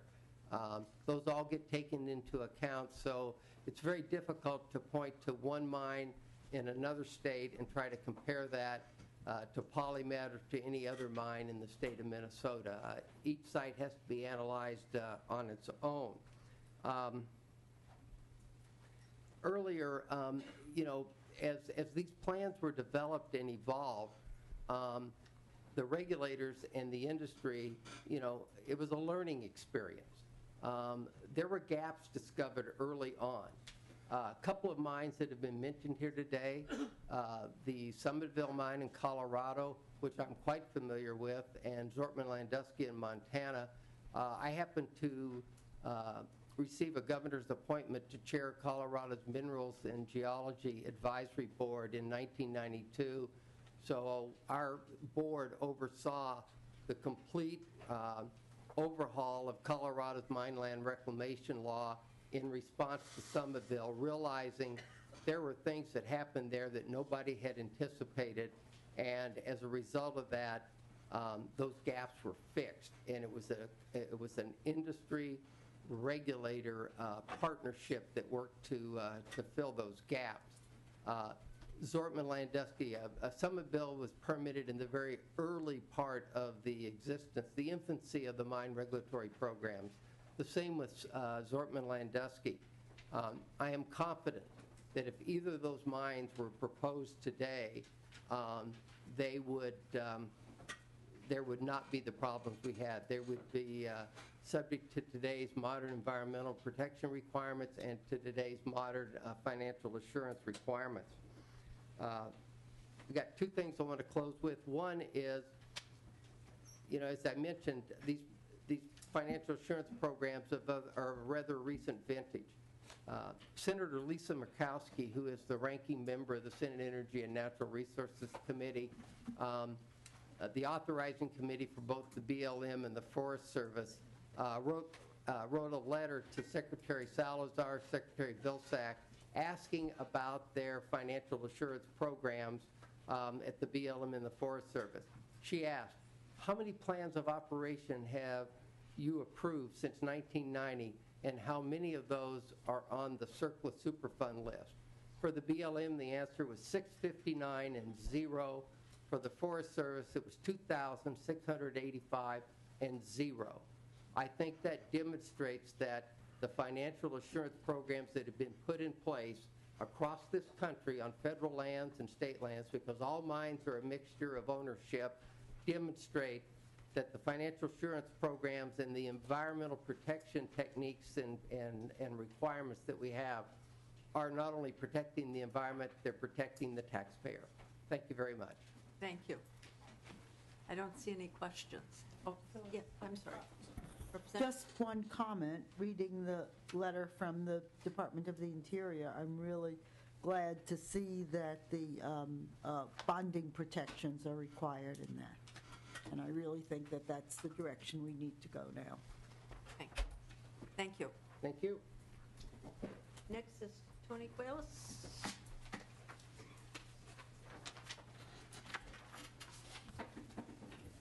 Madam Chair, members of the committee, my name is Tony Quillis. I'm the Director of Environmental Policy at the Minnesota Chamber of Commerce. I want to thank you for the time to comment on this very important issue of financial assurance rules in the state of Minnesota. It is the belief of the Chamber that the financial assurance rules in Minnesota are structured so that the state of Minnesota will be protected now and into the foreseeable future. Any package will be required to be bankruptcy-proof and include funds for closure, post-closure, and reclamation because it is required in state law. Financial assurance packages are also, by law, mandated to be continuously in place, readily available for the state to review at all times, and eligible to be adjusted annually by the state. Once the environmental review process is completed, which is currently ongoing, but once it is completed, financial assurance will be fully vetted in the permitting process and will allow for public comment and input. As you've heard, the Department of Natural Resources is committed to at least having at least one hearing on financial assurance. If any of the conditions that you have heard today are not met, either in statute or in rules, a permit to mine will not be granted by the Department of Natural Resources. For all the above stated reasons that I've mentioned and that you've heard today, the Chamber of Commerce believes that there are adequate protections in place and existing rules and statutes for financial assurance requirements to protect the natural resources of the state of Minnesota. Thank you, Madam Chair, for the time. Thank you. Representative Fall. Thank you, Madam Chair, and good to see you, Mr. Quills. Just a question. I know we're all hoping for the best case scenario, and let's just go and say that, humor me, that it doesn't work out, that we're a few bucks short if there's a problem on the financial assurance. It just, a little bit short. And I know that you said the Chamber believes things are adequate, but let's pretend they're not quite adequate. Who should pay? Madam Chair, Representative Falk, I can't comment on a hypothetical. We haven't got through the environmental review process, and I haven't seen what PolyMet is going to put forth in their permitting and what those financial requirements will require. It might be surety bonds. We've talked about some of the financial folks that have come up today have talked about cash. Some of those folks have gone through and talked about other financial instruments that are available. I can't comment on a hypothetical. I don't know what the Department of Natural Resources is going to require of PolyMet to put forth. Madam Chair, and thank you, Mr. Quillis, but you already commented on a hypothetical by saying that you support the project because there's no guarantee the project moves forward. Madam Chair, members of the committee, I support the project moving forward as long as it meets all the state rules and regulations that are laid out. I have full confidence that they're going to do that. And once they do, then I think they should be able to move forward. But right now, I don't know what that permit looks like. I can't comment on it. I can't comment. They might require, the Department of Natural Resources might require cash. I don't know. That's going to be part of the hypothetical that's going to move forward. Do I support the project? Wholeheartedly. And I want them, as Representative Dill and I have talked about, as long as they meet all the rules and regulations laid out by the state of Minnesota, I think the project should move forward. Thank you, Madam Chair. And I guess it's, once again, we're looking at the hypotheticals here, but if we're a few bucks short on the assurance, it means either citizens pay, businesses pay, somebody else, theoretically could pay, but I'm assuming that the Chamber isn't going to want to have to go and pay a little bit extra to, solve a problem for which most of the Chamber members didn't create. I'm just, I'm looking at this and trying to understand that if you're supportive of it, then, and there is a problem, who should be on the hook to rectify the situation? And that should be part of the discussion because it's a possibility. I think some of the more compelling testimony was by John Cuppa, who said that just a slight miscalculation can mean a whole lot of money. And I think that's something that none of us have digested yet. Representative Kahn. Are we looking at the chamber supporting the kind of reclamation bonding requirements that the federal government has? Madam Chair, Representative Kahn, unfortunately, I can't comment on that. I'm not familiar with what the federal government would require. Well, I guess, Madam Chairman, that's obviously looking at this letter from the Department of Interior, that's something that exists. So we clearly can put that on the table and look and see how that would apply to this project. Representative Hanson. Thank you, Madam Chair, and Mr. Quillis. Listening to your testimony, and I'm just trying to get the Chamber's position here, that you're looking for the certainty of having the existing laws and regulations apply to this project, so we're not changing the game in the middle of the process, right? So that PolyMet comes forward in permitting or dealing with rules and regulations. The track that's laid out here is the track to follow. Is that what you were saying? Madam Chair, Representative Hanson, we're in the middle of the permitting, we're in the middle of the environmental review process as we speak. Public comments are open until March 14th, I think is the date that they're going to take them to. Yeah. So, yes, that process is ongoing, and after the review is completed on March 14th, then we will move forward to the permitting process. You know, this looks like a very specific thing. With no proposed changes in laws or regulations? Madam Chair, Representative Hanson, I have not seen or have heard of any changes or proposed rules or regulations. Thanks so much. Jeff Barney? Oh, and David Barney, I'm sorry.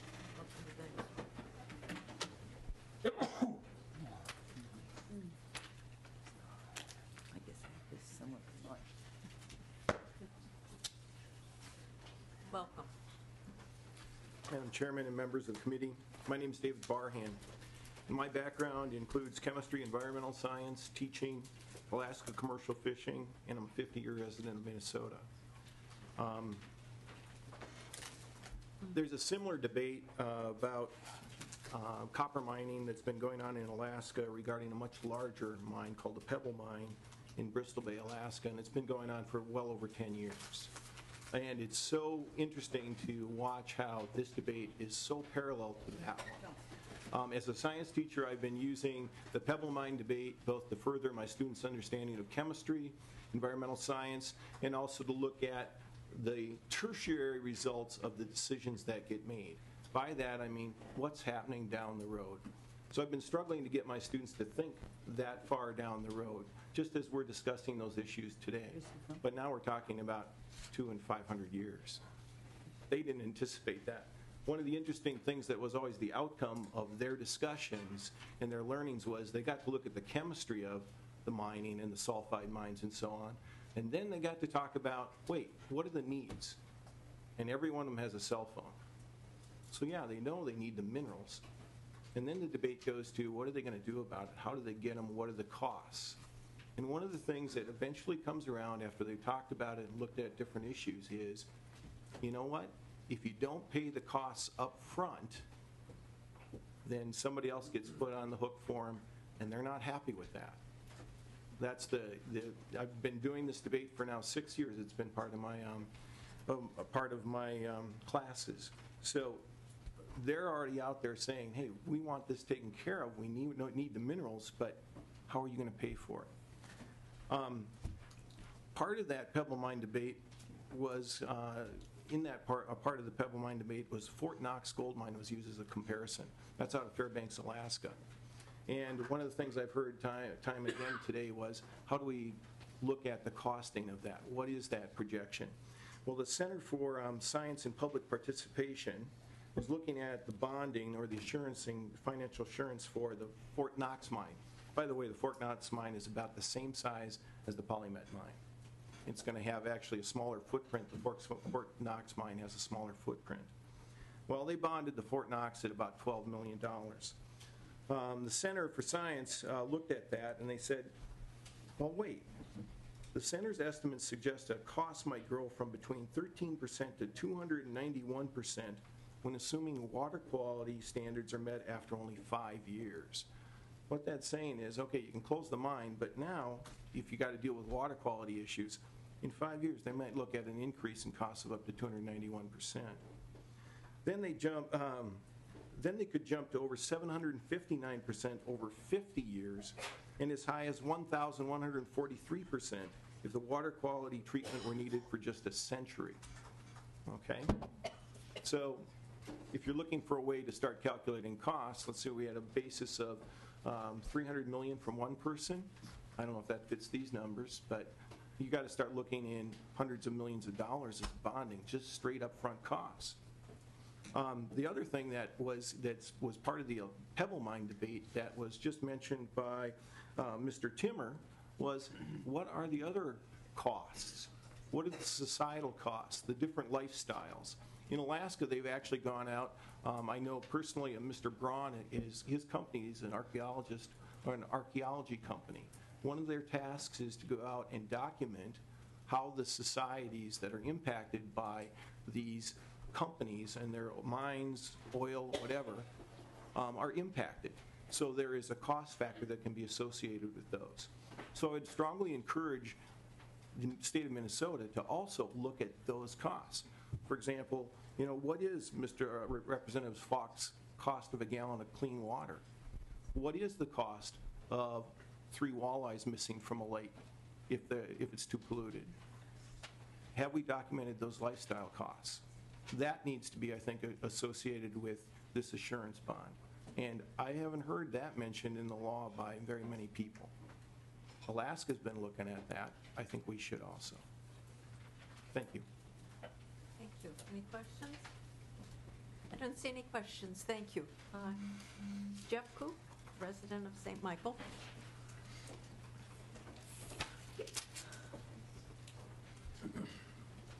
Thank you, Madam Chair, representatives, for allowing me to speak. My name is Jeff Kopp. I reside in St. Michael. I am from Aurora Hoyt Lakes. I am the face of the Iron Range. I am the child that left the range because the mine closed. I own land there now, just down the stream, rivers, from PolyMet, a substantial piece of land that I'm putting into a trust fund for my children one day. I agree with the process in place, and the financial assurance is due during the permit to mine. Herb Brooks said, I was born to be here. I believe that. I won't get to the unanticipated liabilities in question 1. But first, let me get to water value. I've been building swimming pools around the Twin Cities for 27 years. I understand water value. I'm the guy that has a little environmentalism. The Twin Cities now, 90% of the pools have saltwater pools and do not use liquid chlorine anymore. The cost to fill a pool in St. Michael, Minnesota, where I reside, it's $15 for every 5,000 gallons. Most pools are around 40,000 gallons. It's $125 to fill their pool. A lot of people are worried about that. So I make sure I address that. And one thing I'd love to do is, for the committee, is I'll pick 10 municipalities around the state. I'll figure out how much each municipality pays for their water. But let's get to the unintended liabilities, and I'm going to propose an actual part of the solution. First, let's look at the problem. Is the risk to the environment created by certain economic activities and the public's anxiety about how well those risks are being monitored and managed? Some may not trust government officials to stay on top of what's happening at the development site, to blow the whistle if something's wrong, or to prevent a disaster from happening in the first place. This sort of problem typically causes serious pain in the community. Many of its members divide in opposing camps: pro and anti-development, pro-environment versus pro-economy. The battles can become fierce, personal, and endless. Anxieties about the project's potential impact endure, further adding to community stress. The company also suffers. The problem costs the company money, ill will in the community, because it must fend off endless attacks and even lawsuits. Literally anything that happens on the project site, no matter how minor, can become a point of contention in the community and cause delay in the project. The project, or the problem, was in full bloom in Marquette County, Michigan in 2012. And it's here and right now. So, Rio Tinto and Eagle Mine and the community and various other groups created a community environmental monitoring program, or what they call a SEMP. A SEMP is a voluntary agreement between the economic project developer and one or more community-based organizations that empowers members of the communities to monitor at their discretion the project's environmental impacts based on scientific standards and ensures public access to all monitoring information in a timely and understandable manner. 3 benefits: to help safeguard the environment from damage. This was the driving motivation for the Superior Watershed Partnership there. 2, help the company to earn the community's trust and support for its operation. 3, to help reduce the stress in the community faced with what it sees as a potential trade-off between economic benefits and environmental quality. The White House was built in 8 years. I met all 3 men that in 1999 first started talking about PolyMet. So, at the end of the day, I challenge all of you in this room to create a community environmental monitoring program. And this shark right here, be happy to buy the first cup of coffee. Thank you. Any questions, members? I don't see any. Thank you. That ends the list of folks who have signed up to testify. Is there anybody in the audience that would like to testify? We get 1 minute apiece.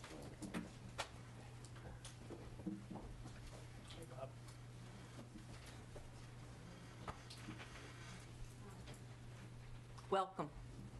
Thank you, Madam Chair. I'm Bob Tamman from Sudan, Minnesota. I worked in several of the mines on the range, and I didn't realize I might have something to add to the discussion today, but there was comments about the value and amount of water, and the number that stuck in my mind is that PolyMet's tailings pond is leaking 2.9 million gallons a day right now as we sit here. And in the EIS, they call that steady state seepage. It's been leaking that amount or more since the previous owner, which was LTV Erie at one time, then Cliffs Erie. It's been leaking all that time, and we have elevated sulfates in Lake Vermilion. We have the Dunca site leaking into Birch Lake. We have a over 100-mile dead zone for wild rice in the St. Louis River. Now, we've heard that Minnesota has the nation's best financial assurance program. If we have such wonderful financial assurance, why haven't we cleaned up those messes now? Thank you. Thank you. Any questions, members? Anyone else?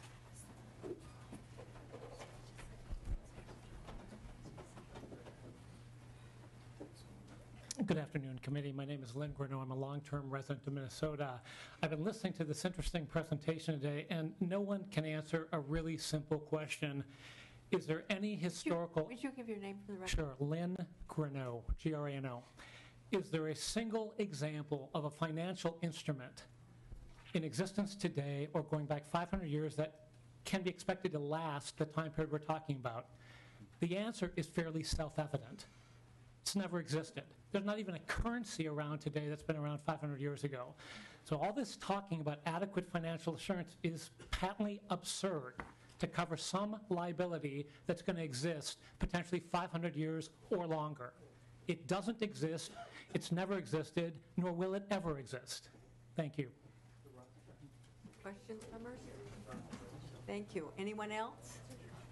Jeff Richards?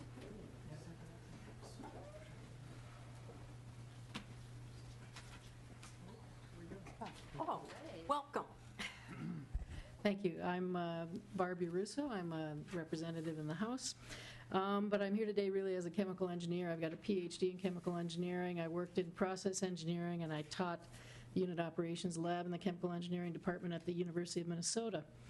I've been reading the supplemental draft EIS and looking at some of the supplemental documents as a chemical engineer. And it's been mentioned a couple of times today that we really need to insist that they show their work.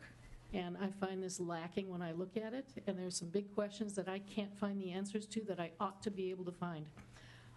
Where does this stuff go?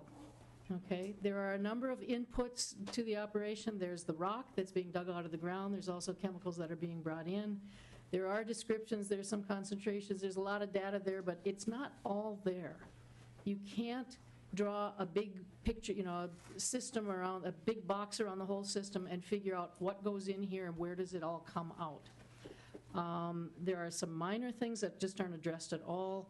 The chemicals that are used in the flotation process, nothing is said about where those end up. I shouldn't have to guess. Adverse events aren't really covered adequately. There are, of course, safety features around some of the hazardous chemicals that are being used. But when it comes to the financial assurance, you really need to address that.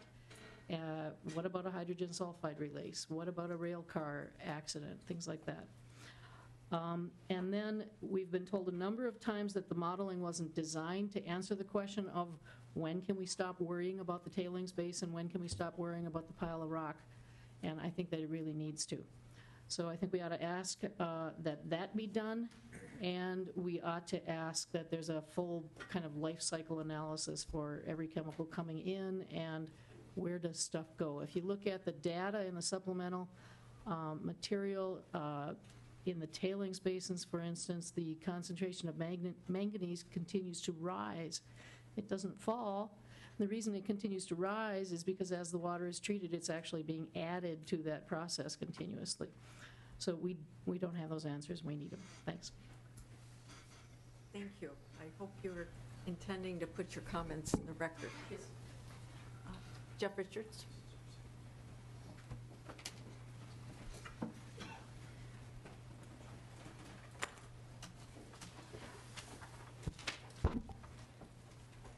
When you were up before, did you have comments you want to make to start with? No, Madam Chair. When you were up here before, Mr. Colvin said the goal is to reduce groundwater pollution from the pit. And I'm having trouble reconciling that statement with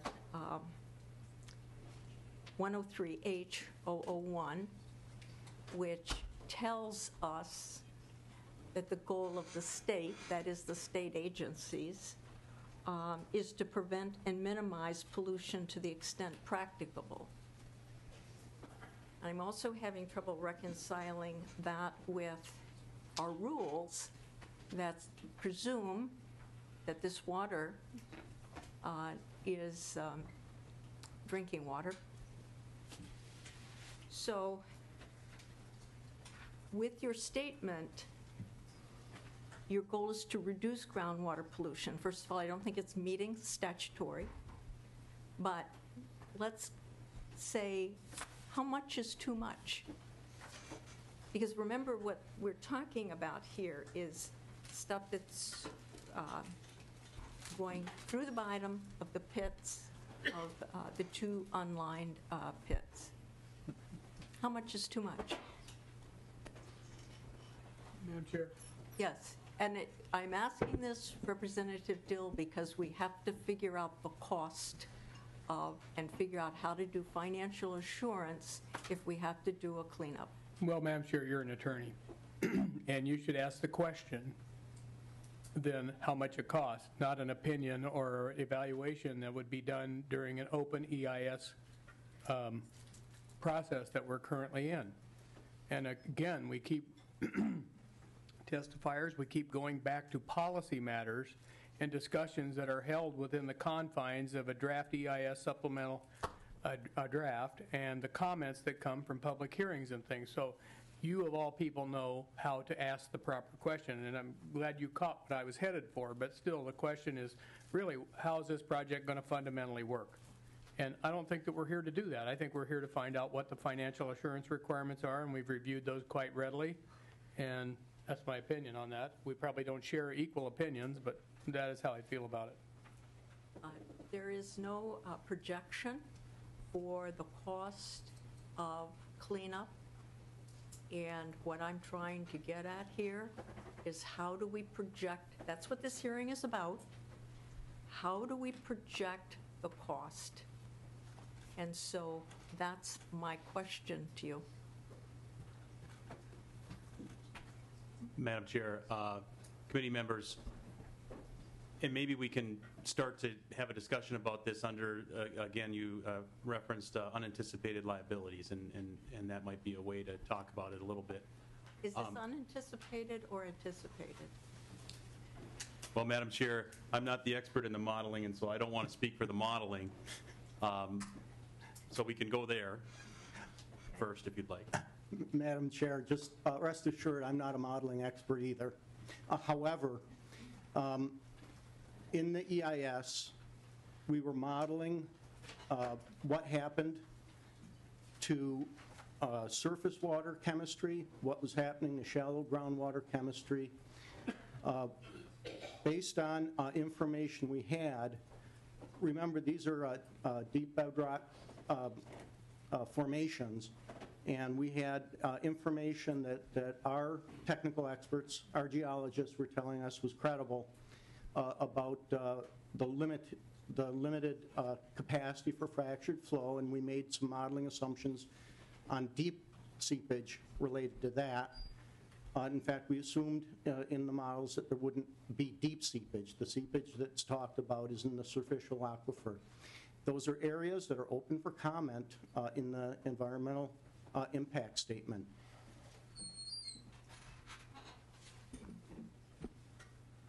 Well, this would go back to the question of we have no geologic atlas of the area. Madam Chair, I think that what our geologists would probably tell you is that the site-specific geology work and geohydrology work is more intensive than would have come from a county atlas. The county atlas is really to show you which way the water flows and where it's going once it leaves. So you're talking about the question of does it leave? Am I right?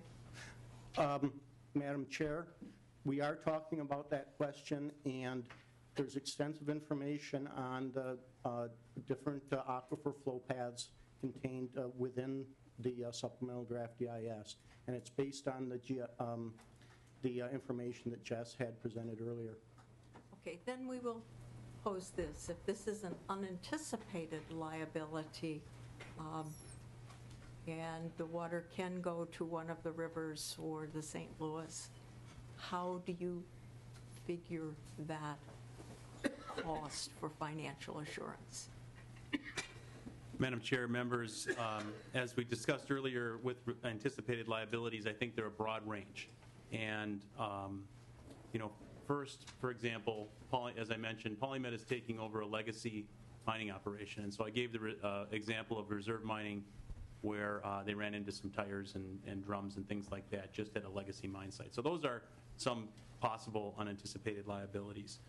Certainly, though, as we look at proposed financial assurance package, we have to think about other unanticipated liabilities, such as, and this would all get to protection of groundwater, such as if a pipeline were to fail, or if one of the treatment systems were to fail, or something like that. And so I think the key is that first, we have to make sure the permit is protective of those resources, and that the permit has strong conditions in it that would be protective of our natural resources, and include in it a schedule for routine inspections of equipment, routine monitoring of the areas around that equipment, and groundwater quality monitoring, and baseline data and baseline information, and comparing that information, and also monitoring overall performance of the equipment. And as I mentioned before, with a treatment system, for example, there's ways to indicate whether or not filters are starting to get overloaded and it's time for a new filter. But yes, we do have to think about those long-term potential liabilities on the front end. And what I would expect is that when PolyMet submits the proposed financial assurance package with their permit to mine application, that it would include a very detailed list in thinking through those unanticipated liabilities. There are examples, whether or not they're the right thing to do in Minnesota or not. I'm offering them out there as other examples. There are examples in other states where they put a percentage on top of whatever the estimated costs are, just for unanticipated liabilities. So the state of Michigan, for example, at the Eagle Mine, put 20% on top of the proposed reclamation cost, or after they determined what they thought the reclamation costs were, then they put 20% on top of that for environmental liabilities that are unnamed. And then, in addition, they put another 15% on top of that for operational work related to those unanticipated liabilities. So whether or not that's the right amount or not, I mean, those are kind of things we'd have to evaluate. I like there was a comment made earlier about DNR getting its own sharks. I think that's a great idea. And so it is one of those things, though, that there are situations out there that are examples, and we're going to try to look at all of those. We went out to to Michigan and visited with the regulators for the Michigan Department of Environmental Quality, specifically on the Eagle Mine, to learn about unanticipated liabilities and this extra money that they put on top of it, and also to learn about, as one speaker mentioned, about citizen monitoring programs. As I think about the reclamation is, in a lot of ways, the easiest thing for us to figure out. I mean, we have models, we know what that is.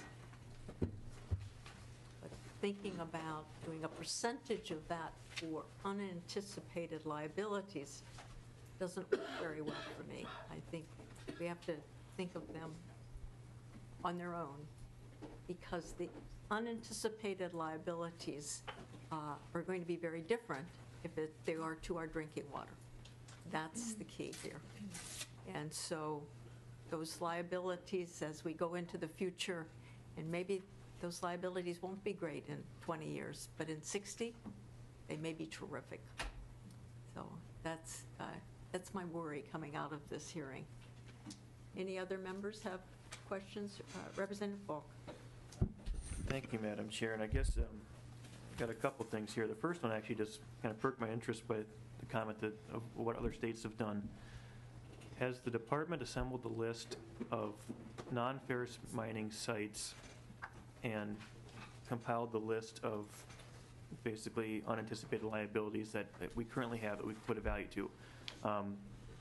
You have a seepage of some type taking place at a particular location.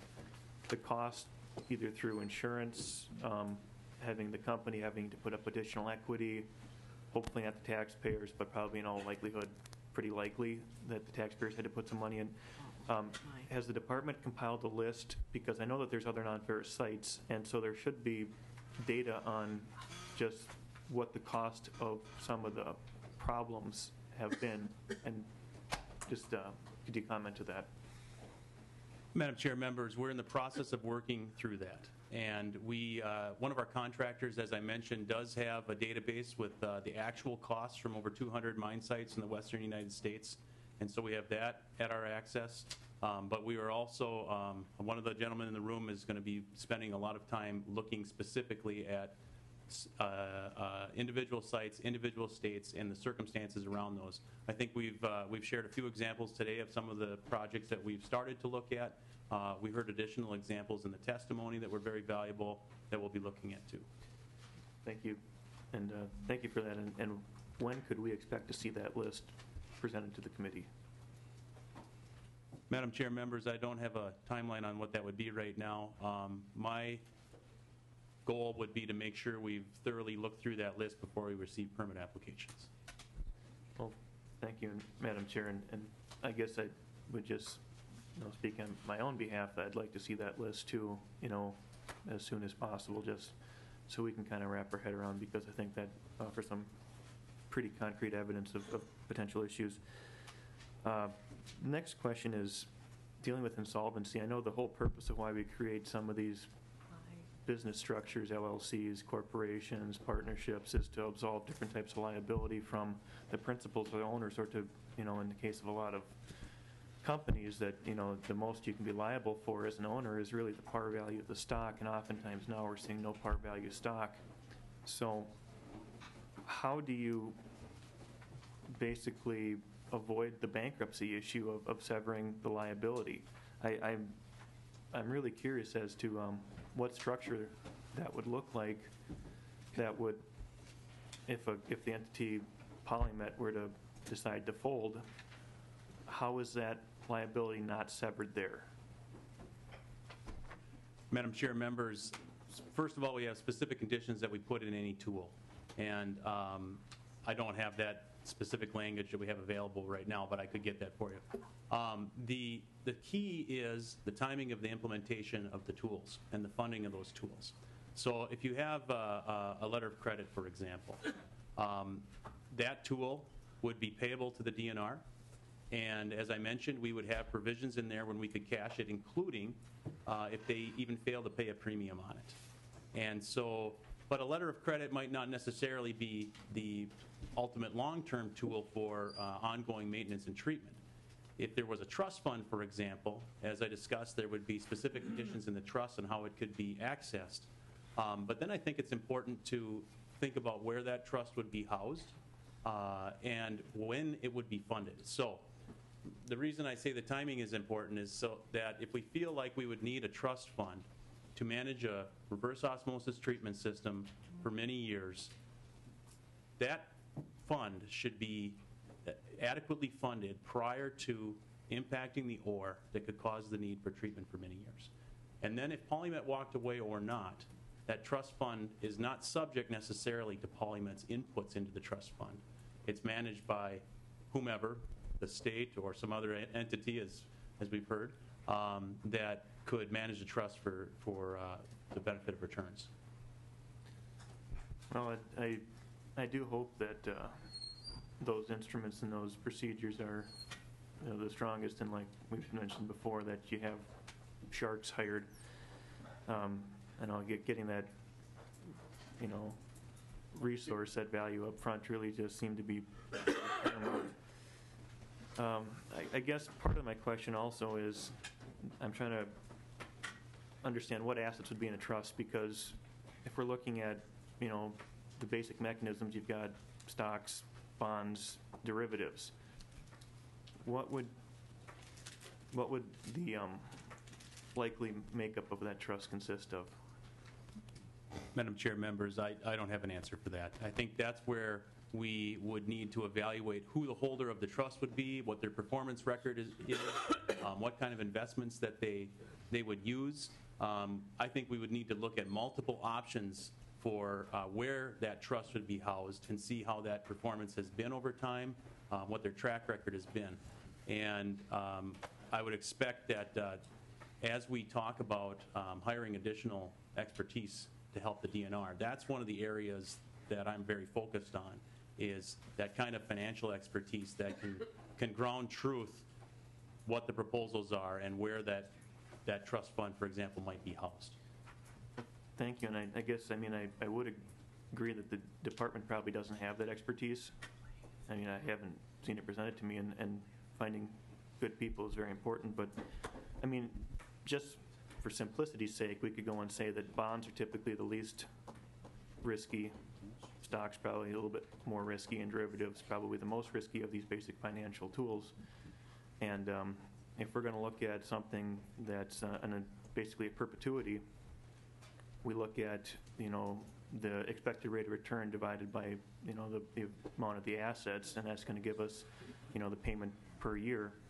And specifically, I mean, you know, pick the number, whatever it is, but if we're going to look at the rate of return on bonds right now, which are pretty low, that's going to require a fairly large corpus to meet the needs. And ultimately, if you were to go and say that you wanted to use stocks or derivatives, you theoretically could have a higher rate of return, but we haven't always seen that play out with, you know, market sways. And so what happens, or I'm trying to understand is, I mean, the makeup of this trust is incredibly important, because if you have a market event like we had in 2008, 2009, where the value is diminished by half, does it make the proceeds actually cover the ongoing costs? Maybe not, maybe they do. But if you're going to go and go something more secure, like, you know, strictly bonds, that's going to require a much larger corpus. So, I mean, how is this going to be evaluated, and who is going to present this information? Because if it's strictly the proposer of the project, they have an incentive to keep that corpus as small as possible. And that may not be in the best interest of the people of Minnesota. Madam Chair, members, PolyMet would make the initial proposal, but we would be looking at it with the state's interests in mind. And so as we would hire and bring in additional financial expertise, that level of risk is a key question. I mean, it's a very important question, that you wouldn't want to enter into a situation where you're basing your assumptions of the percent of rate of return based on necessarily full performance of the stock market for many years. And so I agree completely that the risk analysis and the assumptions that need to be made in any financial assurance tool, especially like a trust fund, have to be conservative in nature. And that's the kind of analysis that we put forward on it. Well, thank you, and I would like to continue to learn more about who the department might be hiring us for expertise, because I think this is a key point. I guess the last question on this is, and looking at what some of the testifiers mentioned, was, you know, really to get their books, open them up, go through them, understand what is at stake. Should we consider a permit as an agreement to conduct business? I mean, is a permit an agreement that the people of Minnesota make to allow an entity to take a resource, extract a resource that essentially belongs to the people of Minnesota? And is that a business relationship? Madam Chair, members, I guess you could characterize it that way. I think a permit, what a permit is designed to do is to make sure that the state's environmental protection laws are followed, and that there are strong mechanisms in place, strong permit conditions in place to ensure that that's the case, and to give the department the ability to follow through if there's not. Okay, so I take it that it is a business agreement, and so as partners to any potential business agreement, hopefully the people of Minnesota have access and open transparency to the financials, and we should know exactly what it is we're investing in, and I appreciate that. Thank you, Madam Chair. Representative Bill. Thank you, Madam Chair. I just wanted, regarding financial assurances, I want to again remind that Representative Falk characterized the project as Minnesotans' resources. The resources that are actually going to be mined do not belong to Minnesotans. They belong to a group of people. Second question I had was financial assurances as a part of their permit.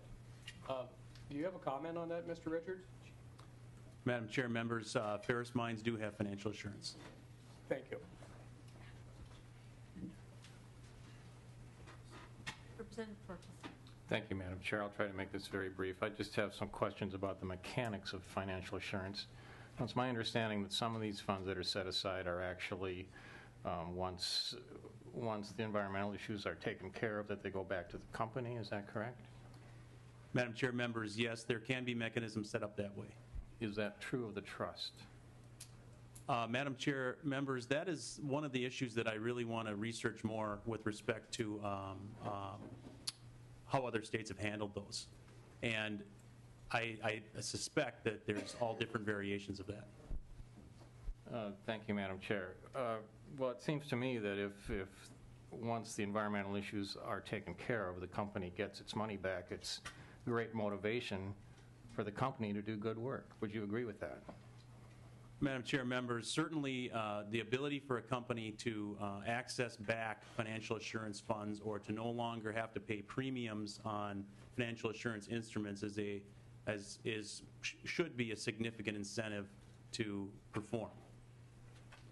And if we would take that incentive away, it would, or if we would take those funds away, basically make them property of the state, that would then remove that incentive for the company to do its best work. Would you agree? Madam Chair, members, that certainly could occur, yes. Representative Fabian, did you have a question? Any other questions, members? I don't see any other. Thank you. Thank you. Brad Moore from PolyMet.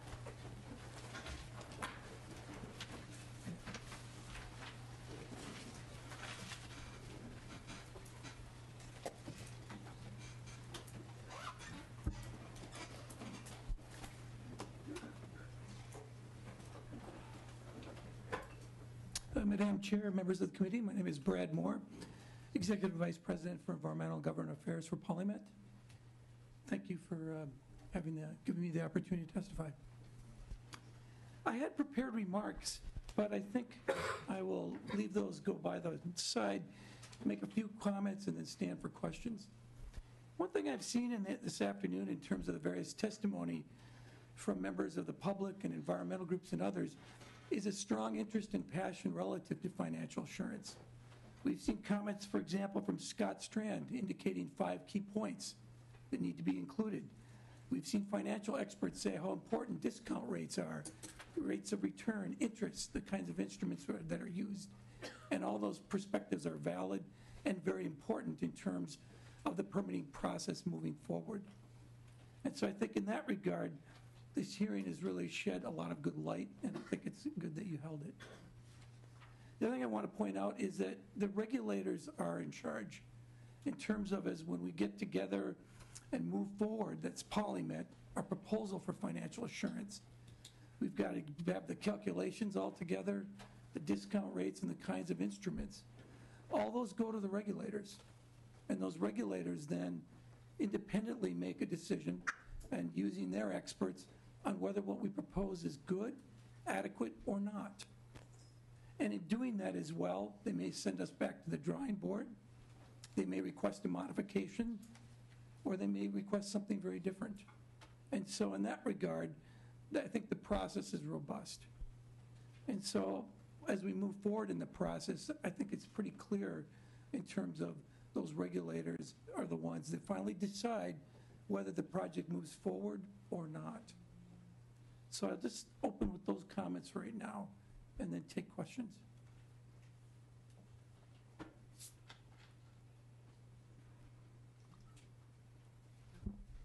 Thank you, Madam Chair. And I guess I've got a few questions here. I've got PolyMet's 2012 annual report here. I've been going through that, and it's interesting.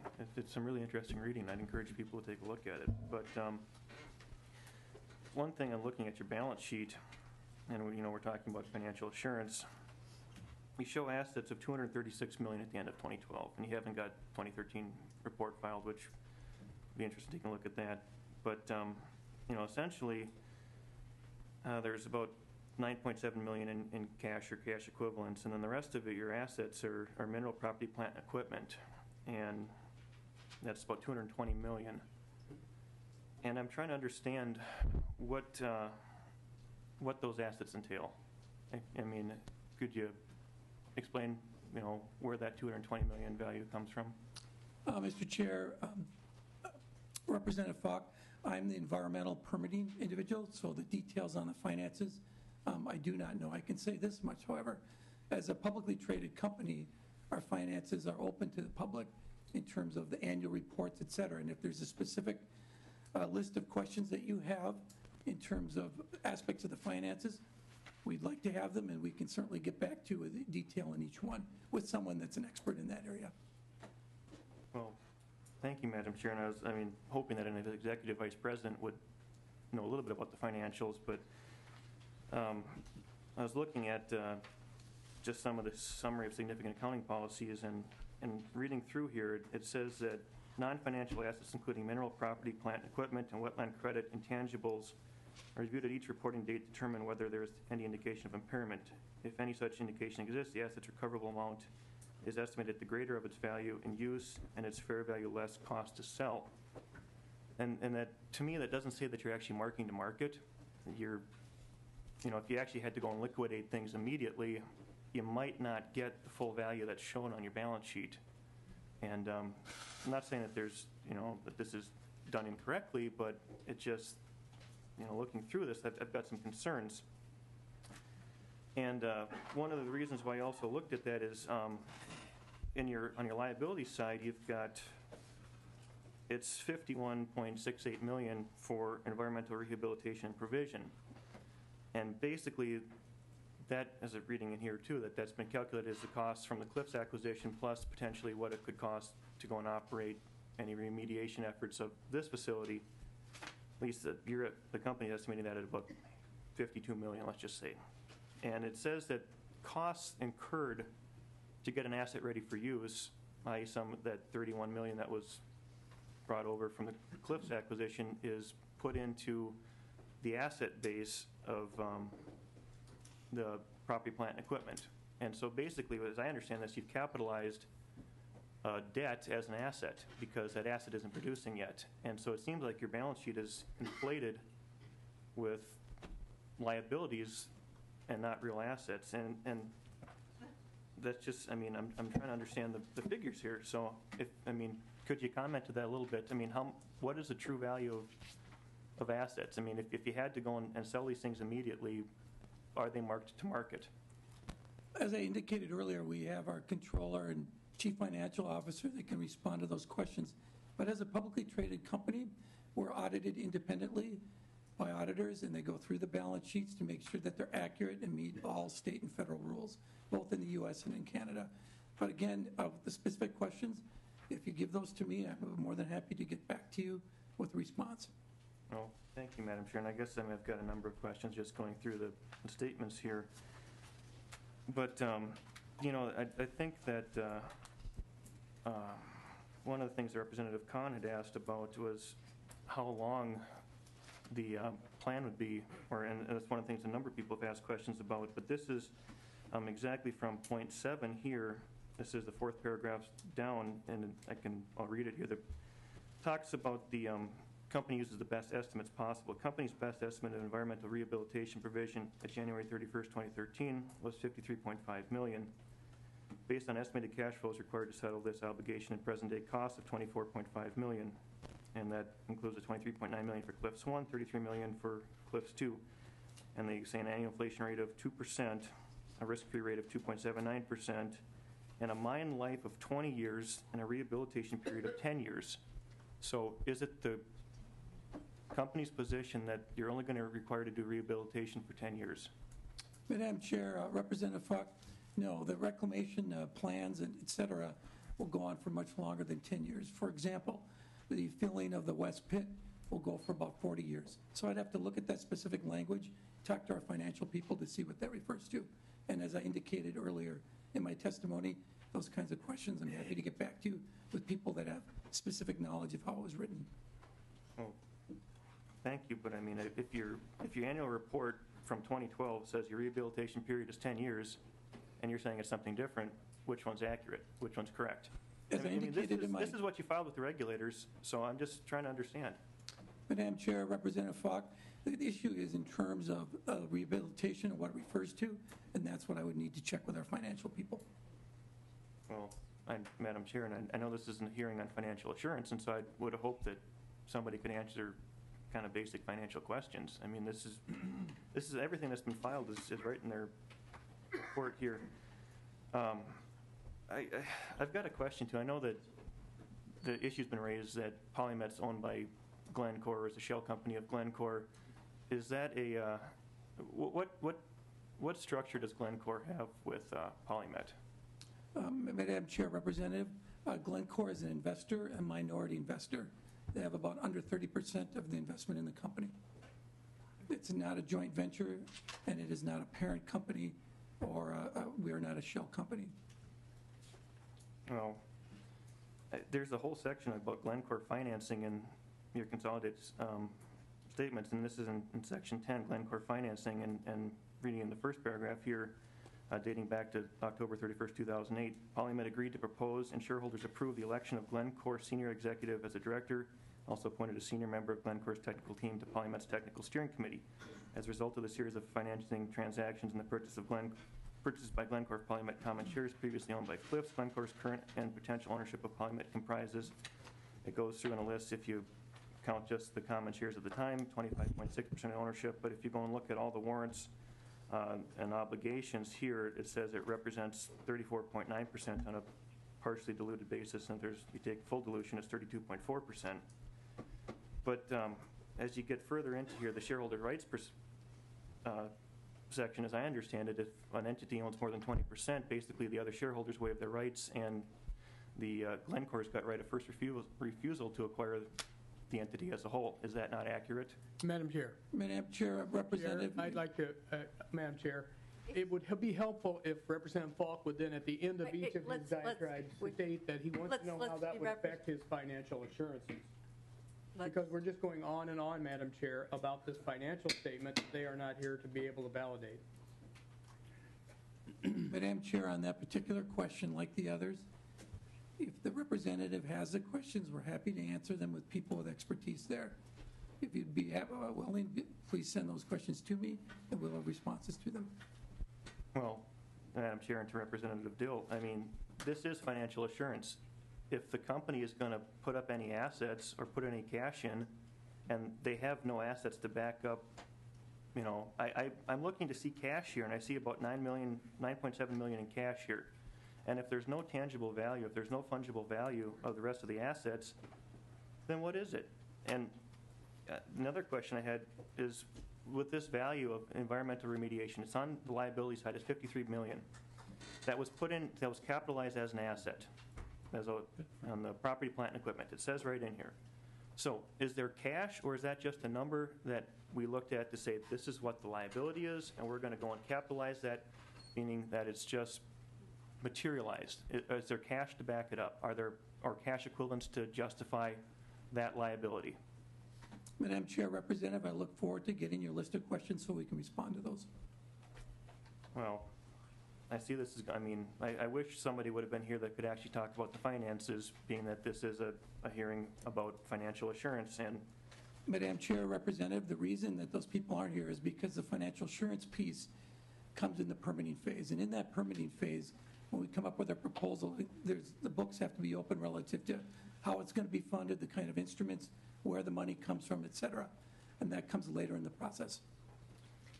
Well, I mean, once again, I would just encourage people to go through this, because there's a lot of questions here, and you know, the assertion's been made that this is just a shell company, and I'm kind of inclined to believe that, because I can't see real value here. And I want to know, so take this back, you know, whether or not Glencore has the ability to purchase this entity outright on a right of first refusal basis. That should be a very simple question to answer. Madam Chair and Representative, in order to answer that correctly, I'll work with our financial people. Let me know if you'd like a list of questions, as I've indicated earlier. I think you've already received the list of questions, and it would be good to hear back from them. Any other questions? Madam Chair, one thing yes. too. I just to also bring back, because I under the last section here, we're looking about contingencies and commitments, and there's different types of risks that are listed by the company: currency risk, liquidity risk, credit risk, interest rate risk. There isn't a single section for environmental risk, And I would hope that, being that we're talking about the potential cost to the state of Minnesota, whether it's for water quality issues, that the company would at least acknowledge that there's an environmental risk to mining. I mean, if you're not even going to acknowledge it in your annual report, I just kind of question where the priorities are. Madam Chair, Representative, the environmental risk is included in the permitting discussions, as I indicated earlier.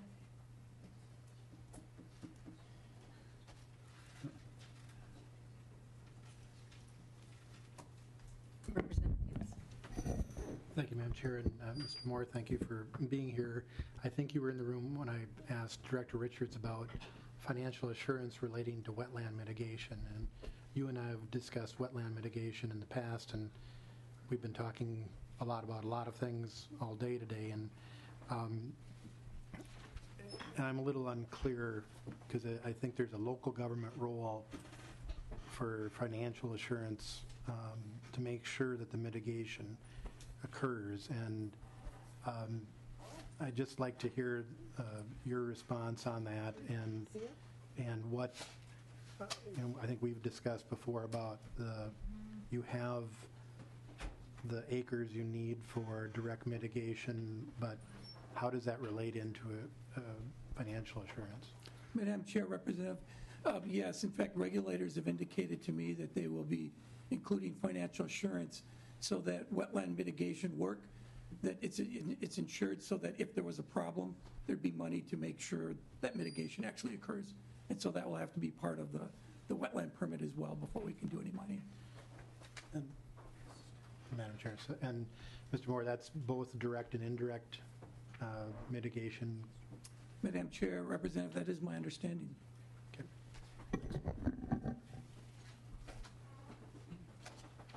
I don't see any other questions from members, but one of the questions that came up during the course of this was that you had put on the table how much there would be for financial assurance, but we don't have the worksheets to show how those figures were arrived at. Can you get those for folks? Madam Chair, what we'll do is work with the regulators to determine what they'd like for that as a part of the work that's ongoing with the EIS. So if I read this correctly, you are declining to give this committee the worksheets that support your estimate of financial assurance. Madam Chair, what we're going to be doing is, that's one of the, obviously, the concerns raised today. So I work with regulators to see what they want us to provide, because that's an administrative process that we're going through. I would agree that it's an administrative process, but it is the citizens of Minnesota who will be responsible for any unintended consequences or mistakes. And so it is certainly information that is also belongs to citizens of Minnesota. Madam Chair, it certainly does, and that information and the details on that will move forward in a very public, transparent, and open permitting process. I again hear you declining to give citizens that information. Any other questions from members? Thank you for testifying. I appreciate it. We are meeting at 9 a.m. tomorrow. It is posted on the agenda that it is 8:30, but it will be 9 instead, and tomorrow we are going to have the presentation on the outdoor heritage recommendations. Representative Madam Markle. Chair, how long do you anticipate that the meeting lasting tomorrow? Will it be 6 o'clock? Nothing you have. I anticipate we will finish certainly before noon.